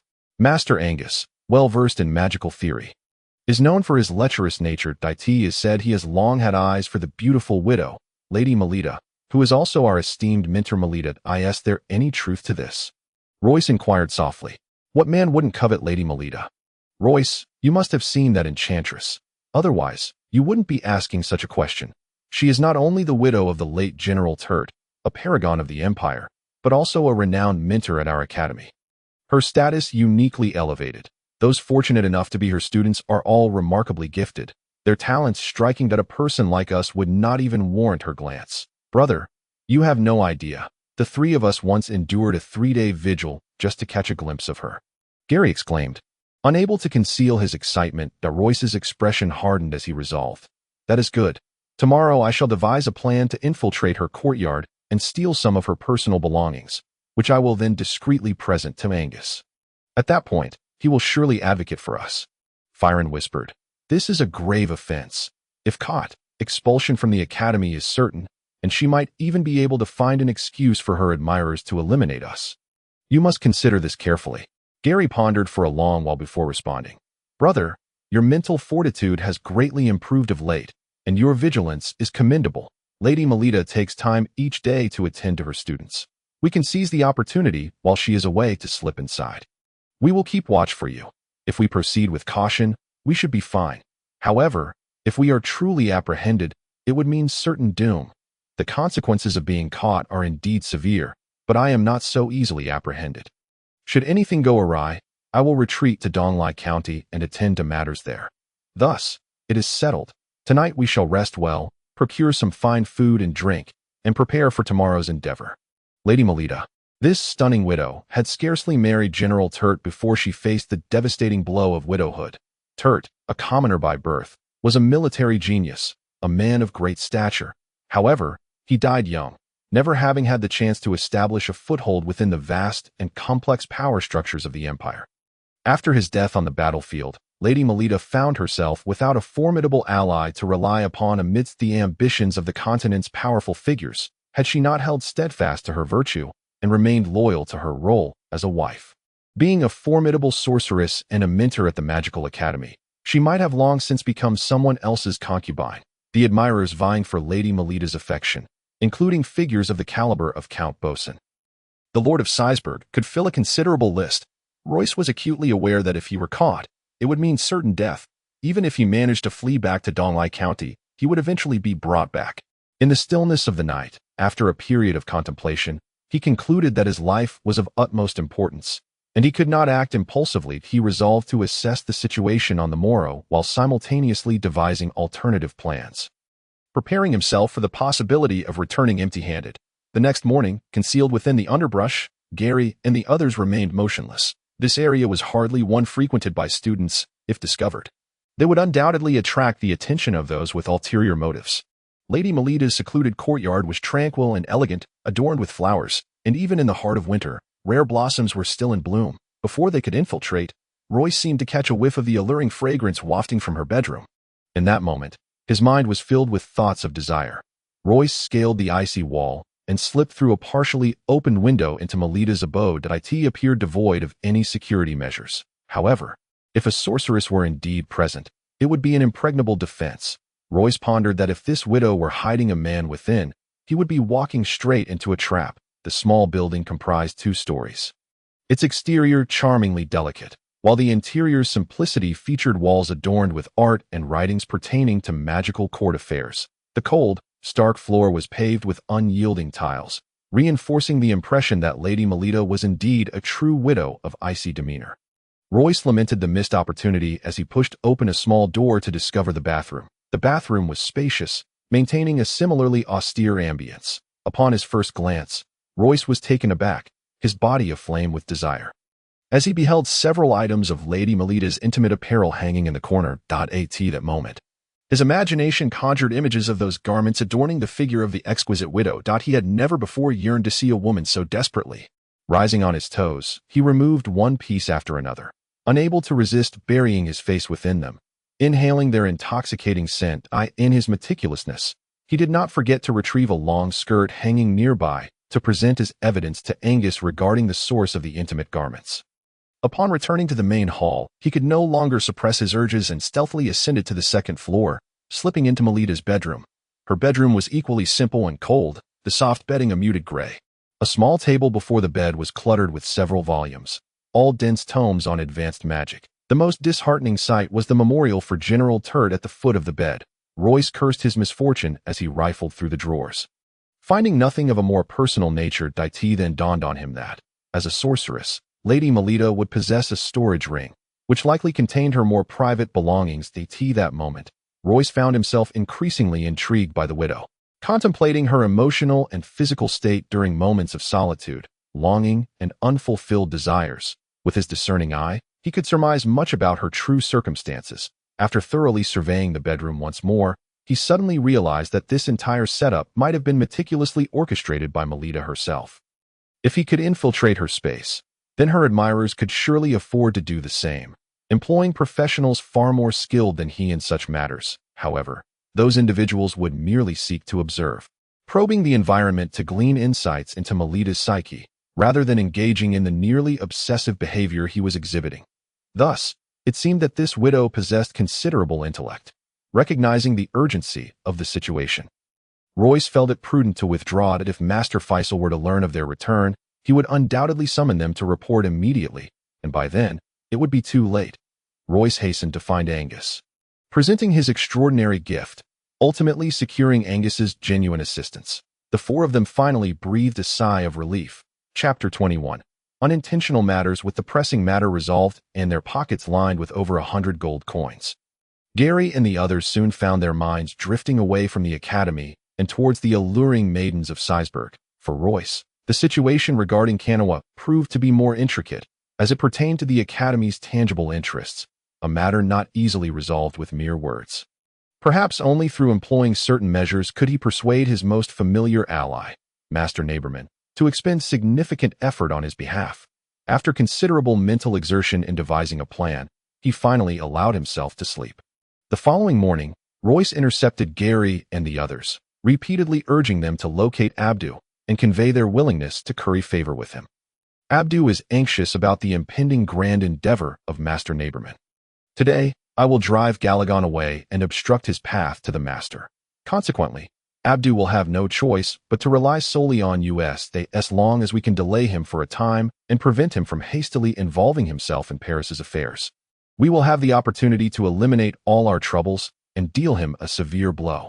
Brother Royce, you continue to astonish us. They replied with perfunctory remarks before hastily departing, clearly preoccupied with the Kanawa matter, which seemed to weigh little on their minds. Royce feared they might forget his instructions and called out reminders once more. With a somewhat inflated sense of self, Royce set off towards Master Neighborman's residence. Neighborman's eyes appeared somewhat bloodshot, a testament to his lack of sleep recently. Yet he still exuded vitality. Royce executed his plan with precision, arriving just before the old man was about to eat breakfast. Upon seeing Neighborman about to bite into a cold bun, Royce swiftly offered him warm milk tea and fried dough sticks. Royce, where have you been these past few days? Did you just return? The thick fried dough sticks disappeared piece by piece into Neighborman's not insignificant mouth, and he savored them with delight. Royce realized that the old man had already forgotten about his visit the previous day, leaving him feeling rather helpless. Neighborman had little time to absorb anything else when Royce hurriedly interjected. Do not worry.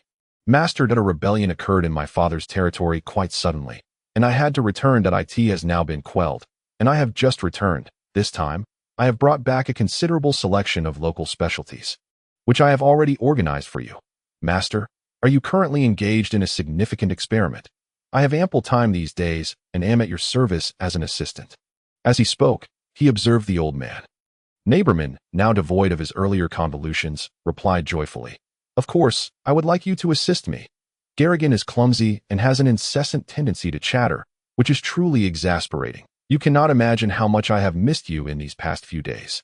Royce, I increasingly realize what a rare and exceptional student you are.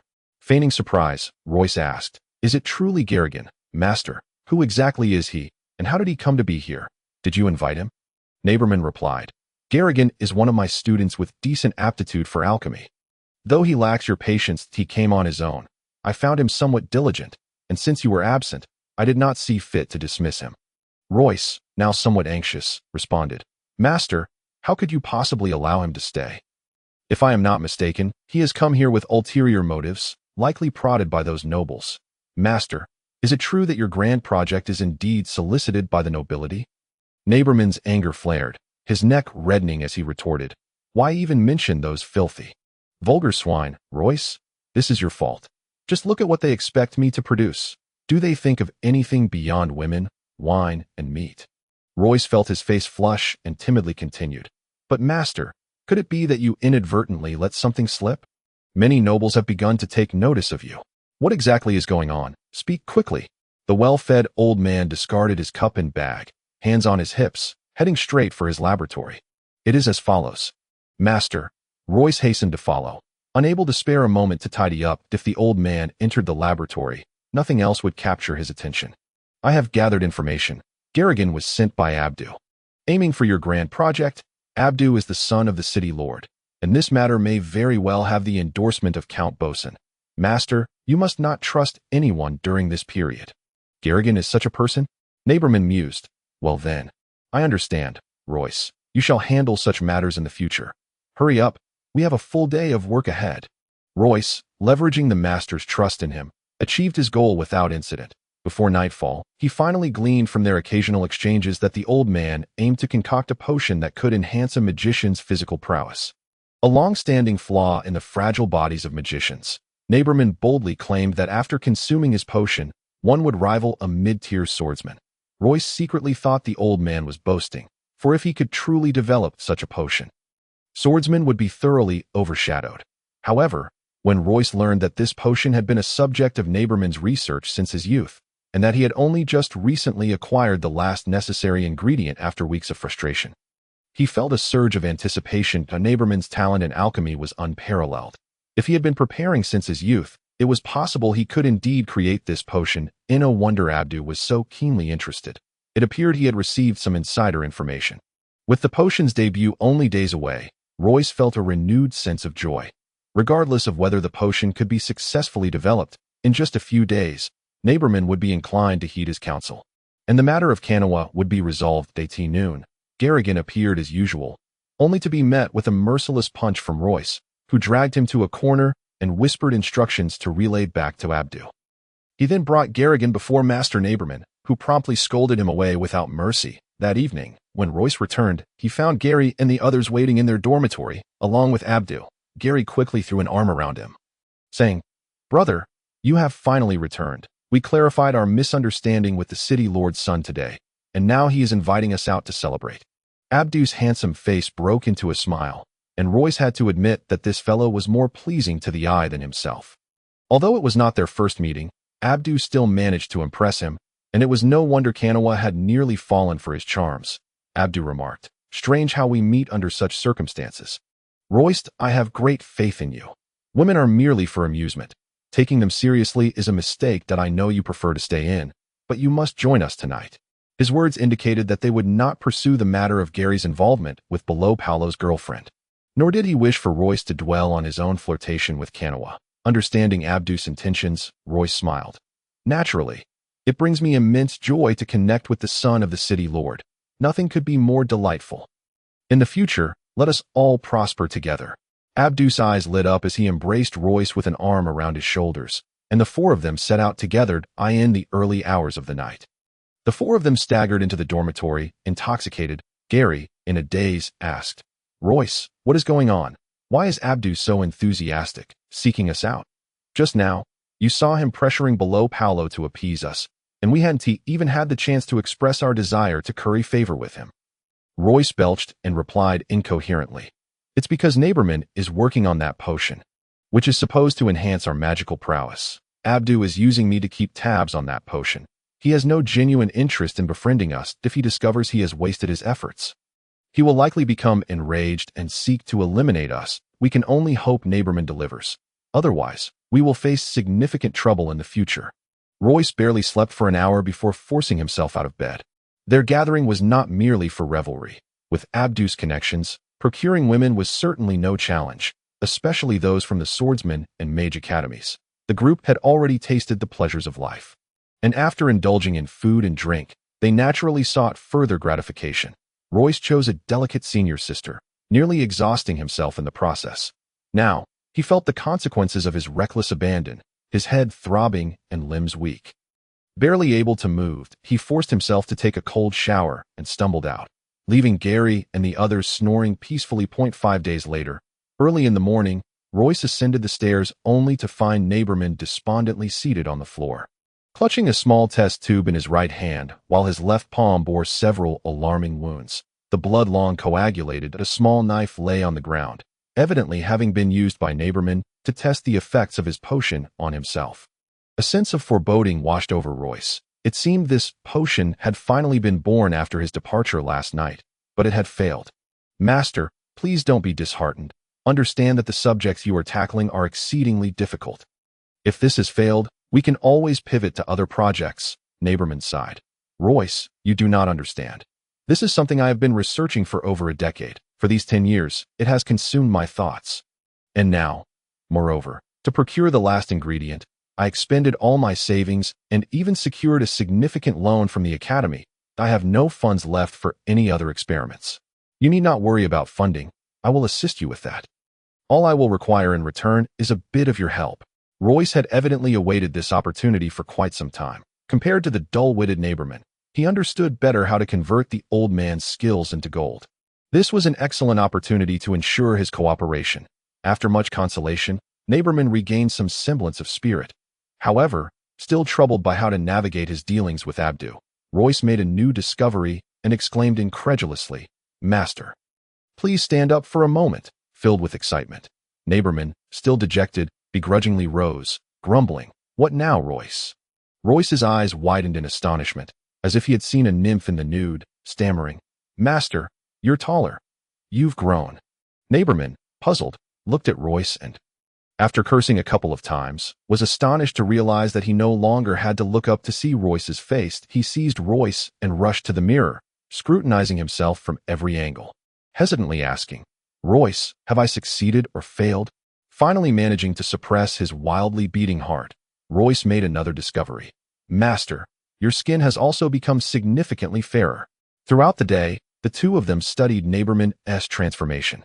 And by afternoon, the old man's complexion had noticeably brightened and appeared more vibrant.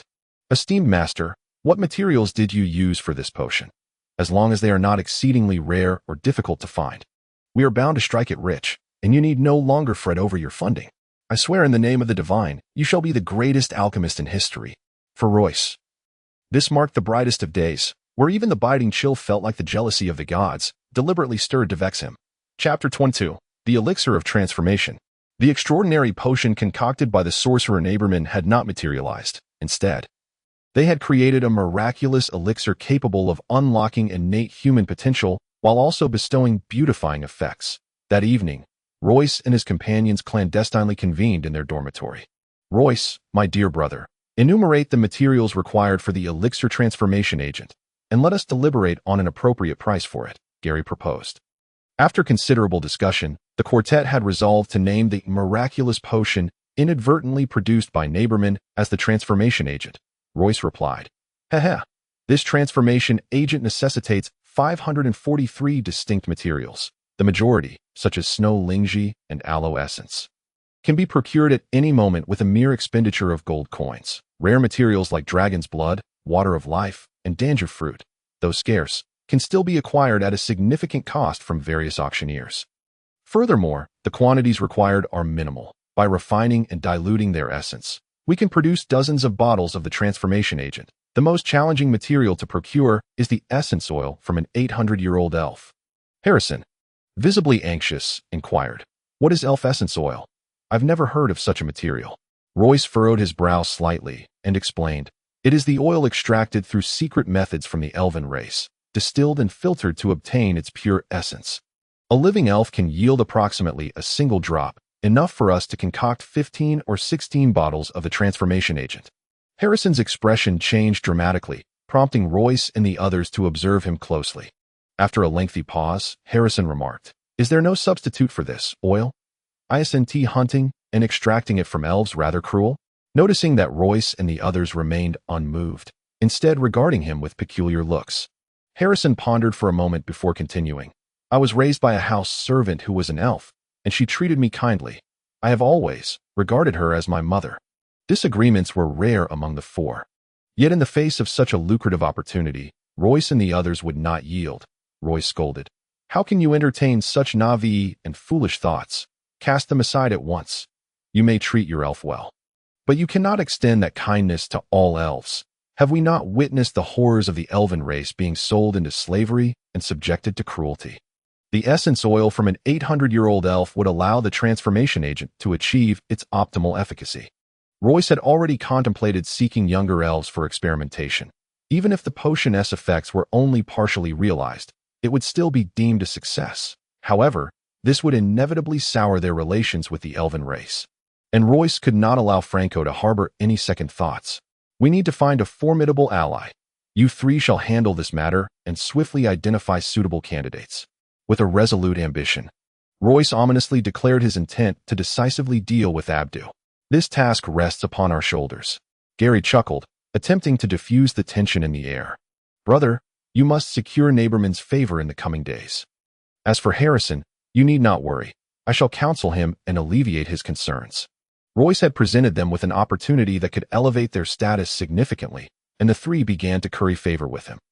In contrast to the four minor nobles, Abdu, the son of the city lord, was a significant figure.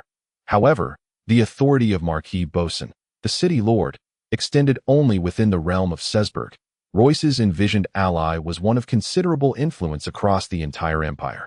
This would not only instill fear in Abdu, but would also alleviate any trepidation regarding future dealings with the elven race. After several days of deliberation, we have shortlisted 5 suitable candidates, all currently residing in Sesberg, making them readily accessible. Here are their brief profiles. Take a look, brother. Royce took the documents and perused them while inquiring, "Who are these 5 individuals?" Gary replied, "The first is Archbishop Micron of the Holy Light Church.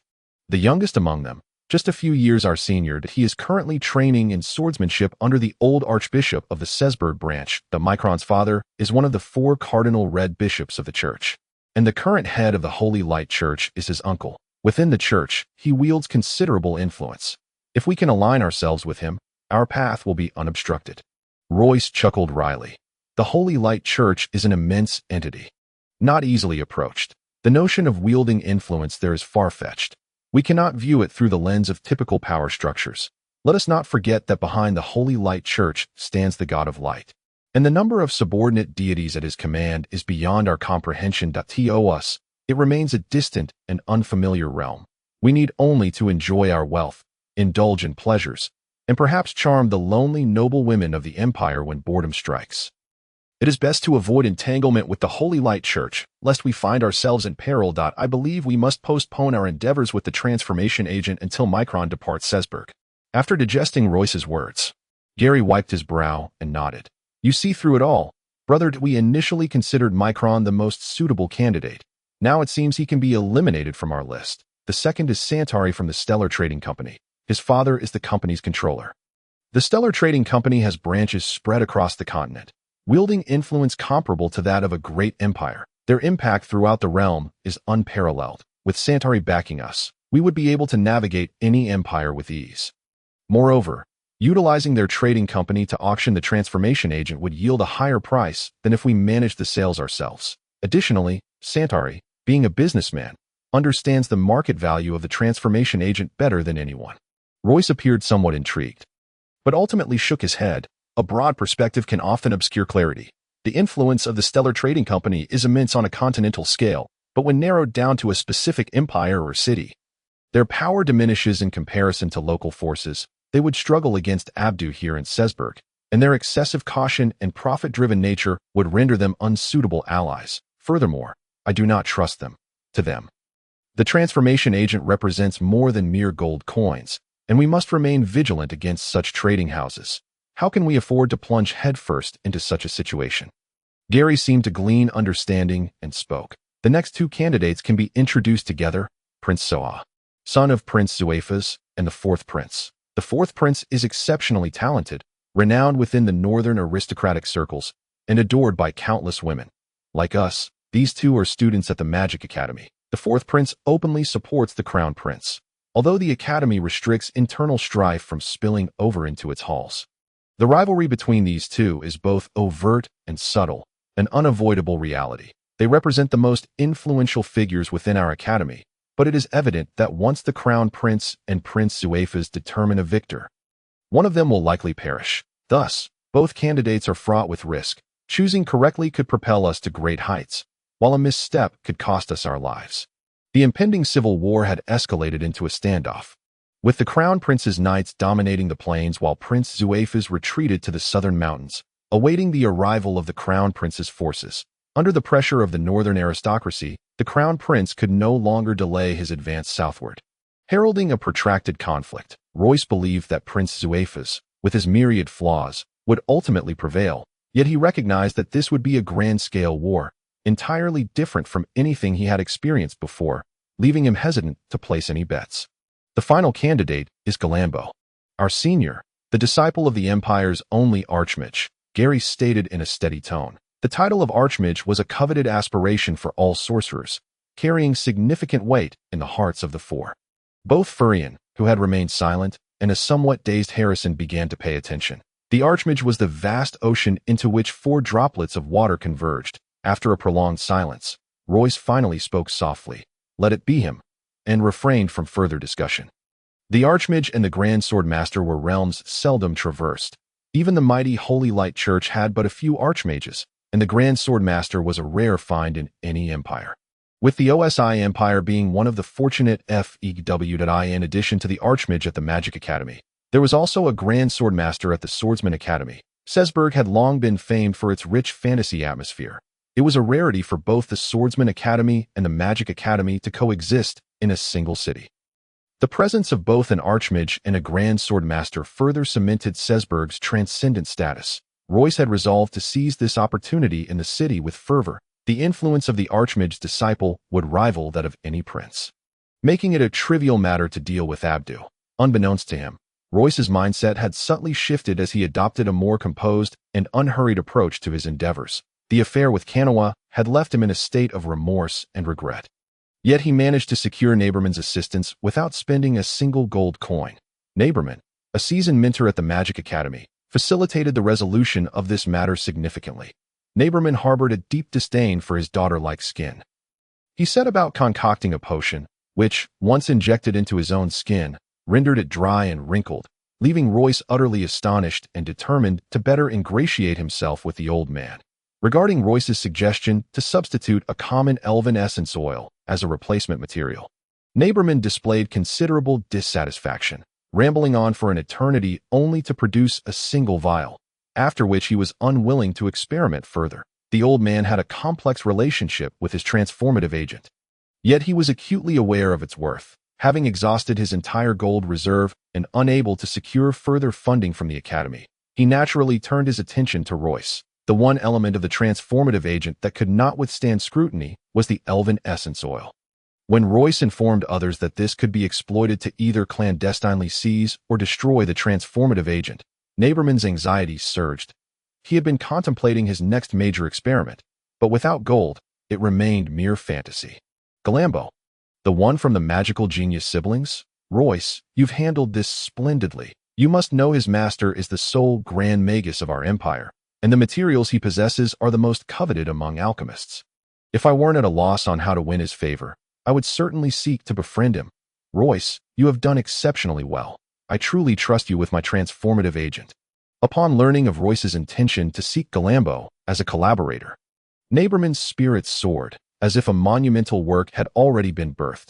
Currently, Royce employed flattery, manipulation, and deceit to extract the methods of developing the transformative agent from Naberman. After much effort, he had already learned to produce the transformative agent independently. To ascertain the efficacy of the transformative agent when utilizing ordinary elven essence oil as a substitute, Royce stealthily exited the Magical Academy, selecting a blacksmith as his experimental subject. After secretly administering the transformative agent, he observed the results over several days, ultimately breaking into a satisfied smile. Chapter 23. The arrangements to discreetly contact Galambo were managed by Gary and his companions, and Royce had always placed his trust in them regarding this matter. It was only on the way to meet Galambo that Royce realized he had miscalculated. With a vast populace of commoners, there was never a shortage of noteworthy figures, and the magical genius siblings were among the most prominent. The tale of Galambo and his sister leaping over the Dragon Gate at the age of 12 remains a popular topic of conversation. Their magical talents, along with their intelligence and character, are truly impressive. Some individuals, blessed with extraordinary insight and unique charm, become the focal point wherever they go. And this sibling duo certainly belongs to that category. Royce's concern lay with Galambo's twin sister, Galloway, who was another disciple of the Grand Magus Abbado William. Oh well, let Galambo deal with this headache. I've heard he's a virtuous and just individual. Do you think he might refuse us over elven essence oil? Gary asked. Somewhat foolishly, Royce scoffed in response, saying, Then I shall not hold back my admiration for him. Upon meeting Galambo, Gary and his companions contemplated fleeing in embarrassment, and even Royce felt a twinge of surprise. Galambo's presence was overwhelmingly striking. By contrast, anyone would believe this young man, emerging from the common folk, resembled a noble far more than the quartet of Royce, dressed in a dark golden robe adorned with simple yet elegant magical patterns. He regarded his uninvited guests with courteous scrutiny. Royce cast a meaningful glance toward the staircase leading to the second floor before retrieving a small vial of the transformative agent from his pocket. The four young nobles had evidently conspired beforehand, as the shortest among them, Harrison, stepped forward and promptly downed the transformative agent in one gulp. After consuming it, the quartet seemed at a loss as to what to say or do while awaiting the pronounced effects. And, upon witnessing Galambo's extraordinary demeanor, they instinctively sealed their lips. Galambo, meanwhile, watched curiously, his polite demeanor still evident.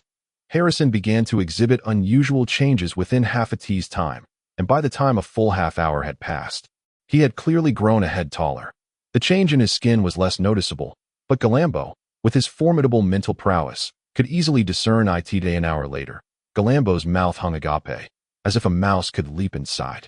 At this point, he had likely grasped the purpose of Royce and his companion's visit, his eyes gleaming with intensity. We primarily came to explore the potential for collaboration between us. However, before we begin discussions, I must earnestly inquire if you have heard of elven essence oil. Royce, feeling somewhat uncomfortable from sitting too long, hastily asked.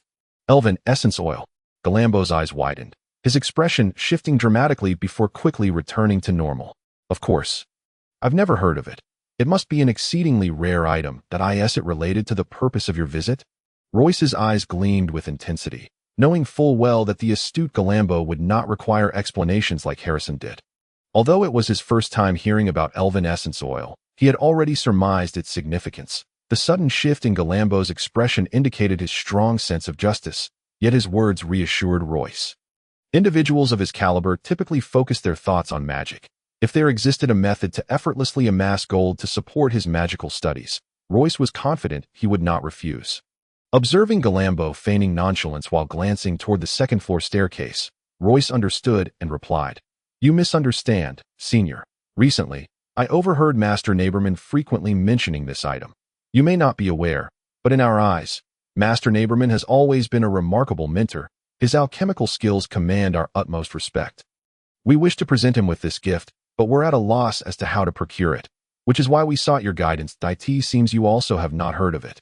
So we must apologize for our abruptness. Galambo's eyes sparkled with admiration, and Gary's group breathed a sigh of relief. At this point, all four had surmised that Galambo's sister was likely on the second floor. Galambo's evident desire to keep her unaware of the elven essence oil suggested that Royce's earlier worries were justified. Just as Royce was about to address the matter of collaboration, soft footsteps echoed from the staircase, indicating that more than one person was descending. Galambo shot Royce a couple of knowing glances. As Royce turned to look, he saw a shadowy figure making their way down the stairs. Leading the group was Galloway, whose physique and countenance bore a striking resemblance to Galambo's. The tall and athletic form of Galambo, translated onto her, became remarkably slender, while his handsome features transformed into exquisite beauty upon her. They were two sides of the same coin. Galambo exuded masculinity, while Galloway embodied femininity. The slightly loose magical robe did little to conceal her alluring figure, which seemed on the verge of bursting forth, intensifying the allure with each step. Gary and his companions felt parched, unable to tear their lustful gazes away from her, their mouths agape, nearly drooling, forgetting even the beauty behind her. Royce fared no better, having never encountered such a stunning woman. His eyes were entranced by Galloway's form, a wave of heat surging through him. Isn't such a beauty worth risking everything for? Royce's boldness had never reached such heights. Dare to look again, and I shall have your eyes. Gallonway's icy and disdainful tone fell upon them like a bucket of cold water in winter. Her powerful mental presence exerting a formidable pressure in an instant. Royce's ardor extinguished, and he trembled with trepidation. Gary and his companions, whose mental prowess was inferior to Royce's, fared even worse. The quartet's disheveled appearance elicited a melodious laugh from the beauty behind Gallonway, and Royce felt as if he were choking. However, he quickly regained his composure under the weight of Gallonway's relentless mental pressure. It was evident that Galambo's sister held little regard for individuals of their ilk, her murderous intent transparent. Royce had no doubt that if he dared to gaze upon her again, he would meet his end in an instant. Glancing sideways, he found Gary and his companions had already dutifully bowed their heads. Aware of how close they had come to the brink of death, Royce sighed inwardly, suppressing his desires, unwilling to gaze again at the beauty behind Gallonway. Yet, the image of her exquisitely delicate face remained etched in his mind. Gallonway, her tone dripping with disdain, exclaimed, "You four scoundrels, if I had known what kind of people you were, you would never have set foot here. That I care not for your intentions. Leave immediately, and do not trouble my brother again." Having been taken in by the Grand Maga Sabato at the age of 12, Gallonway had endured much bullying before that, leading to her aversion to evil. Royce felt a surge of indignation but dared not show it, hastily rising to bid farewell to Galambo, who politely stood to see them off.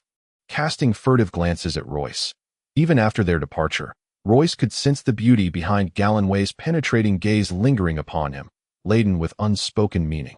She clearly deduced that elven essence oil is one of the materials for crafting the transformative agent, which is why she appeared to chase us away. This woman is truly insufferable. I cannot rely on Galambo anymore. We must seek another. Upon returning to the dormitory, Gary remarked, "But she truly is an unparalleled beauty."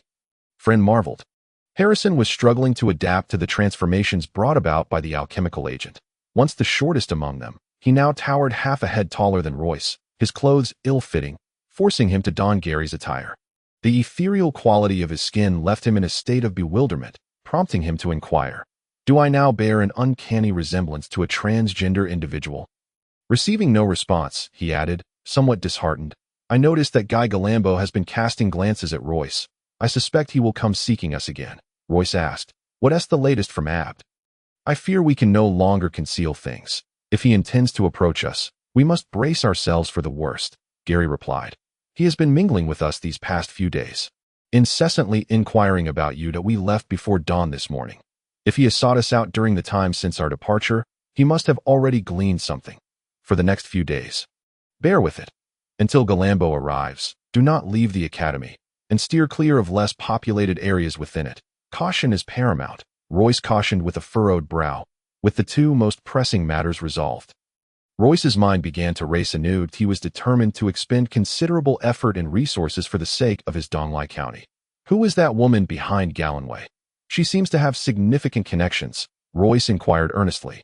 "Naigali Bell, disciple of the great sword god. She is indeed a person of considerable stature, more than capable of being a pillar for you little ones," came the delicate reply. Naigali, like a graceful feline, silently descended into the dormitory through the window without a sound.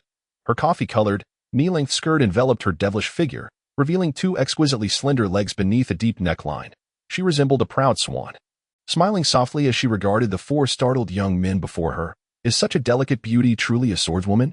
Royce lamented inwardly. Chapter 24. The Swan Takes Flight. Naigali's other identity was that of a descendant of the imperial family of the Ost Empire, the exalted seventh princess, a well-known fact, faced with the disciple of the great sword god.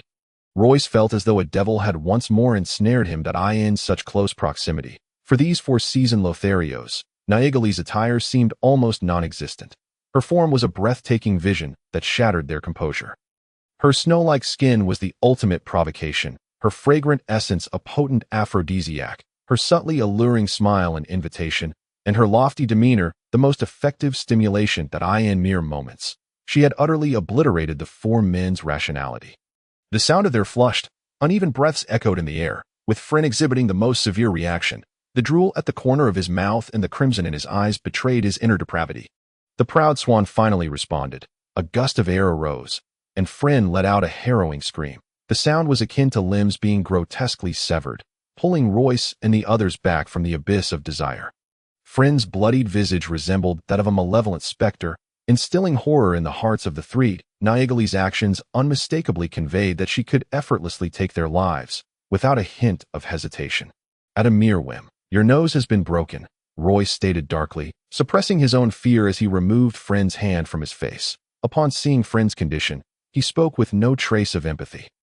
The quartet's meager supplies of inferior hemostatic and healing potions proved ineffective. Friend's nostrils resembled two volcanic craters, continuously spewing forth torrents of blood. "To the Church of Light." Royce gritted his teeth, striving to disregard Naegali's presence. Naegali, however, seemed even more adept at ignoring him, her luminous eyes fixed upon Harrison, the heat within them capable of melting the hardest of substances. "Truly remarkable. You are the most fortunate failures I have ever encountered," the proud princess generously extolled. Harrison's skin appeared as if it were deliberately exuding droplets of water, and Naegali's gaze grew ever more radiant. She took a step closer, her delicate hand gently caressing Harrison's face, a gesture both cautious and joyous. This intimate action rendered Royce and Gary breathless, while Friend forgot his pain, and Harrison appeared utterly dazed. In that moment, the dormitory, reeking of alcohol, fell into an eerie silence. Naegali extended her petite, alabaster hand toward Royce, who dared not look too long, hastily signaling Gary with his eyes. One of the ingredients, the essence oil from an 800-year-old elf, was transferred from Gary's shabby spatial ring into Naegali's palm, with a sardonic tone. Naegali remarked, "I never anticipated that the most deserving of your group would be the one to entrust such a precious item to another." After tossing out a pill, she began to eagerly examine the alchemical agent in her hands. A flush of embarrassment spread across Royce's face. Upon ingesting the pill, the pain subsided, and the bleeding ceased. Indeed, the products from the Great Sword God were extraordinary. As Royce and the others resolved to stealthily escape later to escort Friend to the Church of Light for treatment. Naegali had already thoroughly analyzed the alchemical agents several times. She sniffed and observed, yet could barely identify a few of the ingredients. After all, she was not a mage and had little exposure to alchemy. Assuming she was superior to these four young nobles in every regard, she couldn't help but feel her cheeks flush. The four watched her coldly. The alchemical agent vanished silently from her grasp, and Naegali's face broke into a playful smile as she said, "I have come to discuss matters of collaboration. It is evident that you require a strong backing, and I am your best option." The four young nobles exchanged uncertain glances. "We initially sought out Senior Galambo, and he has yet to respond. We are still awaiting his message," Royce finally stated after a lengthy silence, under the watchful eyes of Gary and the others, offering the only plausible reason to refuse her. Naegali responded with an air of certainty, "You may abandon any hope of Galambo assisting you. I will be your sole and best partner." The four exchanged worried looks, their subconscious minds never having entertained the idea of seeking a female partner, which explained why they had not chosen the disciple of the Great Sword God among their candidates. Royce seemed to regain some control, taking a couple of steps back to sit on his bed, and mockingly inquired, "We do not dispute your assertions. However, do you understand the nature of the essence oil from the elves? Clarify before you make any decisions. Do not speak without comprehension." Naegali retorted with a cold laugh, "I am no stranger to the darker aspects of a swordsman's path. So cease viewing me through such naive lenses. Those words are better suited for the girls who so readily climb into your beds with mere flattery." In that moment, the proud yet delicate princess transformed into an unassailable wall. Royce, as if oblivious to her scorn, declared loudly, "Thus, we are willing to collaborate with you. However, we have two conditions. First, we must apologize to Senior Galambo in person and seek his forgiveness, and second, we will only recognize you. Your friends and your men must not interfere with our business. I know better than you how to be a partner." The proud princess emanated an aura of menace, and Royce again felt the weight of her authority pressing down upon him. After delving deeper into the alchemical agent, both parties efficiently began discussing more concrete collaboration issues. "We should seek a major trading house to collaborate with, exchanging a small quantity of finished products for their support. The process of creating the alchemical agent is exceedingly complex, with numerous unique formulas. Even if they discern every ingredient, they will never replicate it. Their only option for acquisition is to cooperate with us willingly. As for some of the primary materials, we can procure them covertly. The essence oil from the elves is the most critical component, And we must extract it ourselves. Royce articulated his insights. Gary added, we need a shop of our own, with security measures properly arranged, preferably with assistance from Naegeli. In such matters, Royce and his companions were indeed more adept than Naegeli. Once the issues of materials, production, and the shop are resolved, we must establish a reputation for the alchemical agent. I propose a wave-like marketing strategy, initially auctioning a small quantity through major trading houses to generate a stir, followed by leveraging the reputation of the great sword god to promote the alchemical agent further. Royce expressed with mounting enthusiasm, daring to suggest the use of the great sword god's name before Naegeli, provoking her ire. The price should be high, not low. The essence oil from the 800-year-old elf is available only in a single drop from Master Neighborman, which should yield approximately 10 bottles. These will be our treasures. Unless we hunt another elf over 800 years old, we cannot afford to part with them lightly. This was yet another of Royce's insights. Master Neighborman urgently requires gold. The essence oil from the 800-year-old elf is in short supply, and it seems we cannot afford to pause even for a moment. There are no guarantees in this world. Do not assume that possessing this alchemical agent will result in gold flowing to you effortlessly. If you are wise, you will understand what must be done. I do not wish my partners to remain as insignificant figures. Princess Naegeli floated away, leaving the four young nobles invigorated and inspired by her words of advice. After anxiously escorting Friend back from the Church of Light, Royce and the others retreated to the dormitory. Naegeli, disdainful of seeking out Abd, declared she would go directly to the city lord, Count Boson, thus ensuring Abd would have to wait until tomorrow to feel apprehensive. The door was rudely knocked upon, and Abdu's voice echoed from behind it. Royce and his companions remained silent, confident that Abdu would not dare to violate the Academy's rules. They buried themselves in sleep like timid turtles, until Abdu, who dared not misbehave within the confines of the Academy, stormed off in anger. Don't provoke me again, or one day I will muster the strength to end you. Royce, with a flicker of fervor still lingering in his heart, thought to himself as he addressed Abdu. Chapter 25. Silence. What has the goddess's tears brought upon oneself? Royce pondered this question. The sound waves of Gary and his companions snoring seemed potent enough to extinguish the flickering candlelight. At that moment, he was perusing a tome titled Exploration of Mental Powers. This was an advanced magic book that circulated only among archmages, which Royce had previously overlooked. Upon returning from Donglai County, he had only stolen a brief moment to visit the Academy's library, where he stumbled upon this treasure. It was no small matter to sneak a book out from the second floor. It might have seemed inconsequential at first, but if the Academy took it seriously, the repercussions could be severe. Expulsion or worse was not out of the question. Utilizing Master Neighborman's card to borrow books from the second floor was not a mere day or two's endeavor. A prolonged period of peace had emboldened him, leading him to defy the law. Mental power and magical elements are the foundational and crucial elements in the realm of magic. That a magician's application of magic resembles the varying intensities of rain, whether it be a drizzle, a light shower, a moderate downpour, a heavy rain, or a torrential storm.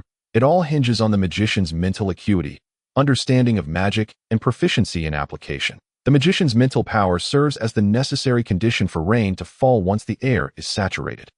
While the divine realm of magic is far more complex than mere precipitation, the deities can harness the accumulated rainwater, transforming it into floods, colossal waves, avalanches, or tranquil yet formidable oceans, depending on the disparity among the gods.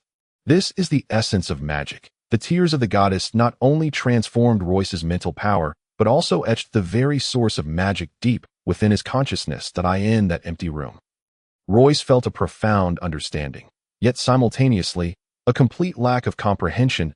In the vast ocean of the magical world, Royce found himself merely equipped with a lifebuoy, slightly more prepared than other magicians. As dawn broke, Royce hurried to seek out his principal mentor, Faisal.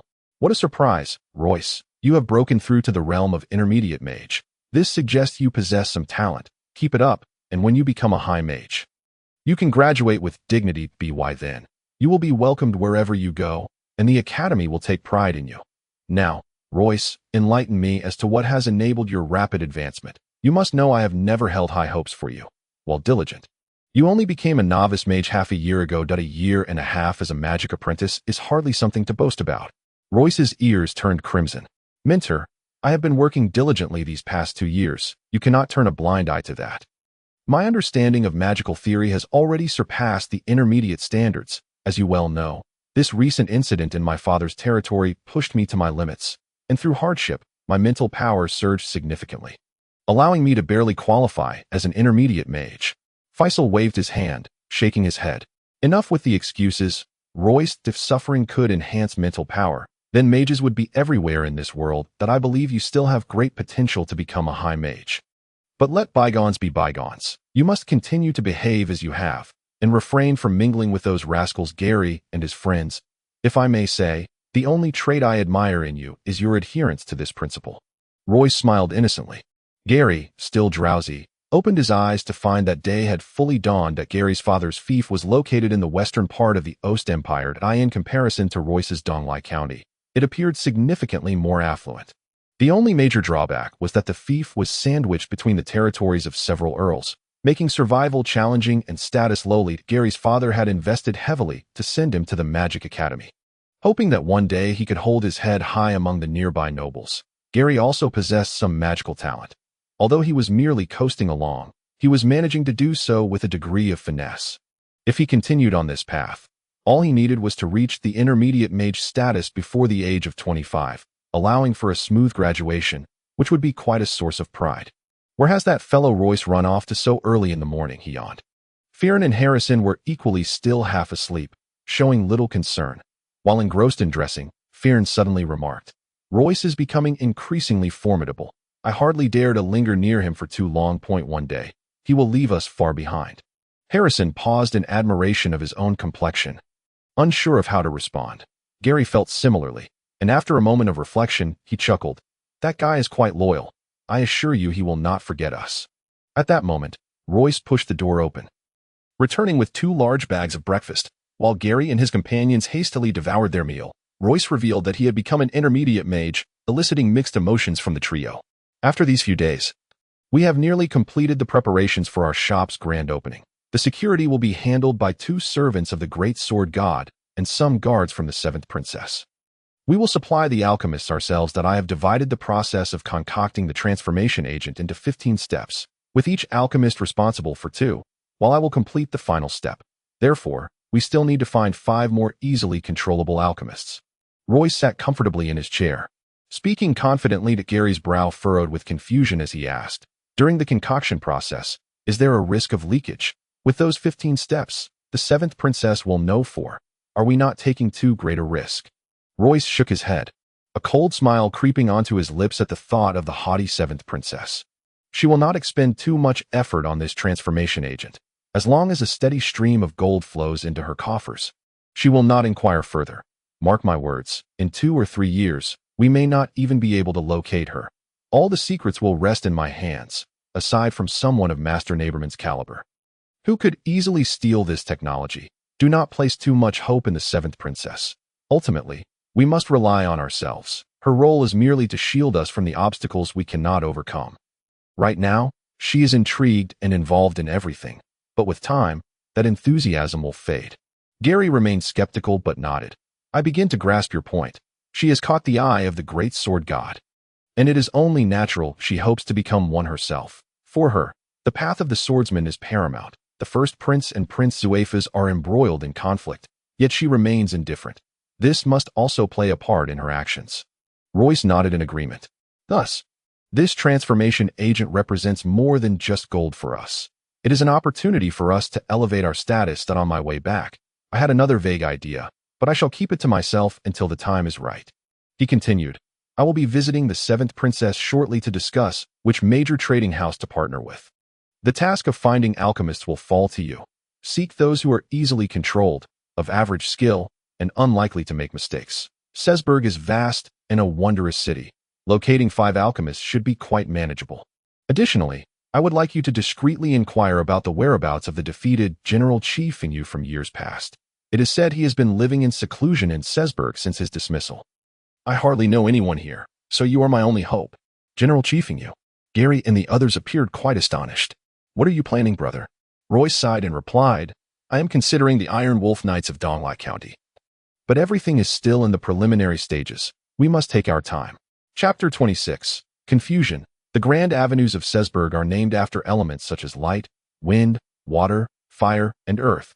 The central avenue is called Avenue of Light, followed closely by Avenue of Royal Winds. The princess's residence is situated near Avenue of Royal Winds. This grand estate, imbued with the aura of royalty, was commissioned by Emperor Zeuxis during his lifetime, exuding luxury and opulence, subtly radiating an air of immense authority. It deeply captivated Royce's gaze. The armored guards were all striking female swordsmen, forming an independent escort sworn to the seventh princess's safety. Should anyone dare to infringe upon her, even a figure such as Marquis Beau's son would find himself besieged. Royce could not restrain his desires, his gaze wandering over their statuesque forms, until the fierce glint in their eyes, laden with an unmistakable lethal intent, compelled him to avert his gaze, beads of sweat forming on his back. After a few steps, he suddenly envisioned that the future guards of their shop might include some of these enchanting figures. Stirring his imagination once more, in the spacious, lofty hall, the seventh princess was adorned in a flowing white gown, laughing lightly as she perused a book of adventurers' anecdotes. The style of this grand room was peculiar, seldom seen elsewhere. It was astonishingly spacious, equivalent to 5 of Neighborman's small buildings, and the hall was divided into 7 or 8 distinct units. With the seventh princess residing in the innermost one, behind her stood an ancient and elegant bookshelf, filled with neatly arranged books covering history, poetry, swords, magic, and scriptures. The bookshelf stood tall and majestic, behind which lay a rectangular platform leading to the second floor, connected by staircases on either side of the grand hall. On the platform were several doors, presumably leading to the private chambers of the seventh princess. Surrounding the hall was a semicircular artificial river, its clear waters flowing with a gentle murmur. Aside from this literary sanctuary, the area was adorned with flowers, rocks, and tea tables with chairs. This was Royce's second encounter with the seventh princess. Previously, their communications had been facilitated by a household servant named Zhong Shu, who served the great sword god. That on one tranquil night, the proud and enigmatic demeanor of the seventh princess had left an indelible impression on his mind. As she indulged in tales of adventurers, her soft laughter rang out, unrestrained and charming to Royce, the lecherous onlooker. Each of her delicate giggles struck deeply within his heart, leaving him restless and spellbound. While he had once sworn a bold oath to spare no effort in winning over Gallenway, before this princess of royal lineage, he could only feel a sense of insecurity, the only constant being his reborn lust. Having long outgrown the age of dreams, the only sentiment Royce held towards himself was an acceptance of this mindset. Unperturbed by Royce's presence, the haughty seventh princess naturally overlooked him entirely. It was only when she turned the last page of her book and closed it that she reached for a stack of documents beside her. Leisurely flipping through them as she remarked, "Royce, we are now sincere partners in collaboration. From now on, you may call me Nijiali. These documents are all about you, which I have perused twice. You are quite an interesting individual. Now, could you tell me about Kanawa? She is the only girl mentioned in your materials." The documents concerning Gary and his companions were but a few pages, quietly lying there, remarkably neat and tidy. Perhaps untouched by the delicate princess, Gary and his companions were but a fraction of himself. The blemishes they bore were his own as well.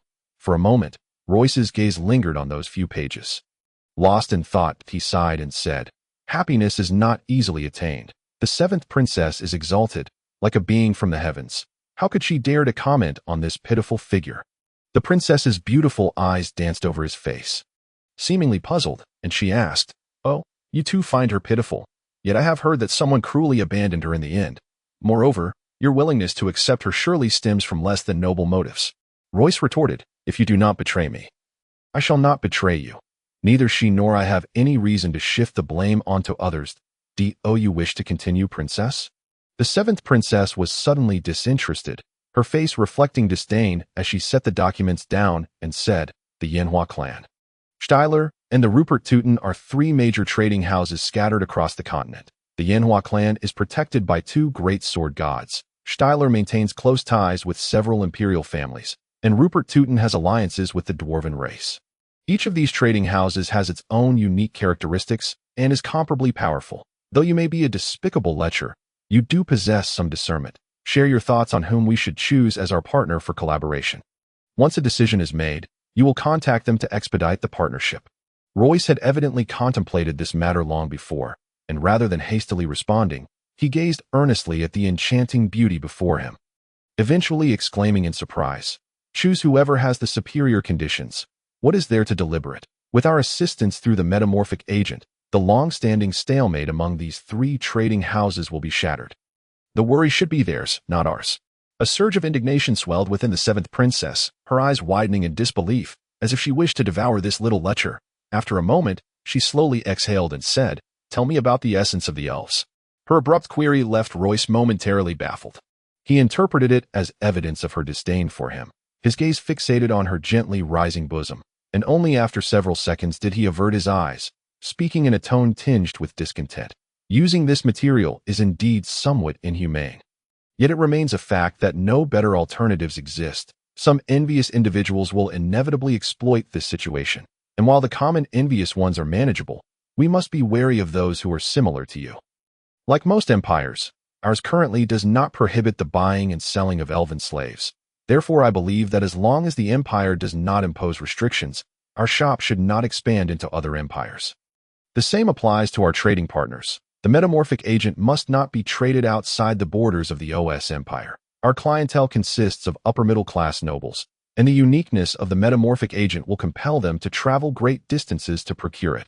The seventh princess savored Royce's words, stifling a yawn as she lazily inquired, "So how does one obtain this essence? Do you intend to purchase elven slaves and then handle the process yourself?" Royce pondered for a long while before softly responding, "I have not yet fully considered this matter. If I do not wish to undertake it personally, I would opt to collaborate with a suitable slave owner. This way, should any issues arise in the future, our troubles would be significantly diminished, albeit at a considerable cost. Furthermore, the Empire currently sees fewer than 10 elven slaves in circulation each month, which is far from sufficient for our needs. Thus, we must find ways to expand our sources of elven slaves. The most valuable are those aged 800 years. We shall take our time that I will provide you with a satisfactory answer in a few days." The seventh princess stifled another yawn and, in the face of Royce's increasingly intense gaze, stretched languidly, seemingly oblivious to his unusual stare, saying, "I await your response. Let us proceed as you suggest. Tomorrow, we will meet with the three major trading houses simultaneously, and I will ensure they are informed. Please come to see me before lunch tomorrow." She rose and ascended the stairs step by step, Royce fixated on her fleetingly visible feet beneath her skirt. Momentarily entranced, a light drizzle began to fall, and the temperature dropped a few degrees. Unlike Gallenway or the seventh princess, who could don dresses even in the depths of winter, Royce found himself unable to do so. Shivering under the rain, he hurried back to the academy, a wave of melancholy washing over him. The feeling of humility and subservience in the presence of the seventh princess weighed heavily upon him. He halted, gazing up at the overcast sky, contemplating his life. That it was only at this moment that his once mundane existence began to starkly contrast with those who led ordinary lives. Royce's expression tightened, the drizzle gradually soaking his face, and when he finally lowered his head to continue on his way, the weight of his thoughts deepened as raindrops fell and his feet moved forward. Royce hastened upstairs. "Royce, how are things progressing? I've been waiting for you." Neighborman spoke up before Royce could utter a word. The old man hunched over, adjusting a delicate scale. "You'll have to wait a few more days," Royce replied, wiping the rain from his face, hesitant to step into the laboratory for fear of wetting it. "I have confirmed my collaboration with the seventh princess, the disciple of the great sword master. She is a petite beauty who holds your alchemical skills in high regard. That I came to ask you, Master, how did you obtain that drop of 800-year-old elven essence?" "It was acquired through the slave trade.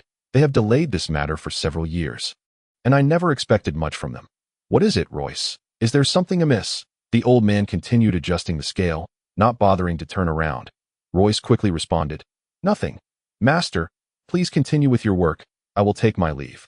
Chapter 26. Pros and Cons. Gary's right hand explored the alluring curves of the songstress, while his left hand frequently raised a toast to a small leader of the first underground faction in Saysburg known as Tulayu. In ancient terms, Talanta means daughter of the moon, a once beautiful phrase that had, in Saysburg, become synonymous with thugs, extortionists, and scoundrels. Talantu exerted control over every inconspicuous street and corner of the impoverished districts in Saysburg, wielding an unmatched influence in the slums. Their agents were present in all major brothels and gambling houses.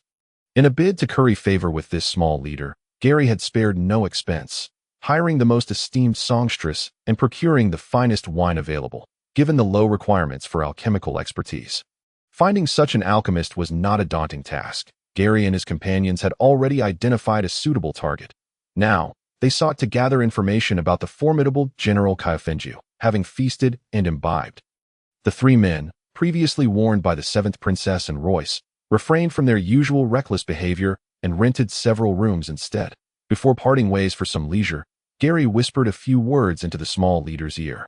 The leader appeared somewhat astonished but did not react excessively, responding loudly before embracing the songstress and departing. The room was adorned in a bold and provocative manner, exuding a unique ambience. Such establishments that could intoxicate and ensnare were never in short supply in Salzburg.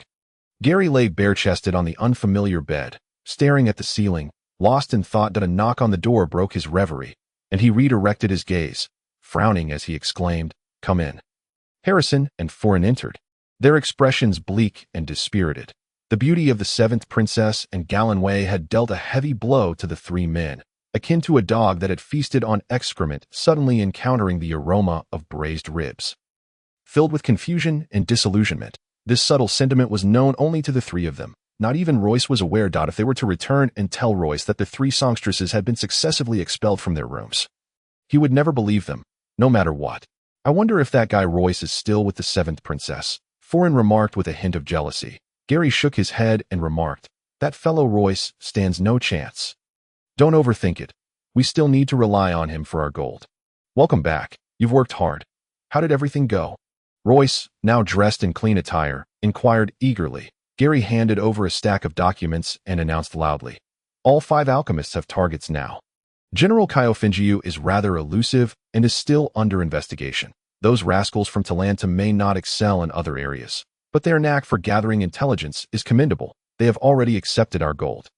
So I believe results will come swiftly."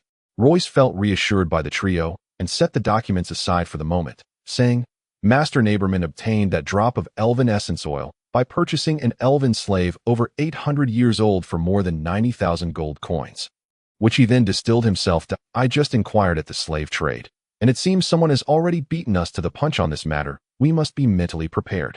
Gary was taken aback and asked, "Could it be someone from the seventh princess's side?" Royce shook his head and replied, "I have inquired in detail about the person, his appearance, demeanor, and attire, and I don't believe he is from the seventh princess's faction. However, to be cautious, I will confirm this with her in person tomorrow." Foreign gritted his teeth and said, "If it's not someone from the seventh princess, then it must be that rascal Abdud if he dares to provoke the seventh princess. I suspect he is courting death." Despite having mentally prepared themselves, the four still felt a heavy weight in their hearts. Royce, accompanied by Nijali, arranged simultaneous meetings with the 3 major trading firms as planned. Nijali, possessing 2 transcendent identities, commanded great respect from the 3 firms. The representatives from the Yanhuang and Rupert Teuton firms were the heads of their operations in Salzburg, both shrewd and cunning old men. The representative from Stellar Trading was their young master, a youth named Santari. Gary and the others had previously discovered that Santari happened to be in Salzburg at this time. However, it was likely that what truly captivated this prominent figure was Nijali herself, rather than any other matter. Each of these men, on any ordinary day, would be someone one could only hope to curry favor with. Royce intended to please them. But the sharp gaze of Nijali upon him was far from friendly. Reflecting on her previous warnings, he decided to refrain from pursuing that course. Though one may be a person of stature and need not ingratiate oneself with others, one should not impose that on me. Royce harbored considerable resentment towards Nijali regarding this matter. Nijali subtly signaled, and the most petite among the seventh princess's guard, Liziton, along with Fire, immediately stepped forward to drink 2 vials of alchemical agents deemed premium and ordinary by Royce. After consuming them, they stood motionless, leaving others perplexed. While the seventh princess Nijali seemed disinclined to speak, an air of frustration washed over Royce, who forced a smile and enthusiastically remarked, "Today, as we meet with the 3 major trading firms, the matters to be discussed pertain to the beverages consumed by my 2 sisters. These are 2 vials of wondrous potions that will enhance physical condition somewhat. We have both premium and ordinary types. Shortly, the three of you will witness their differing effects. Due to inadequate preparation, his verbose explanation faltered under the gradually chilling gaze of the seventh princess, and he found himself unable to continue. Why have you ceased your speech? You were articulating splendidly, Nijali observed him coolly, her previously icy demeanor inexplicably thawing, as she spoke nonchalantly. Royce discreetly wiped the sweat from his brow, chuckling awkwardly and remaining silent thereafter. The representatives from the three trading firms remained tight-lipped. The two old men began to scrutinize Lizardin and Fire thoughtfully, while Santari's gaze remained fixed on Nijali, his eyes glimmering with infatuation that in terms of status, he was indeed worthy of Nijali. Yet Royce felt a pang of dissatisfaction, yearning for Nijali to acknowledge him. But alas, her expression remained unchanged. Nijali, maintaining her usual haughtiness, completed her necessary tasks before preparing to depart without a hint of pleasantry, stating coolly, Nijali will await the responses from the three trading firms at the princess's residence. Lizardin, Fire, please attend to our esteemed guests. She then rose and exited. Royce wiped his brow once more. What's this? Nijali suddenly turned her head and asked, You aren't leaving? Are you not concerned about disturbing our esteemed guests? Royce quickly replied, I wouldn't dare. His face contorted in discomfort as he followed Nijali downstairs. This establishment was a local tavern in Saysburg, not affiliated with the three major trading firms, making their meeting here somewhat acceptable. Today, Nijali had reserved the entire tavern, and it was now enveloped in silence. Dressed as a true swordswoman, Nijali, with her form-fitting, gleaming silver armor, perfectly showcased her holy and proud stature. Her exquisite face radiated a sense of pride, and even Santari, who was already half-owner of Stellar Trading, found himself utterly captivated, completely oblivious to his surroundings, until she and Royce vanished from sight, once outside the tavern and without the three esteemed guests around. Royce's lecherous thoughts began to resurface. He tried to avert his gaze but ultimately failed. His attention drawn to the exposed skin of Nijali, even the divine sword behind her could not distract him. If you possess only such meager ambition and cannot control your wandering eyes, I would not mind treating you like a common servant in the future. Nijali's cold, merciless whisper jolted him back to reality. After a long sigh, he bid her farewell and slowly departed, leaving behind the impassive figure of the seventh princess. Chapter 27. Progress. Nijali yawned lightly and lifted her skirt, descending the steps one by one. The response from the three major trading firms has just arrived. Shall the princess review it now? Kargina, who had been waiting for a long time, spoke softly. Nijali raised her brows slightly, nodding in acknowledgement. Each of the three major trading firms presented their utmost sincerity as merchants. They understood the business opportunities encapsulated within the term alchemical agents. However, what mattered most to all three parties was not the gold profit, but rather the remarkable opportunities that these three words could provide, further expanding their influence within the noble circles of the continent while simultaneously suppressing the other two factions. The conditions proposed by Royce and Nijali had been conveyed to the three trading firms through Lizardin and Fire.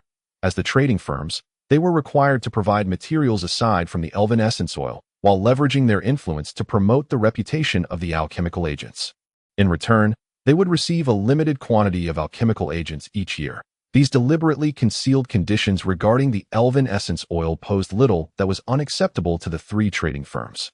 The enticing offers presented before Nijali from the three firms served as powerful proof of their intentions. Kargina, bending slightly and with a hint of caution, said, The young master of Stellar Trading has been waiting outside and wishes to meet with you. Send him away. I have told you to block such individuals numerous times. How many more times must I repeat this? Nijali replied without lifting her head. Just as Kargina turned to leave, Nijali's voice called after her. Kargina, after sending him away, summon that little rogue to me. Kargina's expression remained unchanged, but annoyance flickered in her eyes. The streets were somewhat desolate, with no familiar faces among the passers-by. Over the past 2 years, Royce had spent the vast majority of his time within the Magical Academy. And when it came to articulating his impressions of Saysburg, he found himself at a loss for words. After a moment of contemplation, Royce began to ponder the inquiries made at the slave trade regarding the elven individual who had been distilled by the old man Neighborman. Nijali had confirmed that she had not sent anyone, thus it was highly likely that this was the work of Abdu. Did this brat truly have the audacity to act recklessly, despite Nigali's disdain for him? Royce could not afford to overlook him. Dismounting and shamelessly admiring the prowess of the guards, he found himself once more in Nigali's grand chamber, where Kargina, in the corner, watched his departing figure with clenched teeth. Her eyes nearly ablaze with fury. Among all the guards, none looked down upon and resented this rogue noble as much as she did. Here is the response from the 3 major trading firms. Take a look. Nigali did not even glance up. At this moment, she had already perused the responses from the 3 major trading firms and was nestled in the corner of a large sofa, meticulously trimming her nails with a delicate pair of scissors. Royce shifted his gaze from her exquisitely petite feet back to the trading firm's responses. After a long while, he finally lifted his head and stated, "All 3 trading firms have made concessions on material prices, which is something we should pay close attention to. The vast majority of materials we require are high-priced commodities, and over the years, the savings will amount to far more than just 100,000 or 1,000,000 gold coins." This is why all 3 firms have mentioned this point in unison. The Yanhuang firm has made the smallest concession, likely due to their focus on civilian goods. Dragon's blood, life spring water, and snow spirit mushrooms are difficult to procure unless one is part of a top-tier mercenary group. And Yanhuang trading rarely interacts with such groups. Thus they must exercise extreme caution regarding pricing. The 2 great sword masters from Yanhuang hold little utility for us, so we can temporarily set them aside. Royce's expression remained calm as he continued. Rupert Teuton is currently offering the most significant concessions, but they have always maintained a friendly relationship with the dwarves. Though the dwarves seldom maintain a continuous rapport with the elves, when faced with a choice between the humans and the elven race, they would unhesitatingly opt for the latter. Thus, the matter concerning the elven essence oil is bound to eventually affect the cooperative relationship between both parties. The Rupert Taldon Trading Company has no choice but to temporarily withdraw. The concessions made by the Staler Trading Company may appear less significant than those of Rupert Taldon, yet their concessions are strategically phased. This innovative approach divides the accrued benefits into several stages, the greater the profit. The larger the concession, should we choose Staler, it may not necessarily entail a greater expenditure of gold coins than opting for Rupert Taldon, but I truly admire this win-win philosophy. Moreover, Staler's close ties with the royal families of the great empires will facilitate the establishment of a reputation for the transformation agent within the noble circles of various nations. As long as they harbor no substantial objections regarding the elven essence oil, we can indeed select them. As Naya listened to his methodical analysis, she unwittingly raised her head, her gaze towards him imbued with complexity. After a prolonged silence, she sighed. "You little rogue are indeed rather extraordinary. Entrusting everything to you brings me peace of mind. You ought to know what I require, so see to it diligently. I shall refrain from inquiring about the source of the elven essence oil. Henceforth, if there is nothing urgent, do not come to me. For everything else, I leave it to your discretion." In an instant, Roy's eyes sparkled with excitement. The following day, Roy confirmed the collaboration with the Staler Trading Company, and due to his willingness to assist in Santari's pursuit of the 7th princess, Santari had already established a brotherly bond with him. Regarding the source of the elven essence oil, after a visit to the slave district and a clandestine discussion with the slave lord, Yahusian, the matter was also resolved. The transformation agent swiftly came into public view, disseminated among the nobility at a whirlwind pace through the operations of the Staler Trading Company. Once the banner of the great sword god was raised, the momentum of the transformation agent became unparalleled. The 4 of them capitalized on the nobles' vanity and extravagant rivalry to inflate prices, gradually filling their pockets with gold coins. At this moment, Gary's eyes were gleaming as he observed Liston and Phil, now transformed into saleswomen, his thoughts wandering into fantasies. This was already more than a month after the transformation agent had made its name. The reputation of the 4 had spread within noble circles, although they could not entirely shed the image of despicable, lecherous little nobles. They were no longer the insignificant characters they once were. With fame came boldness. Gary had even dared to entertain thoughts about Liston. Having consumed the transformation agent, Liston and Phil appeared as entirely different individuals. Especially Liston, tall, mature, with smooth, radiant skin, she became the focal point of every patron who entered the shop. The guards of the 7th princess held Roy and the others in disdain, often casting them scornful glances.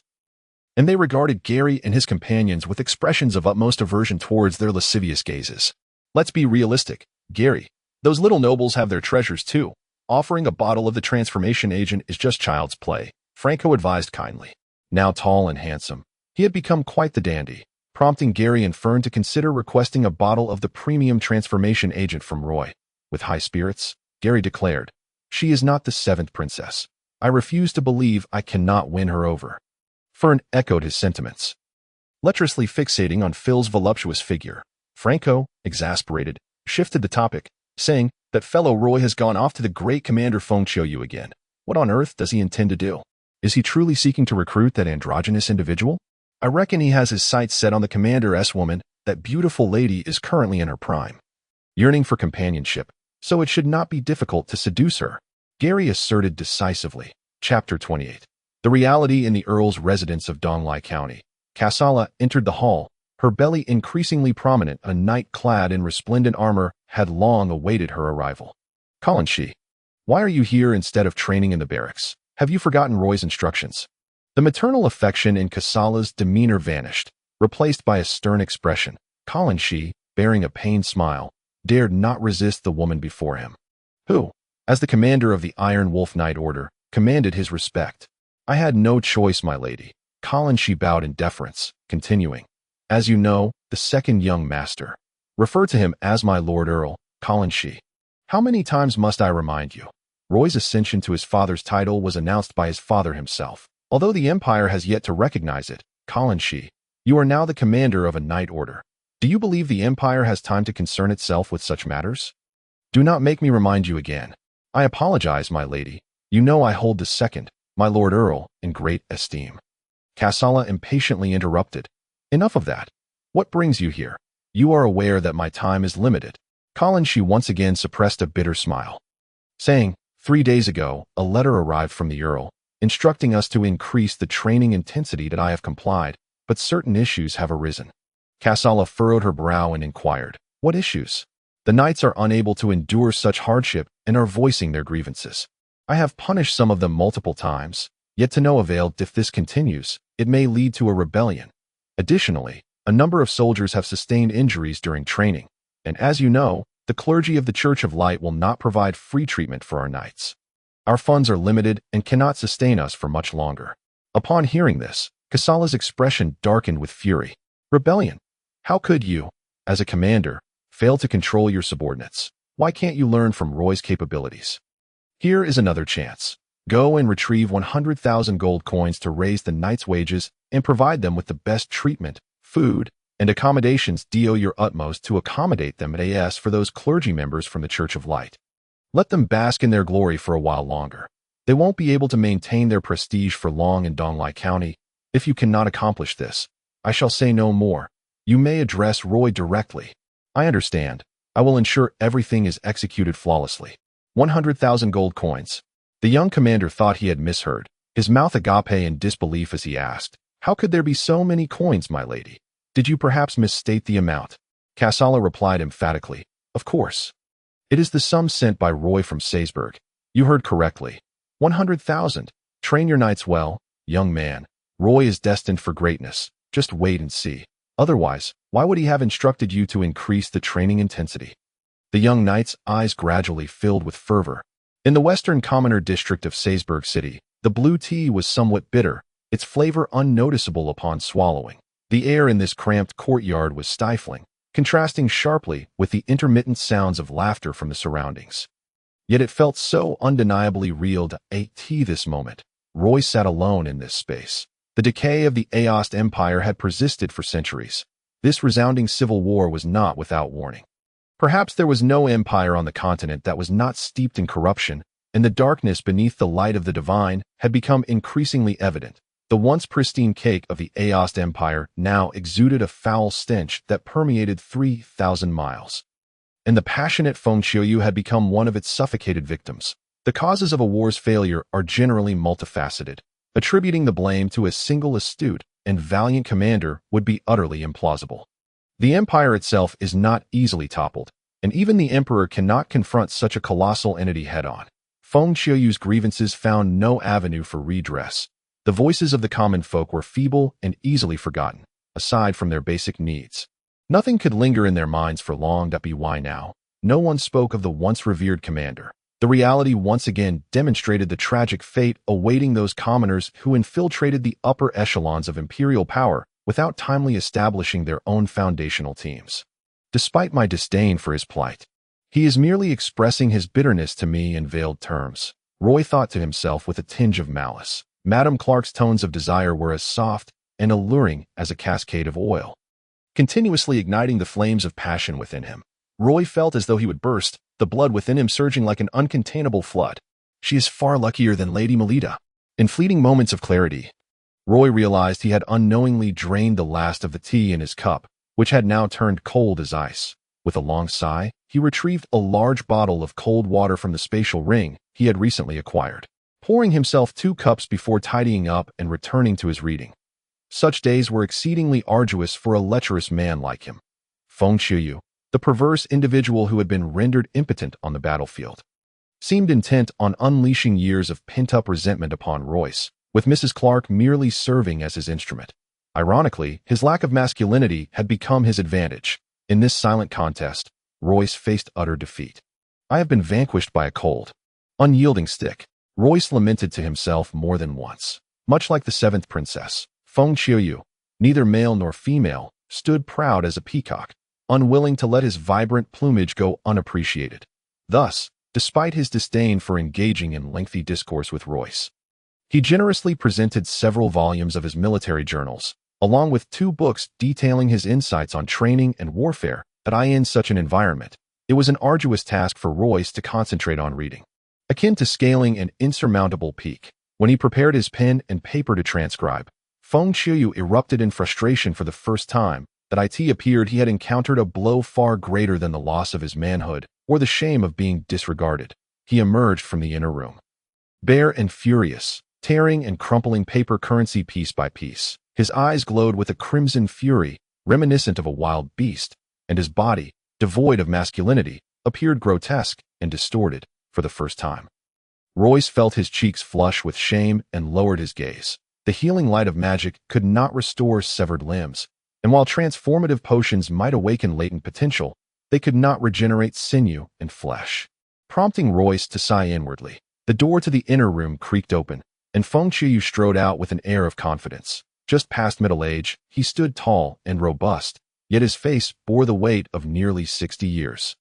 With hair that was a disheveled mix of gray, Royce rose in silent understanding, and the two engaged in a game of chess within the confines of the room. Since Royce's first visit here 15 days prior, he had played 15 matches against Feng Qiuyu. The time Feng Qiuyu spent trying to eradicate Royce had increasingly lengthened.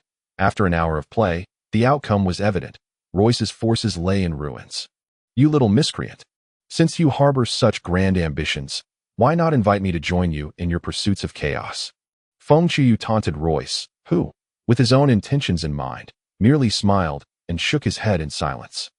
The door opened softly once more, and Mrs. Clark emerged languidly, her cheeks flushed, radiating vitality. Feng Qiuyu had exhausted her thoroughly, taking nearly an hour to coax her from bed. Seeing her still clad in modest civilian attire, Royce felt a weight in his heart. Clark lowered her gaze, her fatigued eyes stealing furtive glances at Royce before she followed Feng Qiuyu out to visit the local populace. Feng Qiuyu had expertly concealed his identity. The surrounding villagers remained oblivious to his past. Royce, of course, understood that this once great figure, who had suffered throughout his life, was not yet intimate enough with these villagers to warrant daily visits. Utilizing this quiet time, he immersed himself in his studies. As the candle burned low and the night deepened, Royce quietly rose to close the door behind him. By this time, Feng Qiuyu and his wife had returned and retired for the night. The alleyways of the impoverished district lay cloaked in darkness, with only the faintest glimmers of light visible in the distance. Silence reigned. Not even the softest whispers could be heard before sleep. For the hour was late. Braving the biting cold, Royce embarked on the long journey back to the academy, contemplating how his father, Vikra, would cope with the impending new year without his brother, hoping that the sight of the heavily pregnant Solya might lift his spirits. This is the reality of life, Royce murmured to himself in the darkness. Chapter 29. Madness. The sound of New Year's fireworks resonated amidst the falling snow, each brilliant burst illuminating the night sky, followed by an eerie silence. In previous years, the common folk would cheer for this rare spectacle. Yet this year, their spirits were dampened. Had it not been for the corpses littering the outskirts of the city, the inhabitants of Sesburg would not have felt such suffocating despair. This marked the most somber New Year celebration in decades. The Magic Academy and the Swordmaster Academy remained as quiet and enigmatic as ever, seemingly detached from the bustling world outside. Neighborman toiled away in his laboratory, while Cobell napped in his office. Having only recently recovered from a fright delivered by two divine emissaries at this moment, the headmaster of the Magic Academy was lost in dreams, vocally berating the emissaries of the God of Light and the Elven God. His demeanor imposing. The only lively place in Sesburg was the Lord's Manor, where music and laughter flowed freely. The nobility, possessing their own channels of information, were keenly aware of the situation and did not share the commoner's sense of impending doom. Sesburg held immense significance within the empire, and this civil war felt distant to them. The conflict would unlikely descend upon their heads. That night, the manor was filled with the majority of the city's finest individuals. The Earl of Bosun's influence extended beyond the Magic and Swordmaster academies, compelling everyone to show him a measure of respect. Alone, Soya drank in solitude, as the beloved son of Prince Suefus. His status was unmatched throughout the empire, yet he found himself without companionship, starkly contrasting with the company of the fourth prince surrounded by ladies. It was a chilling tableau, and perhaps even the god observing it wore a frosty expression. Stop tormenting yourself. My heart aches even more. Another corner bore witness to a pair of beautiful eyes reflecting helplessness and anguish. As the favored son of Prince Suefus, Soya harbored no inherent malice. He resembled a prince more than his father. Dressed in a black formal suit, he did not appear overly cold. Hints of melancholy flickered across his features. Yet he plainly signaled his intent to keep others at bay. Anyone daring to approach his corner was met with a glare that sent them fleeing. Gary and his companions consistently monitored Soya's demeanor, having once considered him a potential ally. The first henchman of the great prince, Donald's little daughter, is quite a beauty. Just look at her two delightful assets, so round and perky. I wonder what delightful sensations await if one were to caress them. And her tiny waist, easily grasped, easily broken by the wind. Her delicate, pitiful demeanor is simply enchanting. Gary scoffed, rolling his eyes. Harriet is already pitiable enough. For heaven's sake, don't tarnish her with your words. Fern, it's a shame she loves Soya so deeply. She leaves us no chance whatsoever. Harrison remained silent, his gaze fixated on the beauty's bosom through the throng, in response to the trio's crass remarks.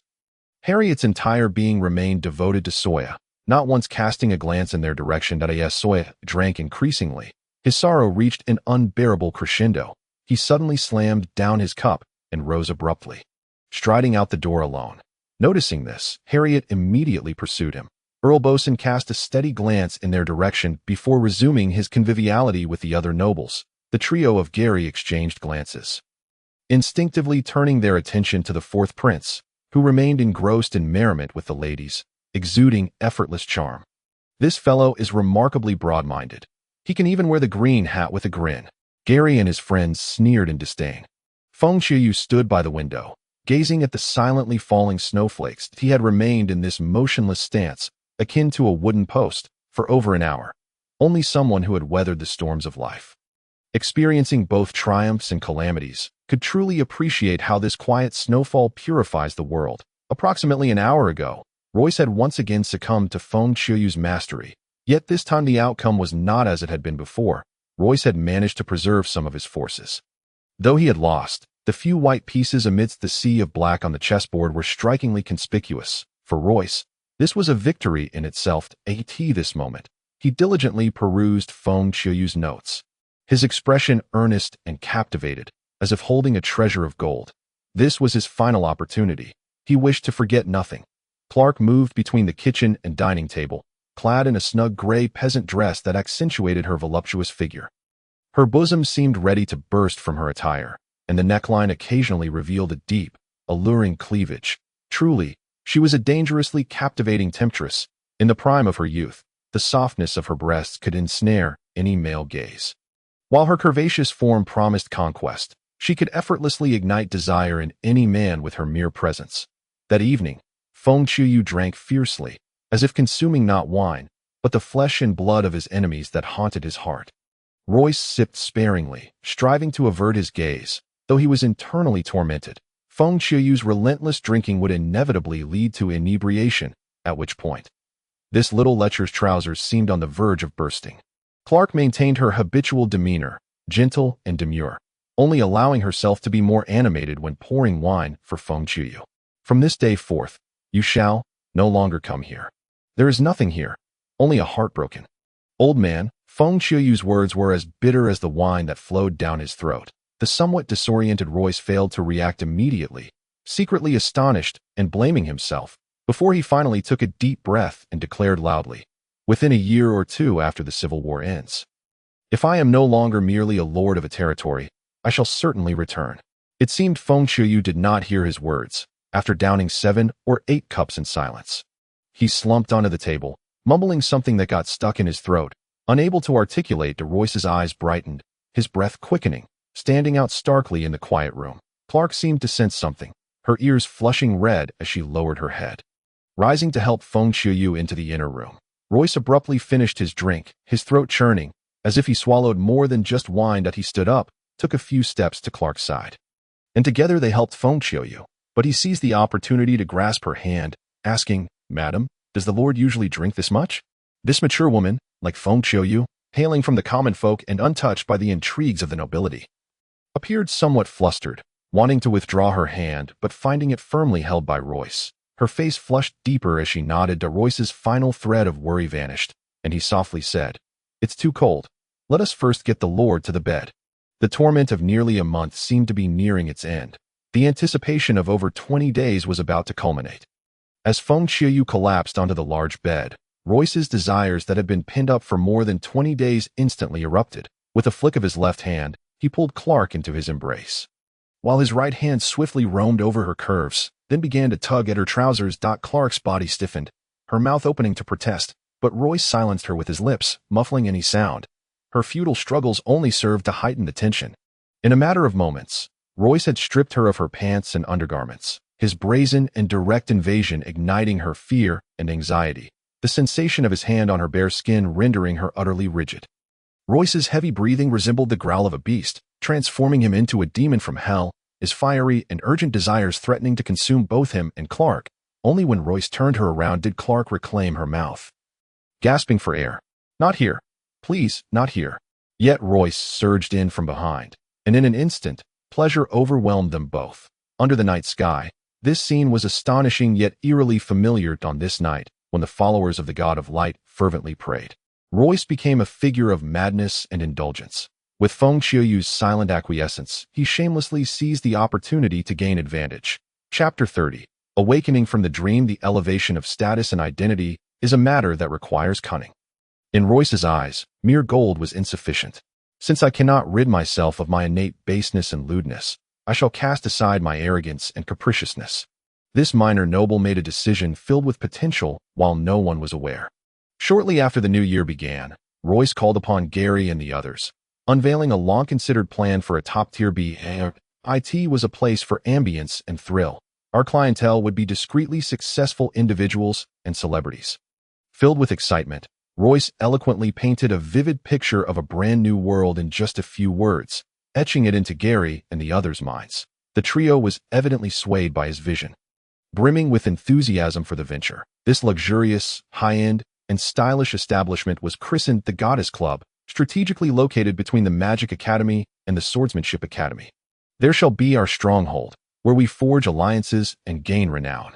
After discussing design and facility matters, Royce stepped out alone, seeking the 7th princess, Nigeli, for his Goddess Club required a formidable partner. He hummed a tune.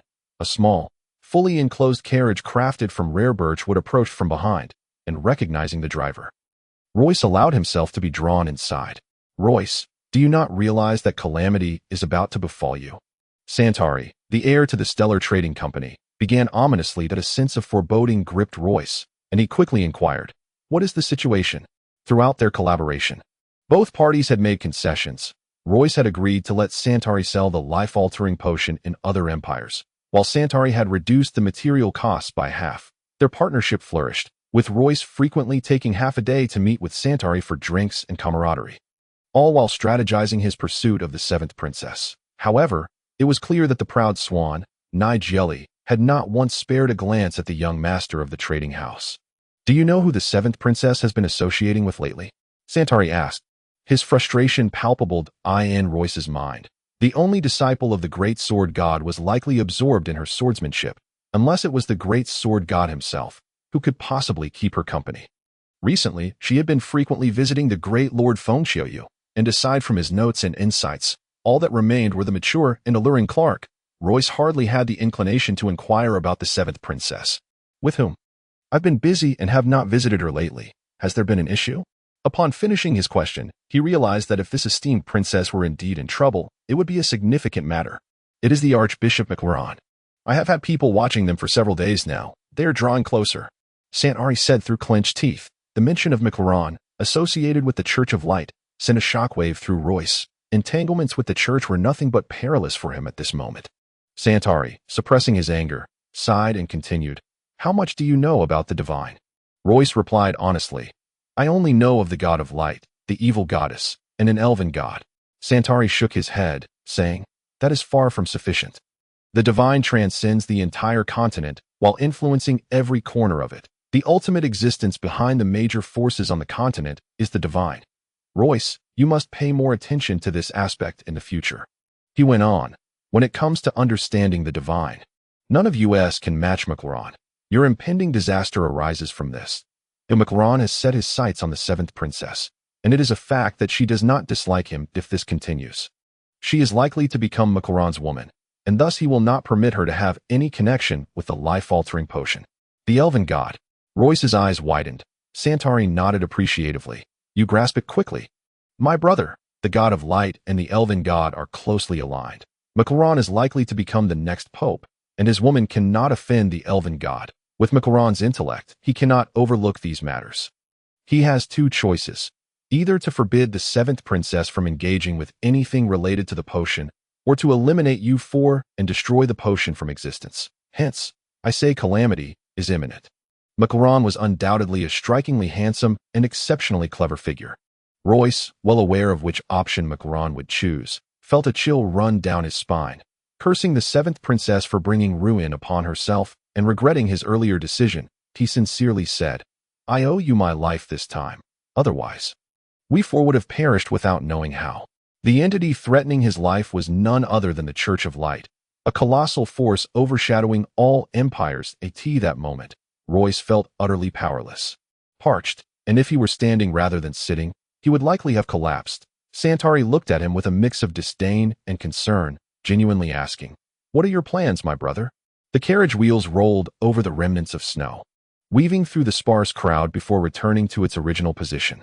"If McLaurin desires my life, I shall be at a loss for what to do in the short term. If he pursues this seriously, I cannot evade responsibility. You should never have sought collaboration with the seventh princess," Santari lamented. Royce's racing heart gradually calmed, and he asked, "How could the seventh princess be interested in McLaurin? She is as proud as a goddess. I can hardly believe she would submit to any man. She certainly would not glance at an ordinary man, let alone a king of nations. But McLaurin is no ordinary individual. He is favored by the divine, embodying immense power and fortune. He currently wields about a quarter of the Church of Light's strength, which means he commands a quarter of the power on the Darl continent. Aside from a select few among the four archbishops of the Church of Light, no one rivals his might. Moreover, he is erudite and possesses extraordinary intelligence, with a remarkable talent for magic, having already achieved the status of a mage, despite being only a year or two older than us. A figure of such stature. If he genuinely harbors feelings for the seventh princess, how could she remain unmoved?" As Santari spoke of McLaurin, jealousy flickered in his eyes, but admiration prevailed. Royce felt a momentary confusion, yet he quickly regained clarity and resolve. "Though I may be timid and weak, I shall not become a mere lamb for slaughter. Our foremost task is to ascertain whether McLaurin is genuinely sincere towards Nigeli. His conditions are too advantageous. Anyone who hears of it would deem Nigeli unworthy of him. It is crucial to remember that Nigeli's greatest asset is her master, the Grand Sword Master. However, it is likely that McLaurin's subordinates are also not lacking in formidable Grand Sword Masters." Santari pondered for a moment before responding. Maclong should indeed be sincere. According to the information I possess, he has never shown affection for any other girl. Furthermore, you underestimate the prowess of the 7th Princess's master, Capado. He is no ordinary Grand Sword Master. Not even 3 Grand Sword Masters from the Church of Light could match him. Capado once accomplished the remarkable feat of invading the Church of Light's headquarters, though few are privy to this fact. Our guild has a long-standing precept. The one person in the Ost Empire we must never offend is Capado. The 7th Princess must possess an unparalleled potential. Otherwise, Capado would not have taken her away immediately upon her birth. Royce pondered for a moment and said, "Then we must devise a means to capture the 7th Princess's heart. We cannot allow their relationship to advance any further. If Maclong were to claim her body, it would be utterly irretrievable. You have already failed multiple times. She certainly looks down upon someone of my stature. It seems we must find someone else to undertake this crucial task." Like an eagle suddenly awakening from slumber, Royce fixated on his target amidst the dense fog. Santari gaped, unable to close his mouth for a long while. He could scarcely believe that this timid figure had now conceived a counterattack. And a proper one at that. The once scheming little noble, under the shadow of death, was finally compelled to retaliate. Throughout this exchange, he had refrained from uttering a single thought. If reclaiming Nigellie's heart proved impossible, then they would have to find a way to ruin her. Despite the peril, it remained a last resort. In the end, he suggested seeking assistance from others, which left Santari feeling somewhat ashamed and helpless. Yet he could not suppress the lingering sense of unwillingness in his heart. "Brother, let us postpone the matter of seeking help. Allow me one more attempt. If I fail again, we shall proceed as you suggest." "How does that sound?" Royce weighed his options and nodded lightly, asking, "What do you plan to do this time?" "I have but one final gambit. To offer her significant benefits, granting her rights equal to mine. In doing so, she can leverage the connections of my stellar trading company to interact with the Grand Sword Masters of various empires, access various secret realms, and enjoy an abundance of resources, gold coins, and even gain insight into certain internal affairs of the Church of Light. Such privileges would be unattainable even for the Grand Sword Master who mentors the 7th Princess. Only a powerful entity like the Stellar Trading Company could provide them." The fervor in Santari's gaze was palpable, leaving no doubt of his determination. Royce felt the weight of his profound affection and, momentarily distracted, recalled the enchanting beauty of Nigellie, letting out a heavy sigh. Once they disembarked from the carriage, burdened by thoughts, Royce resolved to return and confer with Gary and the others. He had never encountered such a challenging situation before. They resided in a house near a potion shop, which the four had collectively purchased for 500 gold coins, a modest dwelling in the city of Salzburg. Typically, Gary and the others had grown accustomed to their life there, indulging in revelry and women, had it not been for the occasional need to make an appearance at the academy. They would have likely forgotten they were students of the Magic Academy.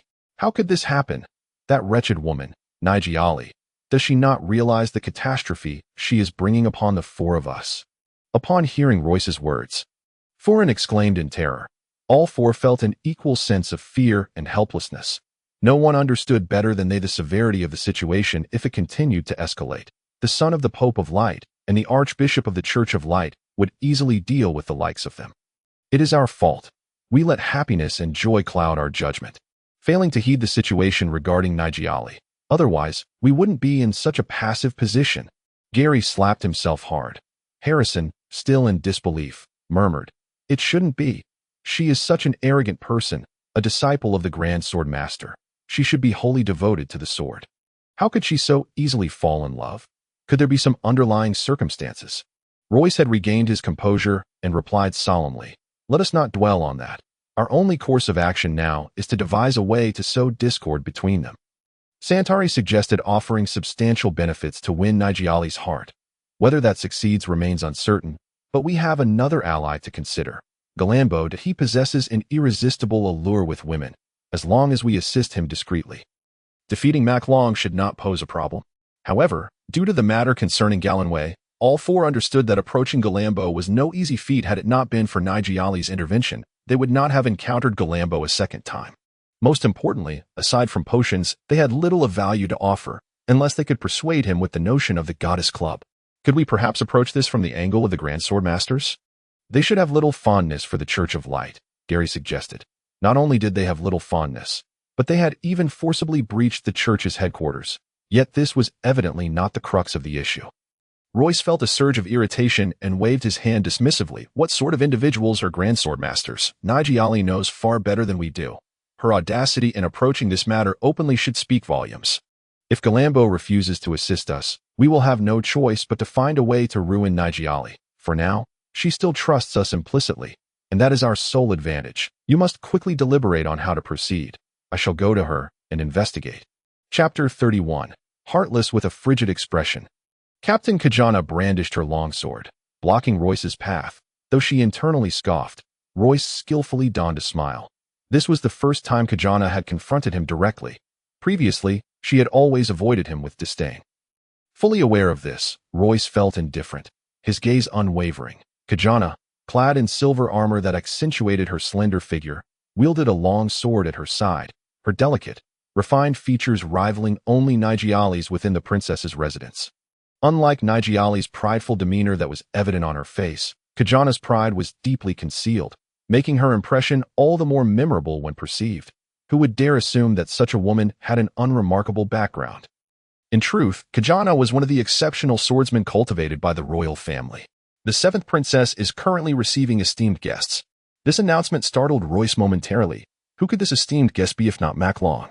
He still could not fathom the notion that the proud Nigiali was about to entertain a man. Kajana harbored no fondness for Royce, this notorious little noble. She would prefer to see the princess spend a day with the archbishop than a minute with him. With a chilling expression, she was on the verge of dismissing Royce. I have urgent matters to discuss. We cannot afford to delay. Sister, if you obstruct me, I shall surely be reprimanded by the princess. Royce softened his tone. Fabricating a tale. As Royce delivered his performance flawlessly, Kajana reluctantly stepped inside to announce him. Once again, Royce benefited from Nigiali's unique regard for him. Upon learning that the seventh princess had permitted him entry, Royce secretly breathed a sigh of relief. It seemed Mac Long had yet to completely win over the enchanting beauty. Royce's steps grew increasingly restless. He felt profoundly disappointed in the seventh princess, resenting her lofty demeanor and ethereal existence, now drawn to a figure he regarded with great trepidation. Yet, it is undeniable that a man of Mac Long's stature is difficult for any woman to resist. Royce lamented internally. Was love solely contingent upon one's lineage, appearance, and intellect? The small-time noble, unfamiliar with the concept of love, realized he was posing a foolishly ridiculous question to himself. The flickering flame of love that had been kindled by the appearance of the seventh princess quietly extinguished. Unbeknownst to Royce himself, love is both sacred and fragile, demanding attention, let alone the notion of forsaking it for another man. Kajana remained stationed at the entrance of the princess's residence while Royce ventured inside. With each step he took, the disdainful gazes of Kajana's guards became increasingly pronounced. It was a common occurrence for the powerful to act arrogantly. Royce was overwhelmed by a surge of indignation.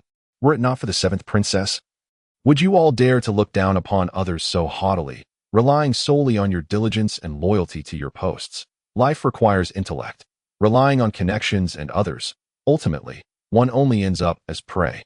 Without the seventh princess, I would have you all begging for mercy beneath my feet. For the first time, the little noble Royce felt his reason slipping away. In the unusually spacious hall, the melodious laughter of Nigiali mingled with the confident and cheerful banter of a young man emanating from deep within. As if to illustrate what lay on the opposite side of his frustration and anger, the atmosphere around the two was filled with warmth and joy. Upon hearing the laughter of the enchanting beauty brought forth by another, Royce felt an even greater surge of anger within him. Overwhelmed by his emotions, he abruptly halted, suddenly struck by a profound realization. Looking up at the rooftop some 10 meters away, he repeatedly questioned himself. Royce. Oh, Royce, what is it that you truly seek in this life? Do you still lack gold and women? What is it that you desire? What is it that you desire? This young nobleman did not even dare to ask himself, what goals, ideals, or pursuits do you have in life? With merely a handful of gold coins in his pocket, he could indulge only in the company of coarse and low-priced songstresses, yet he had once dreamt of living a life like the one he currently found himself in. Now, he was compelled to admit that he had become somewhat lost. Royce glanced over and indeed spotted a young man whose appearance rivaled that of Jalambo. He shone like a brilliant red sun, radiant and fervent, overshadowing all other lights in his presence. This man was undeniably handsome. Having always been accustomed to scraping by in the lower echelons of society, Royce was momentarily entranced by his looks, only to later focus on the content of his words.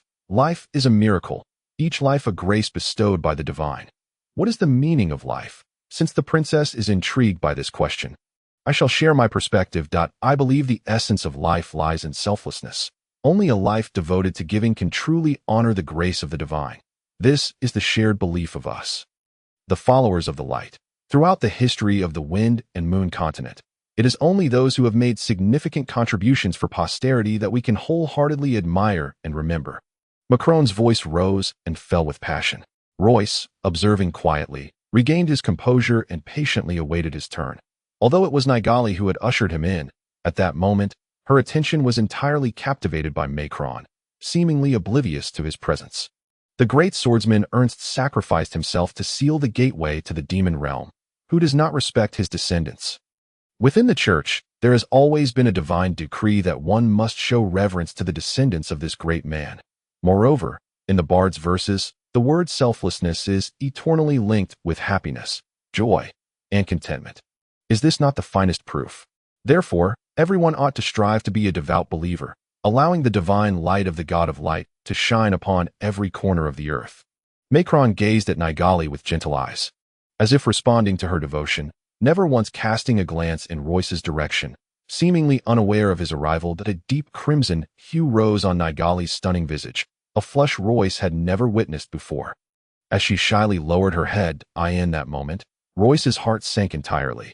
He finally dismissed the notion that Nigali was deliberately approaching Macron with ulterior motives. To think otherwise would be self-deception, an evasion of reality, akin to the behavior of weak, sheltered youths. Ultimately, Nigali was a woman, and regardless of her previous pride and self-importance, upon encountering a man who met her standards, she reverted to a feminine demeanor. Royce silently cursed his misfortune. If he remained silent any longer, Macron would surely gain even more significance in her eyes. Brother, I must say, I find your words rather unpalatable. At that moment, he had no choice but to feign ignorance of Macron, for he was uncertain whether he possessed the courage to speak further. General Feng Qiuyu has made immense contributions to our OS empire, yet he has ended up in such a dismal fate. Where is the reverence and kindness in that? If the meaning of every life were truly such, then where would happiness and joy exist in this world? Brother, you are placing our princess in a difficult position with her intelligence. How could she overlook such a point? But we are her guests, and she must bear it in silence. Macron maintained his gentle smile, though a flicker of anger likely simmered beneath the surface. As he turned to appraise Royce with a measured gaze, casually inquiring, "Princess, may I ask who this gentleman is?" Royce was deeply impressed by Macron's ability to conceal his thoughts, reflecting that a man of his stature ought to possess such grace. Without waiting for Nigali to introduce him, Royce declared, "Brother, my name is Royce Hughes. You may call me Royce or simply Brothered. I am a business partner of the princess, here today to discuss matters of commerce. Yet I find myself witnessing such a delightful exchange between you and her. Having known the princess for quite some time, this is indeed the first instance I have seen someone capable of bringing her such joy. I truly admire you. Brother, may I inquire about your identity?" Feigning an earnest demeanor while uttering such insipid flattery left Royce feeling more uncomfortable than if he had gone days without the company of a woman. Yet, he understood that he had lost control of the situation.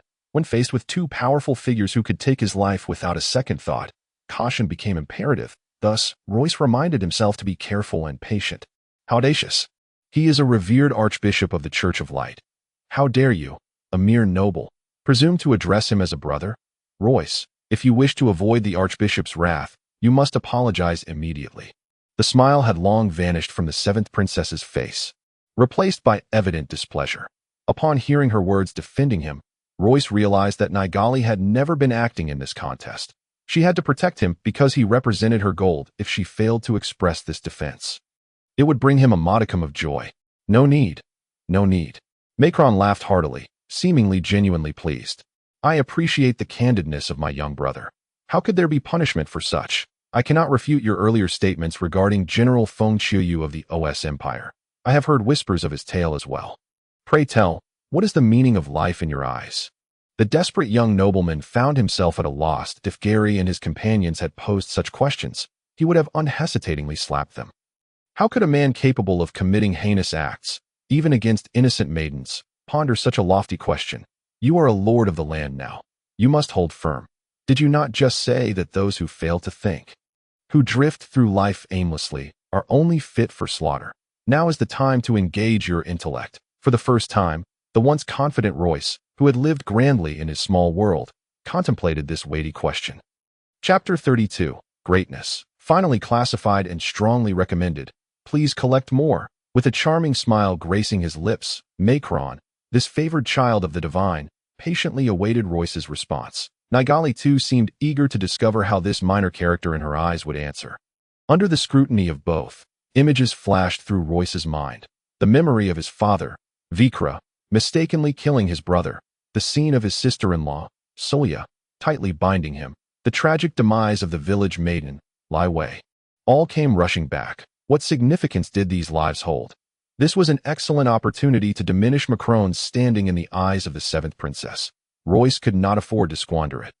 As Nigali prepared to voice her disappointment and defend him, Royce finally spoke slowly. I once had the fortune to hear a bard proclaim that life is devoid of meaning. It is we who bestow meaning upon it. The significance of life is defined by how we choose to perceive it. If we do not assign it meaning, it remains meaningless. Consider the first day of the new year. It is no different from any other day. Yet we attribute to it the significance of ushering in a new beginning, and thus it gains meaning as long as we assign it. Every life possesses significance. Even a condemned criminal, whose existence has wrought havoc upon the world, may impart a lesson to those still living, rendering his life meaningful as well. Therefore, it would not be erroneous to assert that the significance of life is unrelated to selflessness, for such a criminal could hardly make a contribution. To have heard those words from that bard, I feel as though the divine has favored me. I too believe that the meaning of life is as such. With those words, the heavy burden on Royce's heart finally lifted. Stealing a glance at the seventh princess, he was pleased to see her beautiful eyes glimmering as she regarded him. Who would have thought such a philosopher exists in this world? My young brother is indeed favored by the divine. Macron genuinely praised him, as if he failed to discern that this bard was none other than Royce himself. Feigning a sense of surprise, Royce quickly replied, The archbishop is the voice of the divine. If you say it is so, then it must indeed be true. Royce expresses his gratitude to you. Fully aware that he would never win the favor of this favored child of the divine again, Royce spoke those words while seizing the chance to sow discord between the two. Esteemed princess, my visit today is to discuss urgent matters. I wonder if now is an appropriate time. As Macron's eyes flickered with rising ire, the seventh princess, still preoccupied with the matter of the transformative potion, was compelled to stand and escort him out. She personally led this favored child of the divine to the door, her face bearing a hint of anger that suggested her reluctance, once Macron had departed.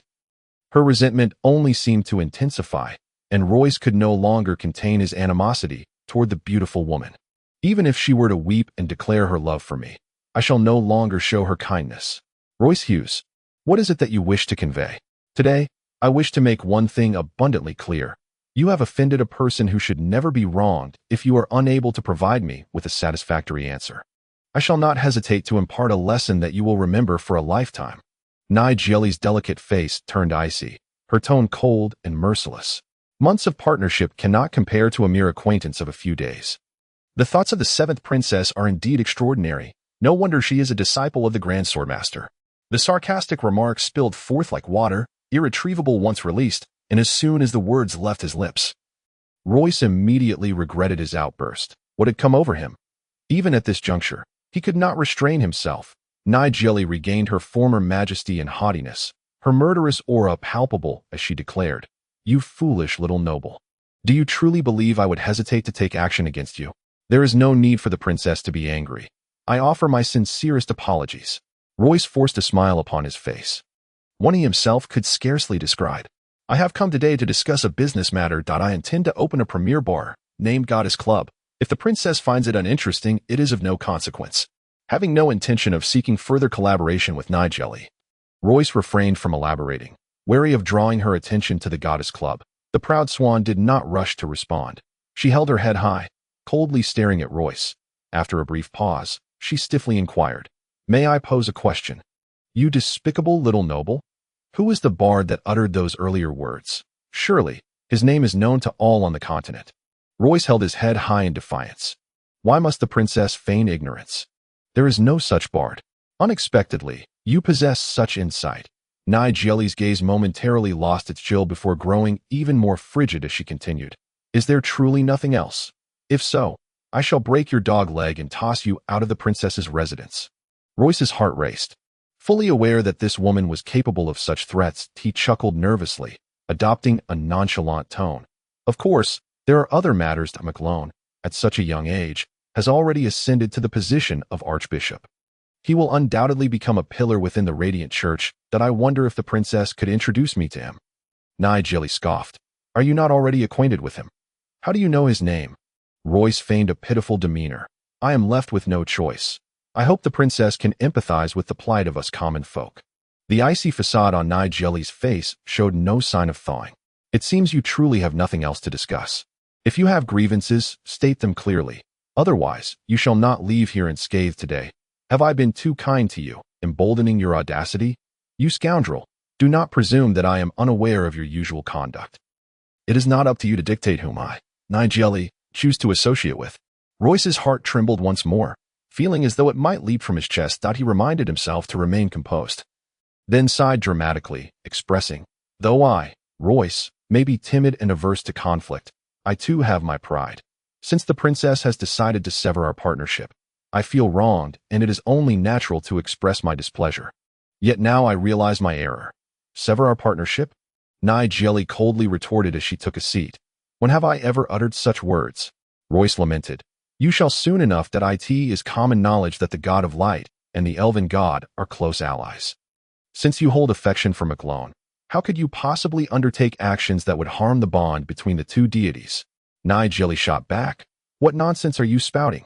Royce thought to himself that this woman had become nearly unrecognizable. Had he heard someone claim this transformation before today, he would have never believed it. McClone is indeed a rare figure, and it is only natural for the princess to be enamored with him. Despite his intense loathing for McClone, he was compelled to commend him, continuing, however, I cannot fathom why the princess would willingly wade into the murky waters of the Radiant Church. How can you hope to focus on your swordsmanship if you do? If that were the case, why not assist one of the princes, such as Xue Faz, in achieving victory, thereby securing the greatest benefit for yourself in the future? This swan, who had yet to apply the transformative agent upon herself, could have maintained an even loftier demeanor. Be silent. What do you know of my affairs? I do not require your meddling. Nigeli suddenly stood, her finger pointing like a blade at Royce, exuding an aura that suggested she might strike at any moment. Royce sighed, striving to ease the tension, and then spoke softly.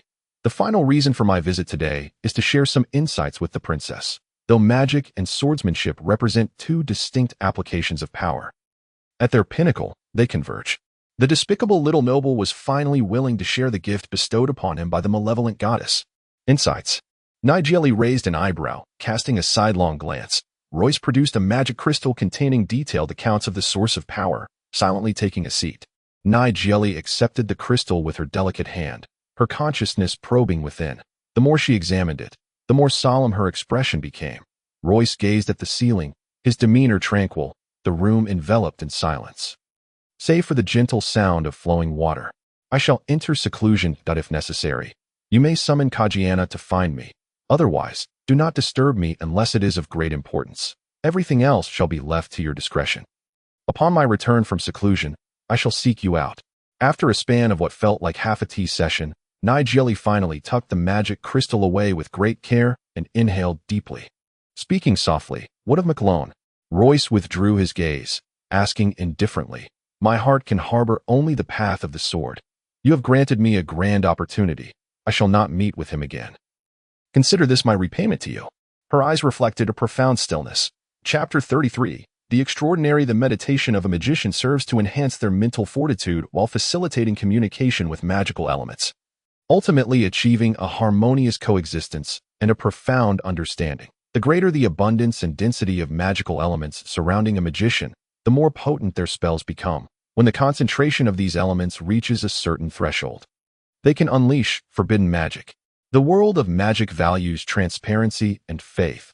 Magical elements can only be friends or extensions of oneself. They must never be enemies or slaves. However, from the perspective of the divine, the relationship between magicians and magical elements is one of confinement, tinged with coercion at least. Magicians bind magical elements to themselves through their emotions. Yet the existence of magical elements is undeniably real. Akin to our own existence, their presence is not swayed by the will of any individual or deity. When magicians describe their magical elements as gentle or volatile, the truth is that they are neither. Perhaps only the great creator God can truly comprehend their nature. Thus, when magicians engage in communication with magical elements, they inevitably tread a seemingly enlightening yet misguided path. The two distinct numbers 3 exist objectively, if one were to add them. The result would be 6. If one were to mistakenly believe that 6 is the maximum outcome, they would be in error, for their product is 9. And should one assume that 9 is the greatest, they would still be mistaken. As when these two numbers are combined, they transform into 33. As a deity, you must observe with detachment rather than foolishly attempt to influence. For a small stone, you must recognize its potential to be thrown, its inherent weight, and its capacity to fall from great heights, while also understanding that it can split into several smaller stones. The tears of the malevolent goddess bestowed upon Royce the greatest insight, the understanding of the source of power. The knowledge he sought to share with Nigeli was precisely this. Should Royce reveal the lesser-known aspects of water to Nigeli, his intention would be to dissuade her from straying too far from it, lest she find herself in a parched desert, endangering the little ant that relies on her shelter. Yet, in his heart, he remained fixated on gold. He would never grasp that Nigeli was inherently a fish. To her, water held a significance far beyond Royce's imagination. Nigeli entered her seclusion that a monumental crisis had been averted, leaving the four little nobles, who had prepared to employ despicable means to undermine Nigeli, in a state of bewilderment, before they erupted into laughter in unison.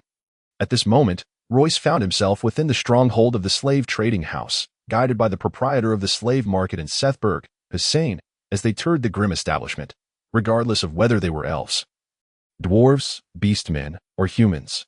Once confined within these cages, they all became slaves, destined to endure lives filled with humiliation, torment, and servitude at a place akin to a slaughterhouse, obliterating humanity and amassing the world's cruelty and darkness. Hussein managed to present it in a manner both classical and elegant. Dreamlike and ethereal, Royce lingered in this atmosphere, captivated by Hussein's enthusiastic narration, feeling an unexplainable sense of comfort. Yet, were anyone to discover that he had just emerged from a chamber where elves were transformed into elven essence oil, one could only imagine their astonishment. The slave master, Hussein, who is utterly engrossed in his profession, possesses a pair of keen and piercing eyes, with a mere glance at each captive in the cage. He can discern their current thoughts and potential future intentions with unnerving precision. Royce, eager to curry favor, flatteringly remarked, "Brother, I regret that I have always come and gone in haste." For these two individuals, separated by more than a decade in age, each sprite represents a significant sum of gold. The distinction lies in the fact that the younger Royce grants the older Hussein's sprites even greater value. Their collaboration is unprecedented in scale. Behind Royce stands the opulent nobility of the continent, while Hussein is supported by a long-established yet unassuming slave trade that is far from weak. This is an industry devoid of a leader, yet its participants exhibit remarkable unity at present. The sprite slaves from other empires on the continent have been clandestinely transported to Sez Fortress, forming a formidable undercurrent that will only grow more terrifying, ultimately leading to the destruction of the scattered sprite clans in the great forests, who will be sold into slavery and transformed into essence oiled-as Royce, driven by his own selfish desires. Resolved to make use of the life elixir, this dark tide had already begun to swell, becoming an unstoppable force. Within Hussein's slave trade, only one sprite slave remains, kept merely as a fade to conceal their activities. At this moment, this slender, exquisitely featured sprite recites incantations softly. Her parched lips struggle to move, perhaps having forgotten the taste of water. Her elegantly pointed ears protrude from her hair, reaching skyward, pristine and unblemished. Much like her heart, which remains unyielded and untouched, her fervent devotion to the sprite deity has enabled her to reclaim her lost magical abilities, transforming from a harmless, awaiting captive into a dangerously lethal avenger. Just as Royce was indulging in his leisurely observations, he suddenly froze. A magical arrow, seemingly coalesced from green liquid, hurtled toward him. Hyacinth's expression changed dramatically, and in an instant, he appeared before Royce, summoning a massive sword wreathed in flames from an unknown source. Yet, this magical arrow proved more agile than any he had encountered, deftly circumventing its target as if it possessed a will of its own, thus thwarting Hyacinth's intention to use his body as a shield for Royce. Turning pale, Hyacinth glanced back, only to be astonished to see that Royce had inexplicably closed his eyes. The green arrow halted just before his forehead, continuing to surge forward with astonishing force, yet unable to advance an inch. As if an invisible barrier shielded Royce, Hyacinth's eyes widened, and the great sword vanished into the ring on his finger, restoring his usual appearance of a morally bankrupt merchant, short and rotund, seemingly lacking any substantial threat. Sweat streamed down Royce's trembling form like pearls, soaking him completely in an instant, his clothing drenched as if he had been caught in a torrential downpour. When Royce finally opened his eyes, the green arrow had vanished.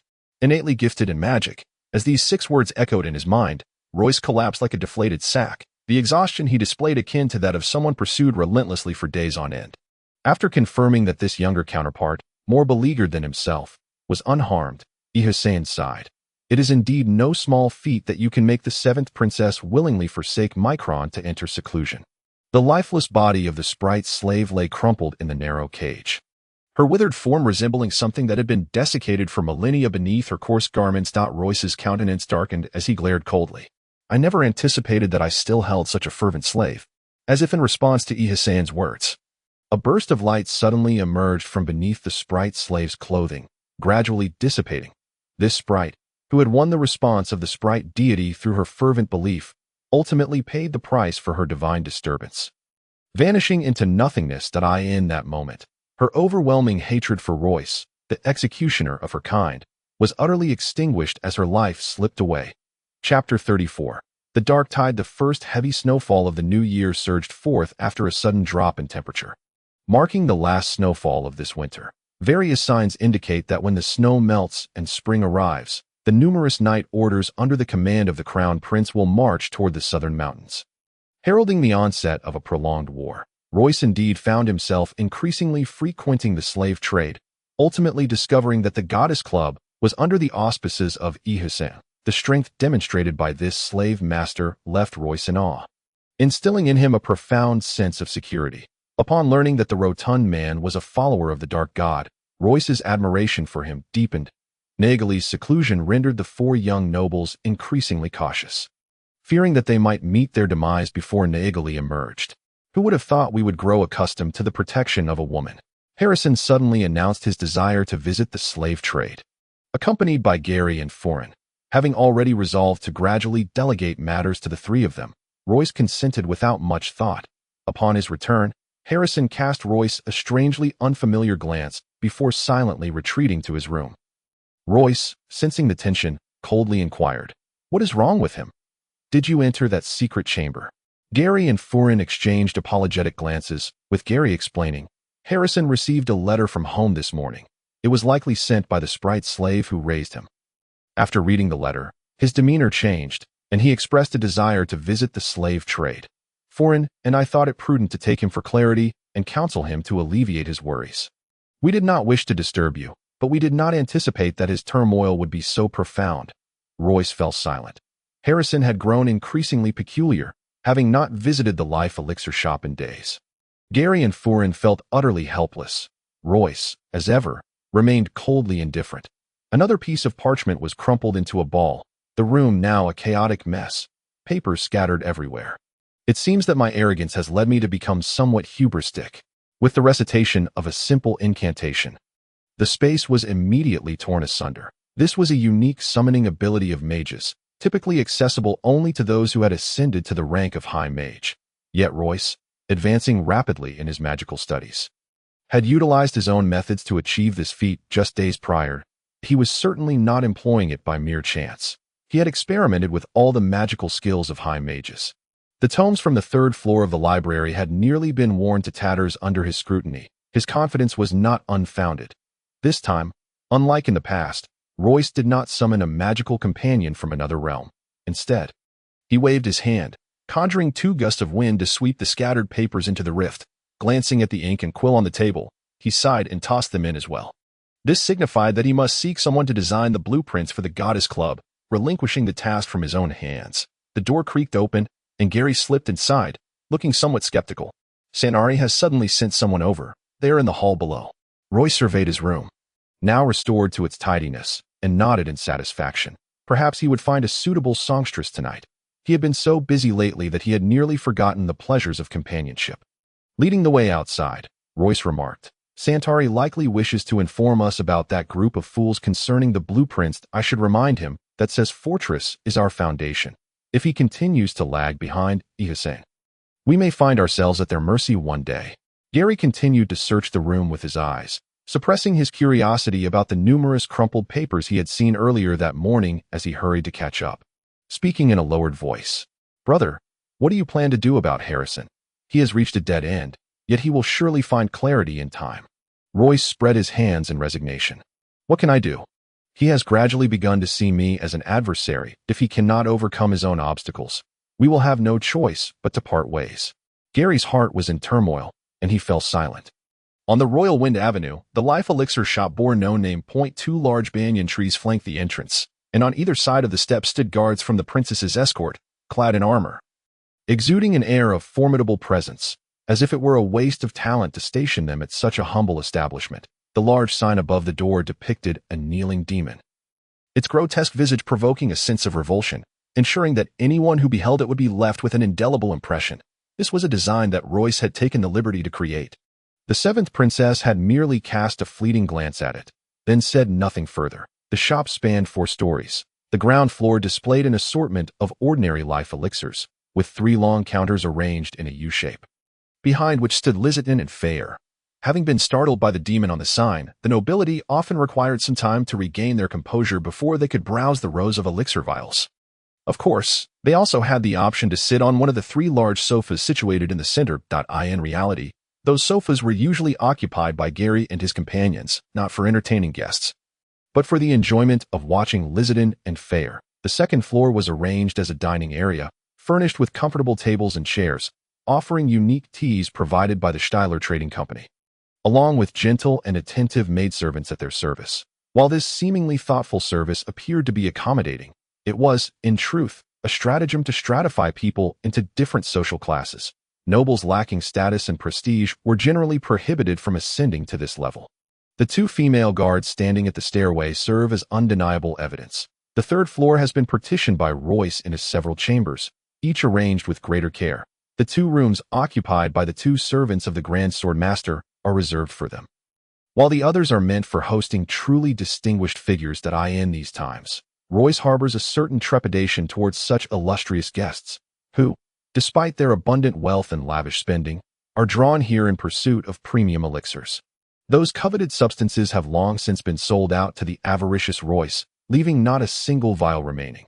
The 4th floor is exclusively reserved for Nagali, the Grand Swordmaster's disciple, who is quite pleased with this arrangement and often takes leisurely strolls around the area upon each visit. Royce has privately instructed that this space is the private domain of the 7th princess, and no one, including himself, should ascend there lightly. Had it not been for Nagali's allure drawing in the likes of McLaurin, this place might have transformed into a love nest for the 2 by now. At that juncture, Royce would find it impossible to approach. With a smile plastered on his face, Royce attends to a nobleman as thin as a bamboo stalk. This gentleman, Count Naelanaki, is a significant figure under the rule of Prince Lakanu, the overlord of the West, and his sudden arrival catches Royce completely off guard. Galen, aware that trouble is brewing, finds himself at a loss, especially with Naelanaki's ill-timed entrance. The Count declines the invitation to ascend to the 3rd floor, preferring instead to leisurely enjoy the bustling 1st floor. The tall counter compels him to frequently tilt his head upward, a tormenting task. With each strain, Royce's face reddens, as if the counter's height were his fault. The other nobles, unaware of this bamboo-like fellow's origins, are thoroughly amused, had it not been for their desire to maintain an elegant and reserved demeanor. This establishment would have resembled a circus. Though laughter is forbidden, the aristocratic standards do not preclude them from observing. More and more nobles fixed their gaze upon the lanky figure, causing cold sweat to cascade down Royce's back. Feeling more exhausted than if he had just fought a grueling battle, ultimately, he begrudgingly retrieves a vial of elixir from behind the counter, presenting it personally to the esteemed guest.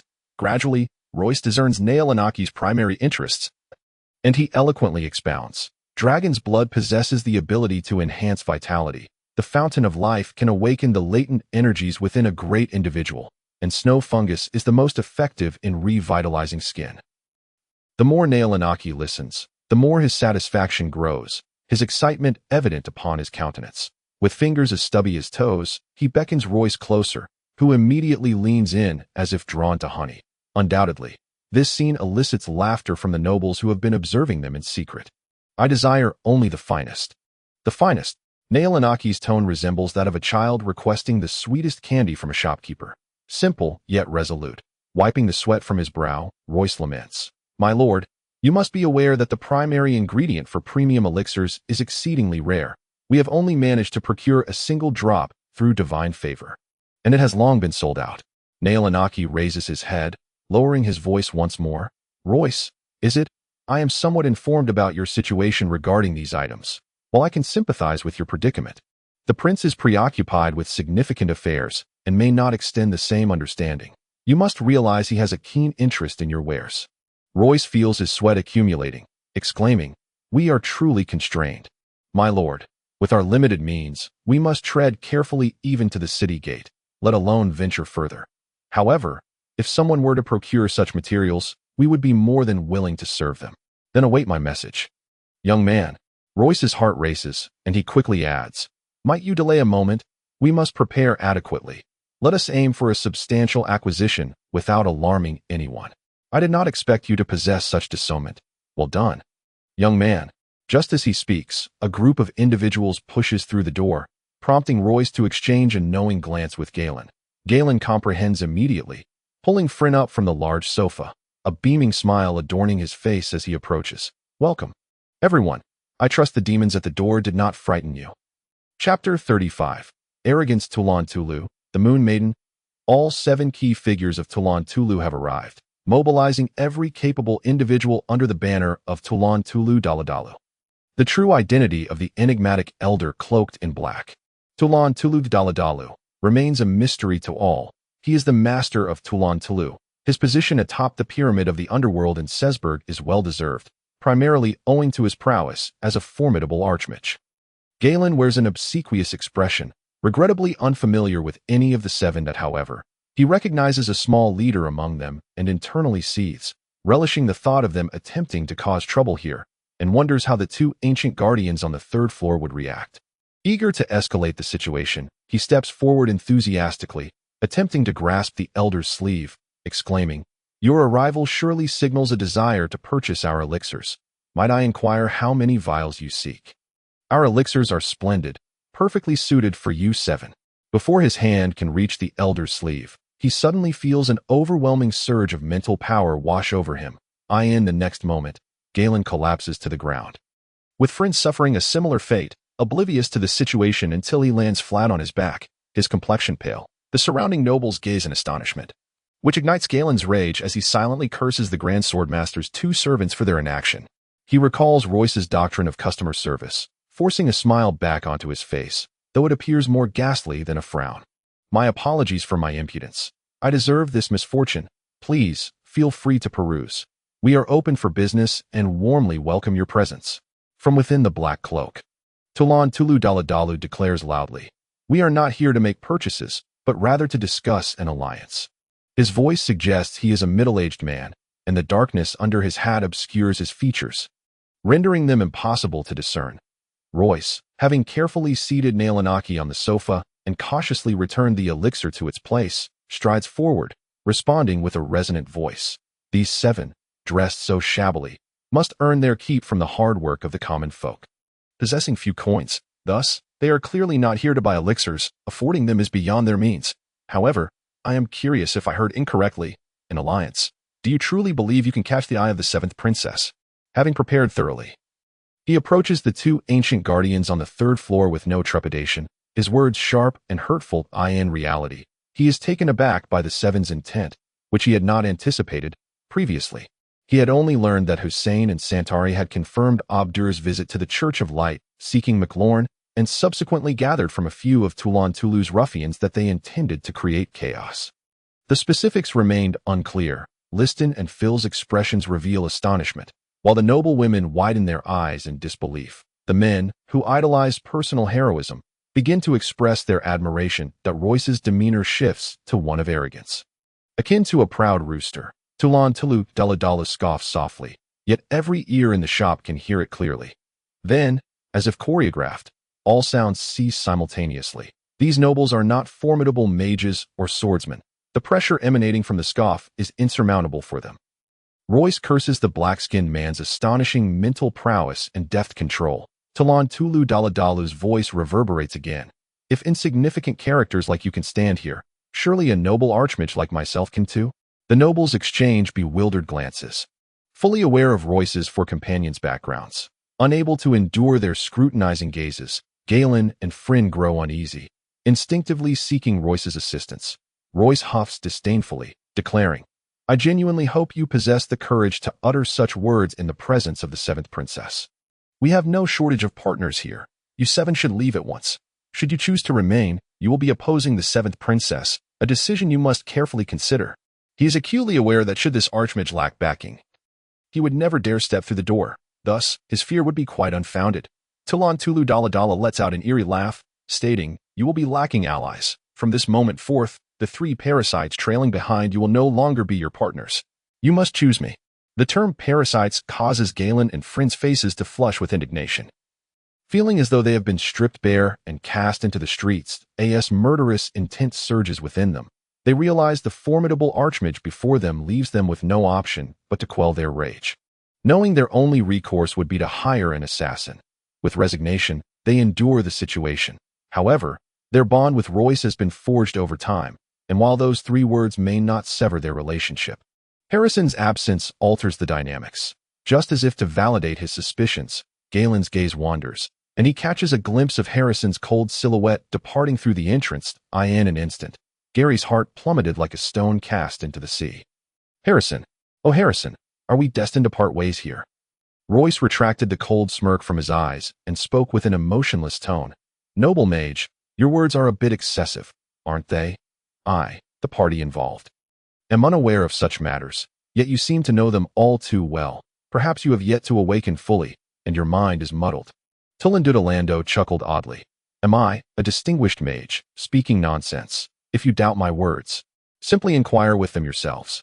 Gary suppressed his chaotic thoughts and, emulating Royce, replied indifferently, "We have never uttered such nonsense, noble mage. You have ever heard such things, it must have been in a dream."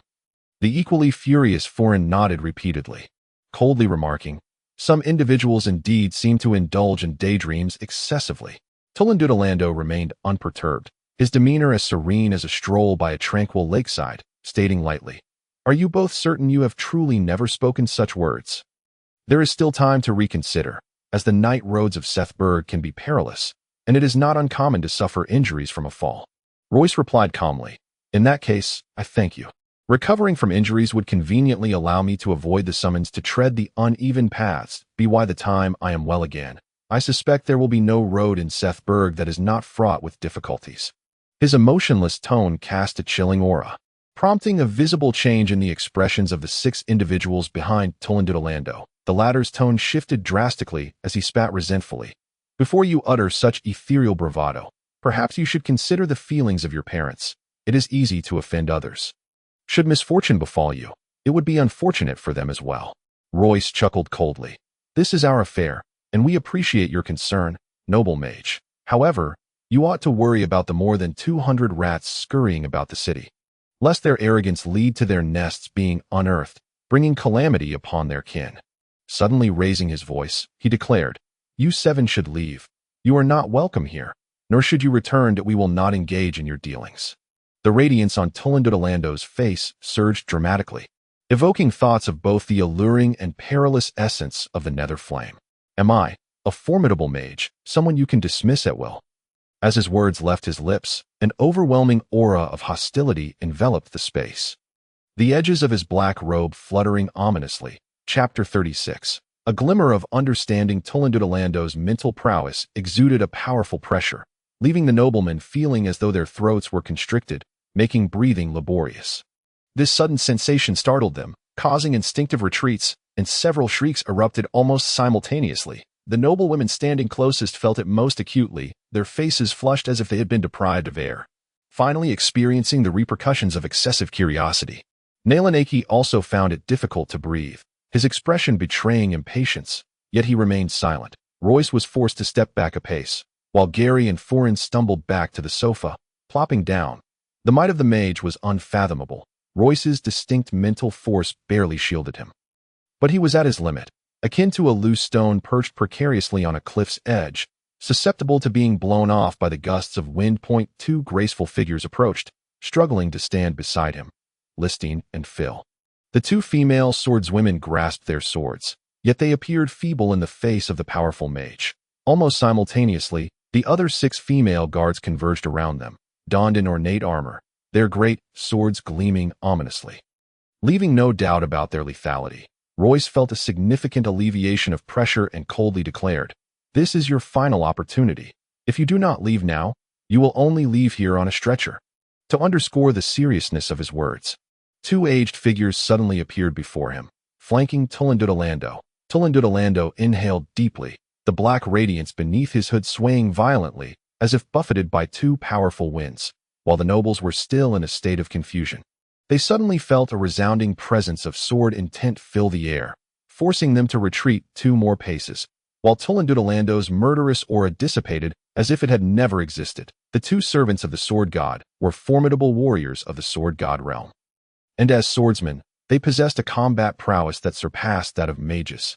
Now, with the advantage of 2 against 1, they could easily overpower Tolandudolando. Such a standoff was rare, yet the nobles began to feel a chill of fear. If a conflict truly erupted, they would be among the first to fall. Tolandudolando huffed heavily and said, "Very well, we shall withdraw for today, but this is merely the beginning. We will have ample time in the future." As he turned, Royce began to chant a spell. "You, a mere intermediate mage, dare to act against me?" Tolandudolando turned with arms crossed, intending to interrupt Royce's incantation, yet he had not anticipated how brief Royce's spell would be. Suddenly, an abyssal black hole materialized before him, from which emerged a gaping maws. The hellhound's jaws snapped shut. A burly man's arm was lost in the process. By the time his anguished scream echoed, the black hole had already sealed, and the hellhound returned to its realm. I neglected to clarify.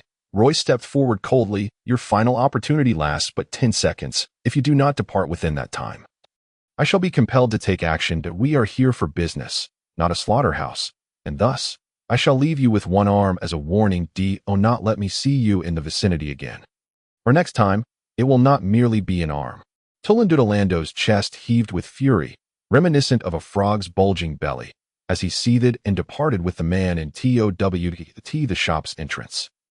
Beneath the demonic banner kneeling on the ground, Royce's cold visage bore a contemplative expression.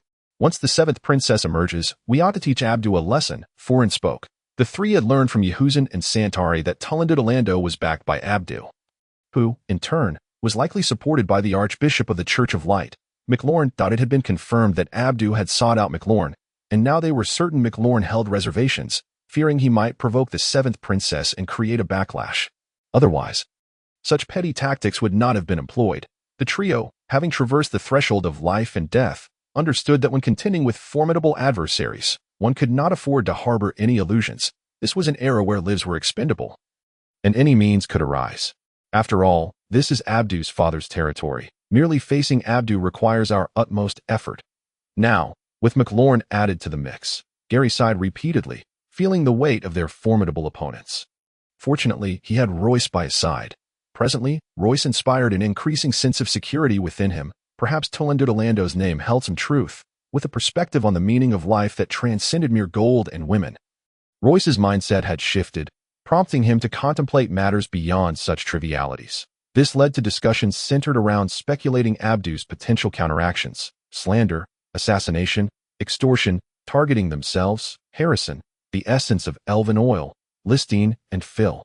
Various hypotheses were proposed, and as the discussions progressed, they began to envision themselves as Abdu.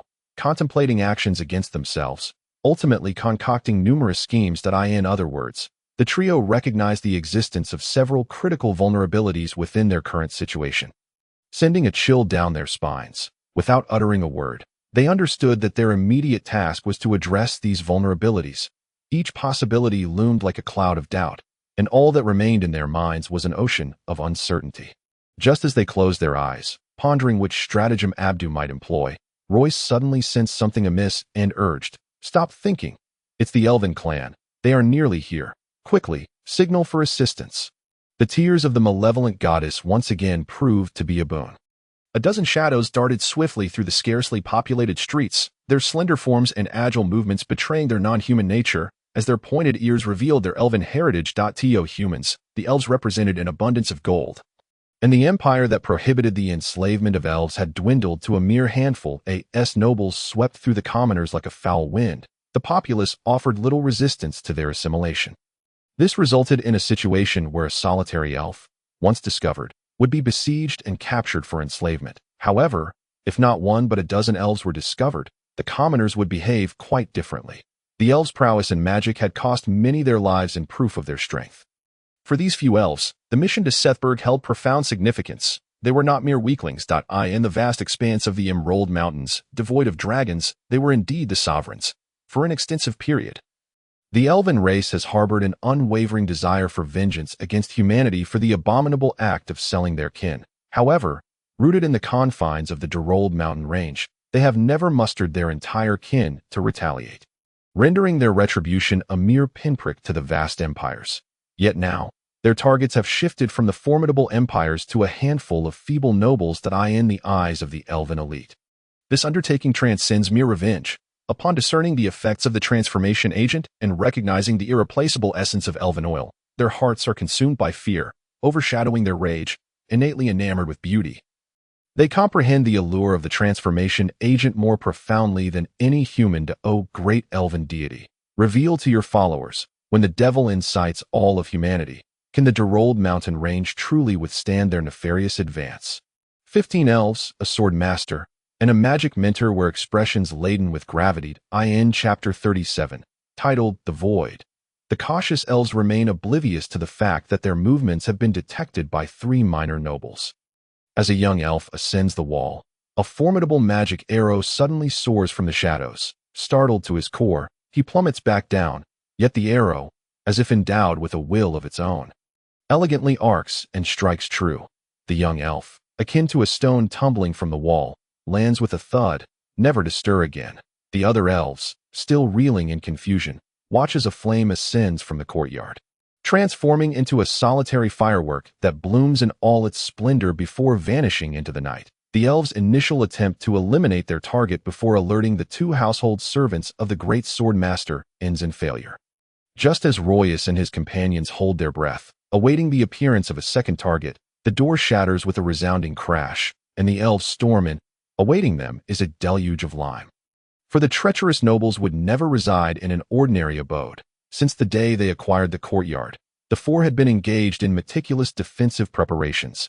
Every inconspicuous corner was rigged with traps, sufficient to contend with ordinary foes. However, the lime fails to achieve the desired effect, as Royce and his companions had never anticipated such a day. Besides one, the intruders are all adept magic users, and the remaining one is a formidable swordmaster. The spell Stone Skin proves invaluable at this juncture, preventing the lime from contacting the elf's skin, thereby rendering the toxins ineffective.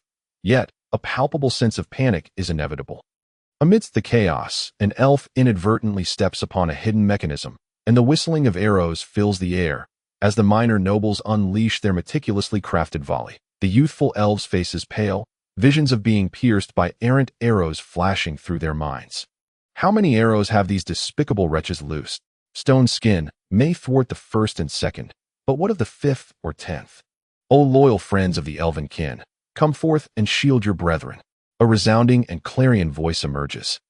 As the elder magic mentor intervenes, his steady and confident tone serves as a soothing requiem, calming the racing hearts of the young elves. With the manifestation of the unique area spell, Elven Guardian, the overwhelming threat posed by the arrows dissipates entirely. This sight causes Gary on the 2nd floor to wince in agony, for that arrow card had cost over 500 gold coins to commission from the master craftsman. Once expended, it cannot be reclaimed.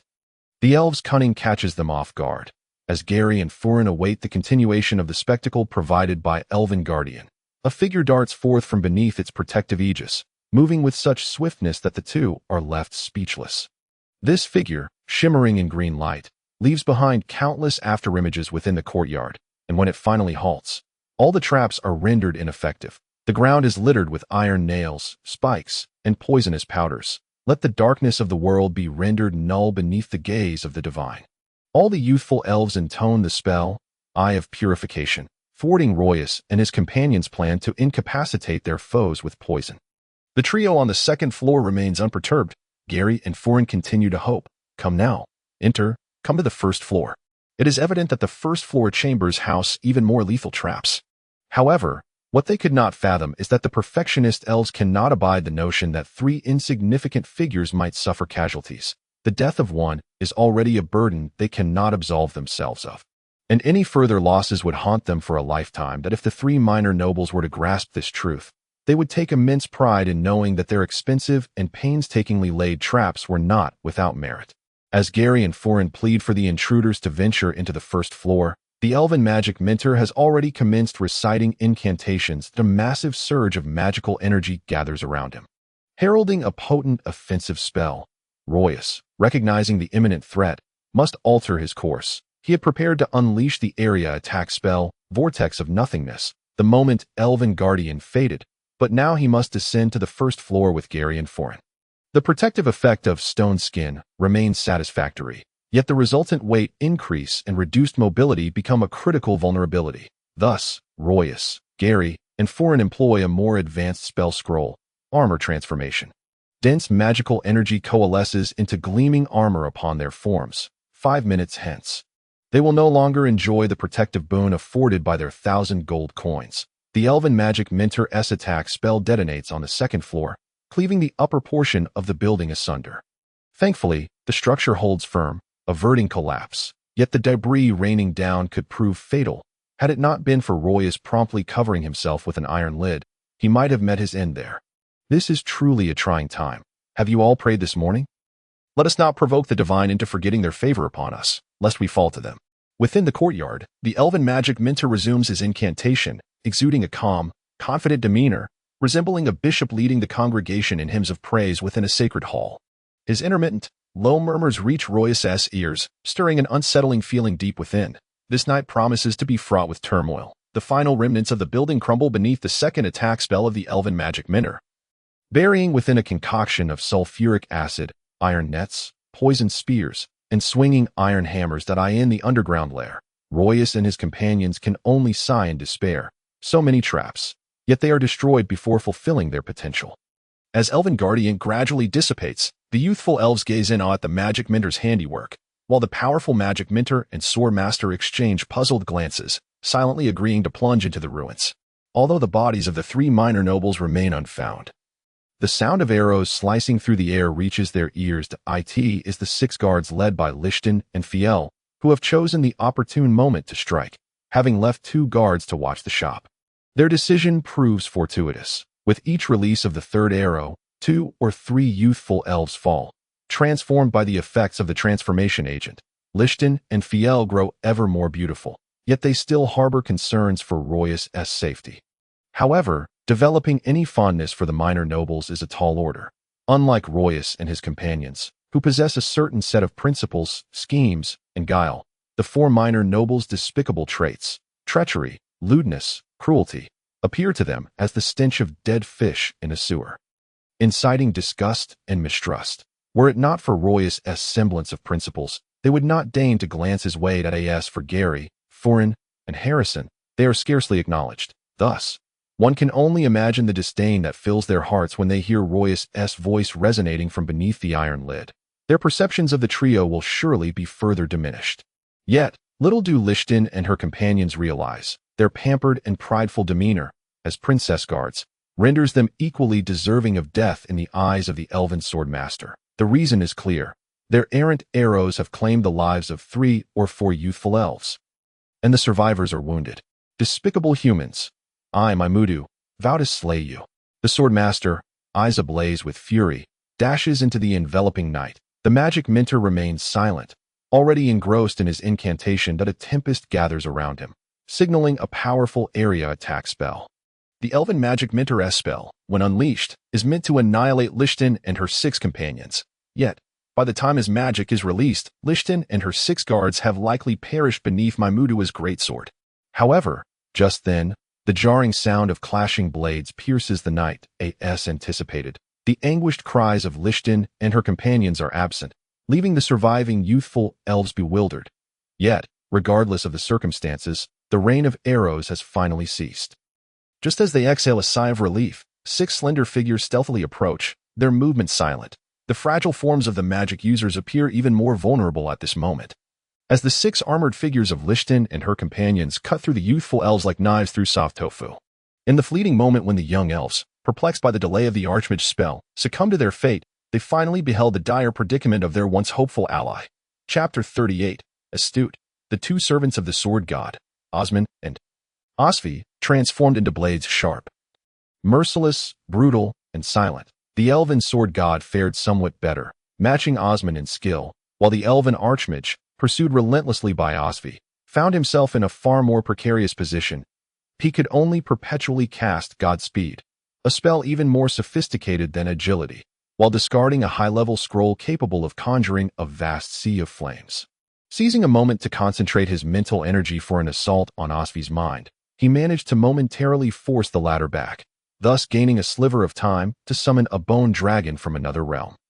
With the tide of battle shifting, the beleaguered Archmage finally found some capacity to counterattack, allowing a portion of his elves to recite spells while fleeing. This elven mage appeared particularly adept in wind-related magic within a brief span. He unleashed 2 gales and 1 tempest. Alas, the formidable tempest, which should have been a hurricane capable of compelling the sword god Osvi to evade, lacked its full potency due to his inability to concentrate all his mental energy, rendering its impact significantly diminished and forcing a mere stalemate with his adversary. At this juncture, the Archmage's meticulously crafted robe, adorned with hundreds of magical patterns, lay in tatters, resembling a beggar who had endured years of destitution.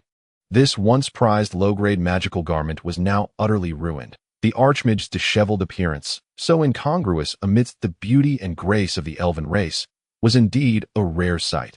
The formidable power of the dragon race, even in death, should not be underestimated. Its stark white, resilient bones were the very essence of its relentless charge. A.S. Royus stealthily lifted the iron lid, his eyes widened in disbelief.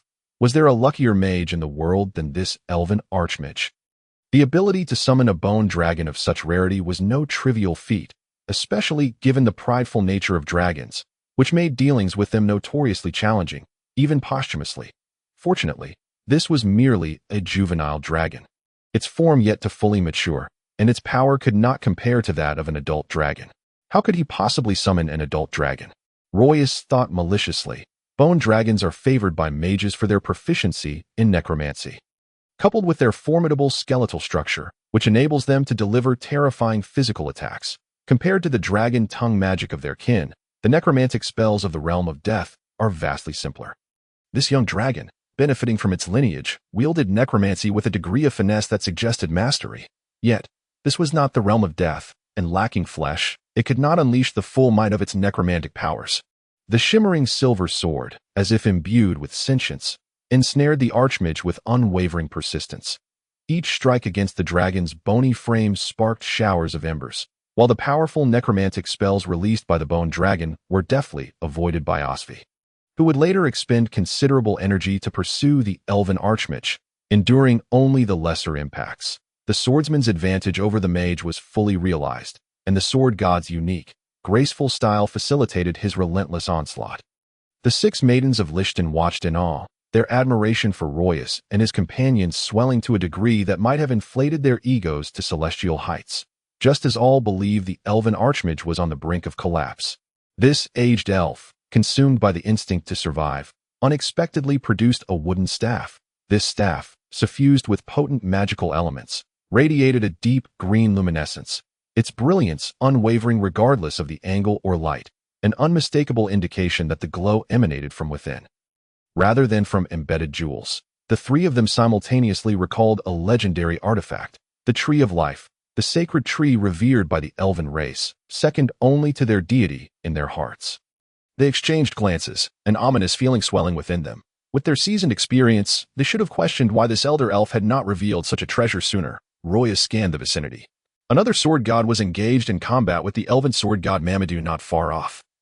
Amidst a crowd of terrified civilians who had long since hidden themselves, the city guards were undoubtedly under Ab's orders not to intervene for the time being. Before their arrival, it was likely that Yehozan and Santari's forces had already made their presence known. What other unforeseen elements remained unaccounted for? The staff, originating from the Tree of Life, possessed amplification effects for magic, finally allowing the Archmage to pose a genuine threat to the sword god's servant. Shifting the balance of power, the beleaguered bone dragon, having endured relentless assaults, seemed to reach its limits as it shook its head, instinctively yearning to roar, yet producing no sound due to its lack of flesh. It channeled its fury into its pride, repeatedly attempting to engulf the sword god's servant beneath its still massive frame relative to humans. The battle unexpectedly devolved into a stalemate, leaving Royas increasingly anxious. After sustaining numerous magical strikes, his garments tattered and hair disheveled, Osvi finally resolved to unleash his full fury. Gary and Furin mused that had he acted sooner, the elder elf might have been dispatched before revealing the staff. Osvi fought with even greater desperation than they had anticipated, and when Yehozan and Santari's forces arrived, he had succeeded, at the cost of his own blood, in severing the hand of the elven archmage. Santari's retinue was not lacking in sword gods, while mages were always scarce among humans, and those who ascended to the rank of powerful archmage were even fewer. Consequently, he brought 4 sword gods. But no mages da Yehozan's forces appeared to be rather unimpressive, far weaker than Santari's, aligning with his customary low-profile demeanor. Yet, Royas knew that Yehozan himself was a formidable swordsman, and his presence alone was a significant gesture of respect.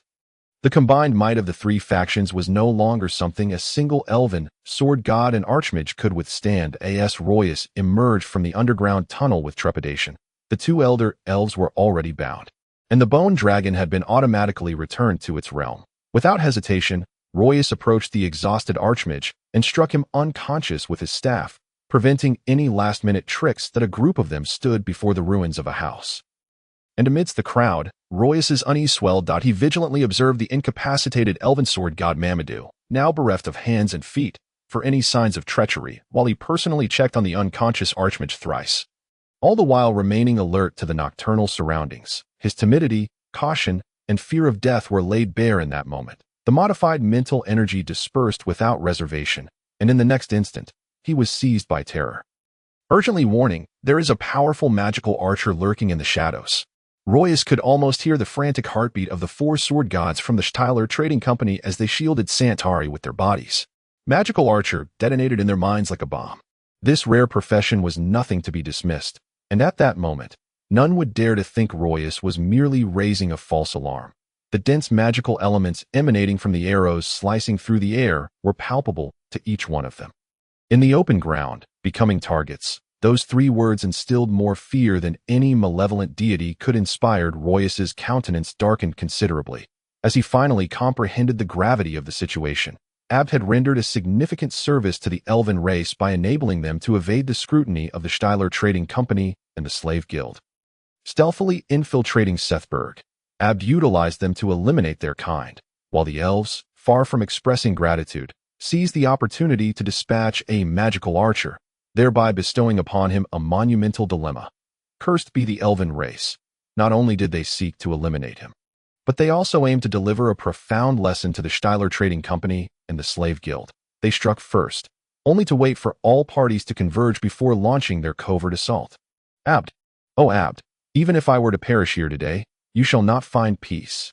It would be preferable for Santari to perish here, for even the Marquis of Bosun would struggle to withstand the wrath of the Steyler Trading Company.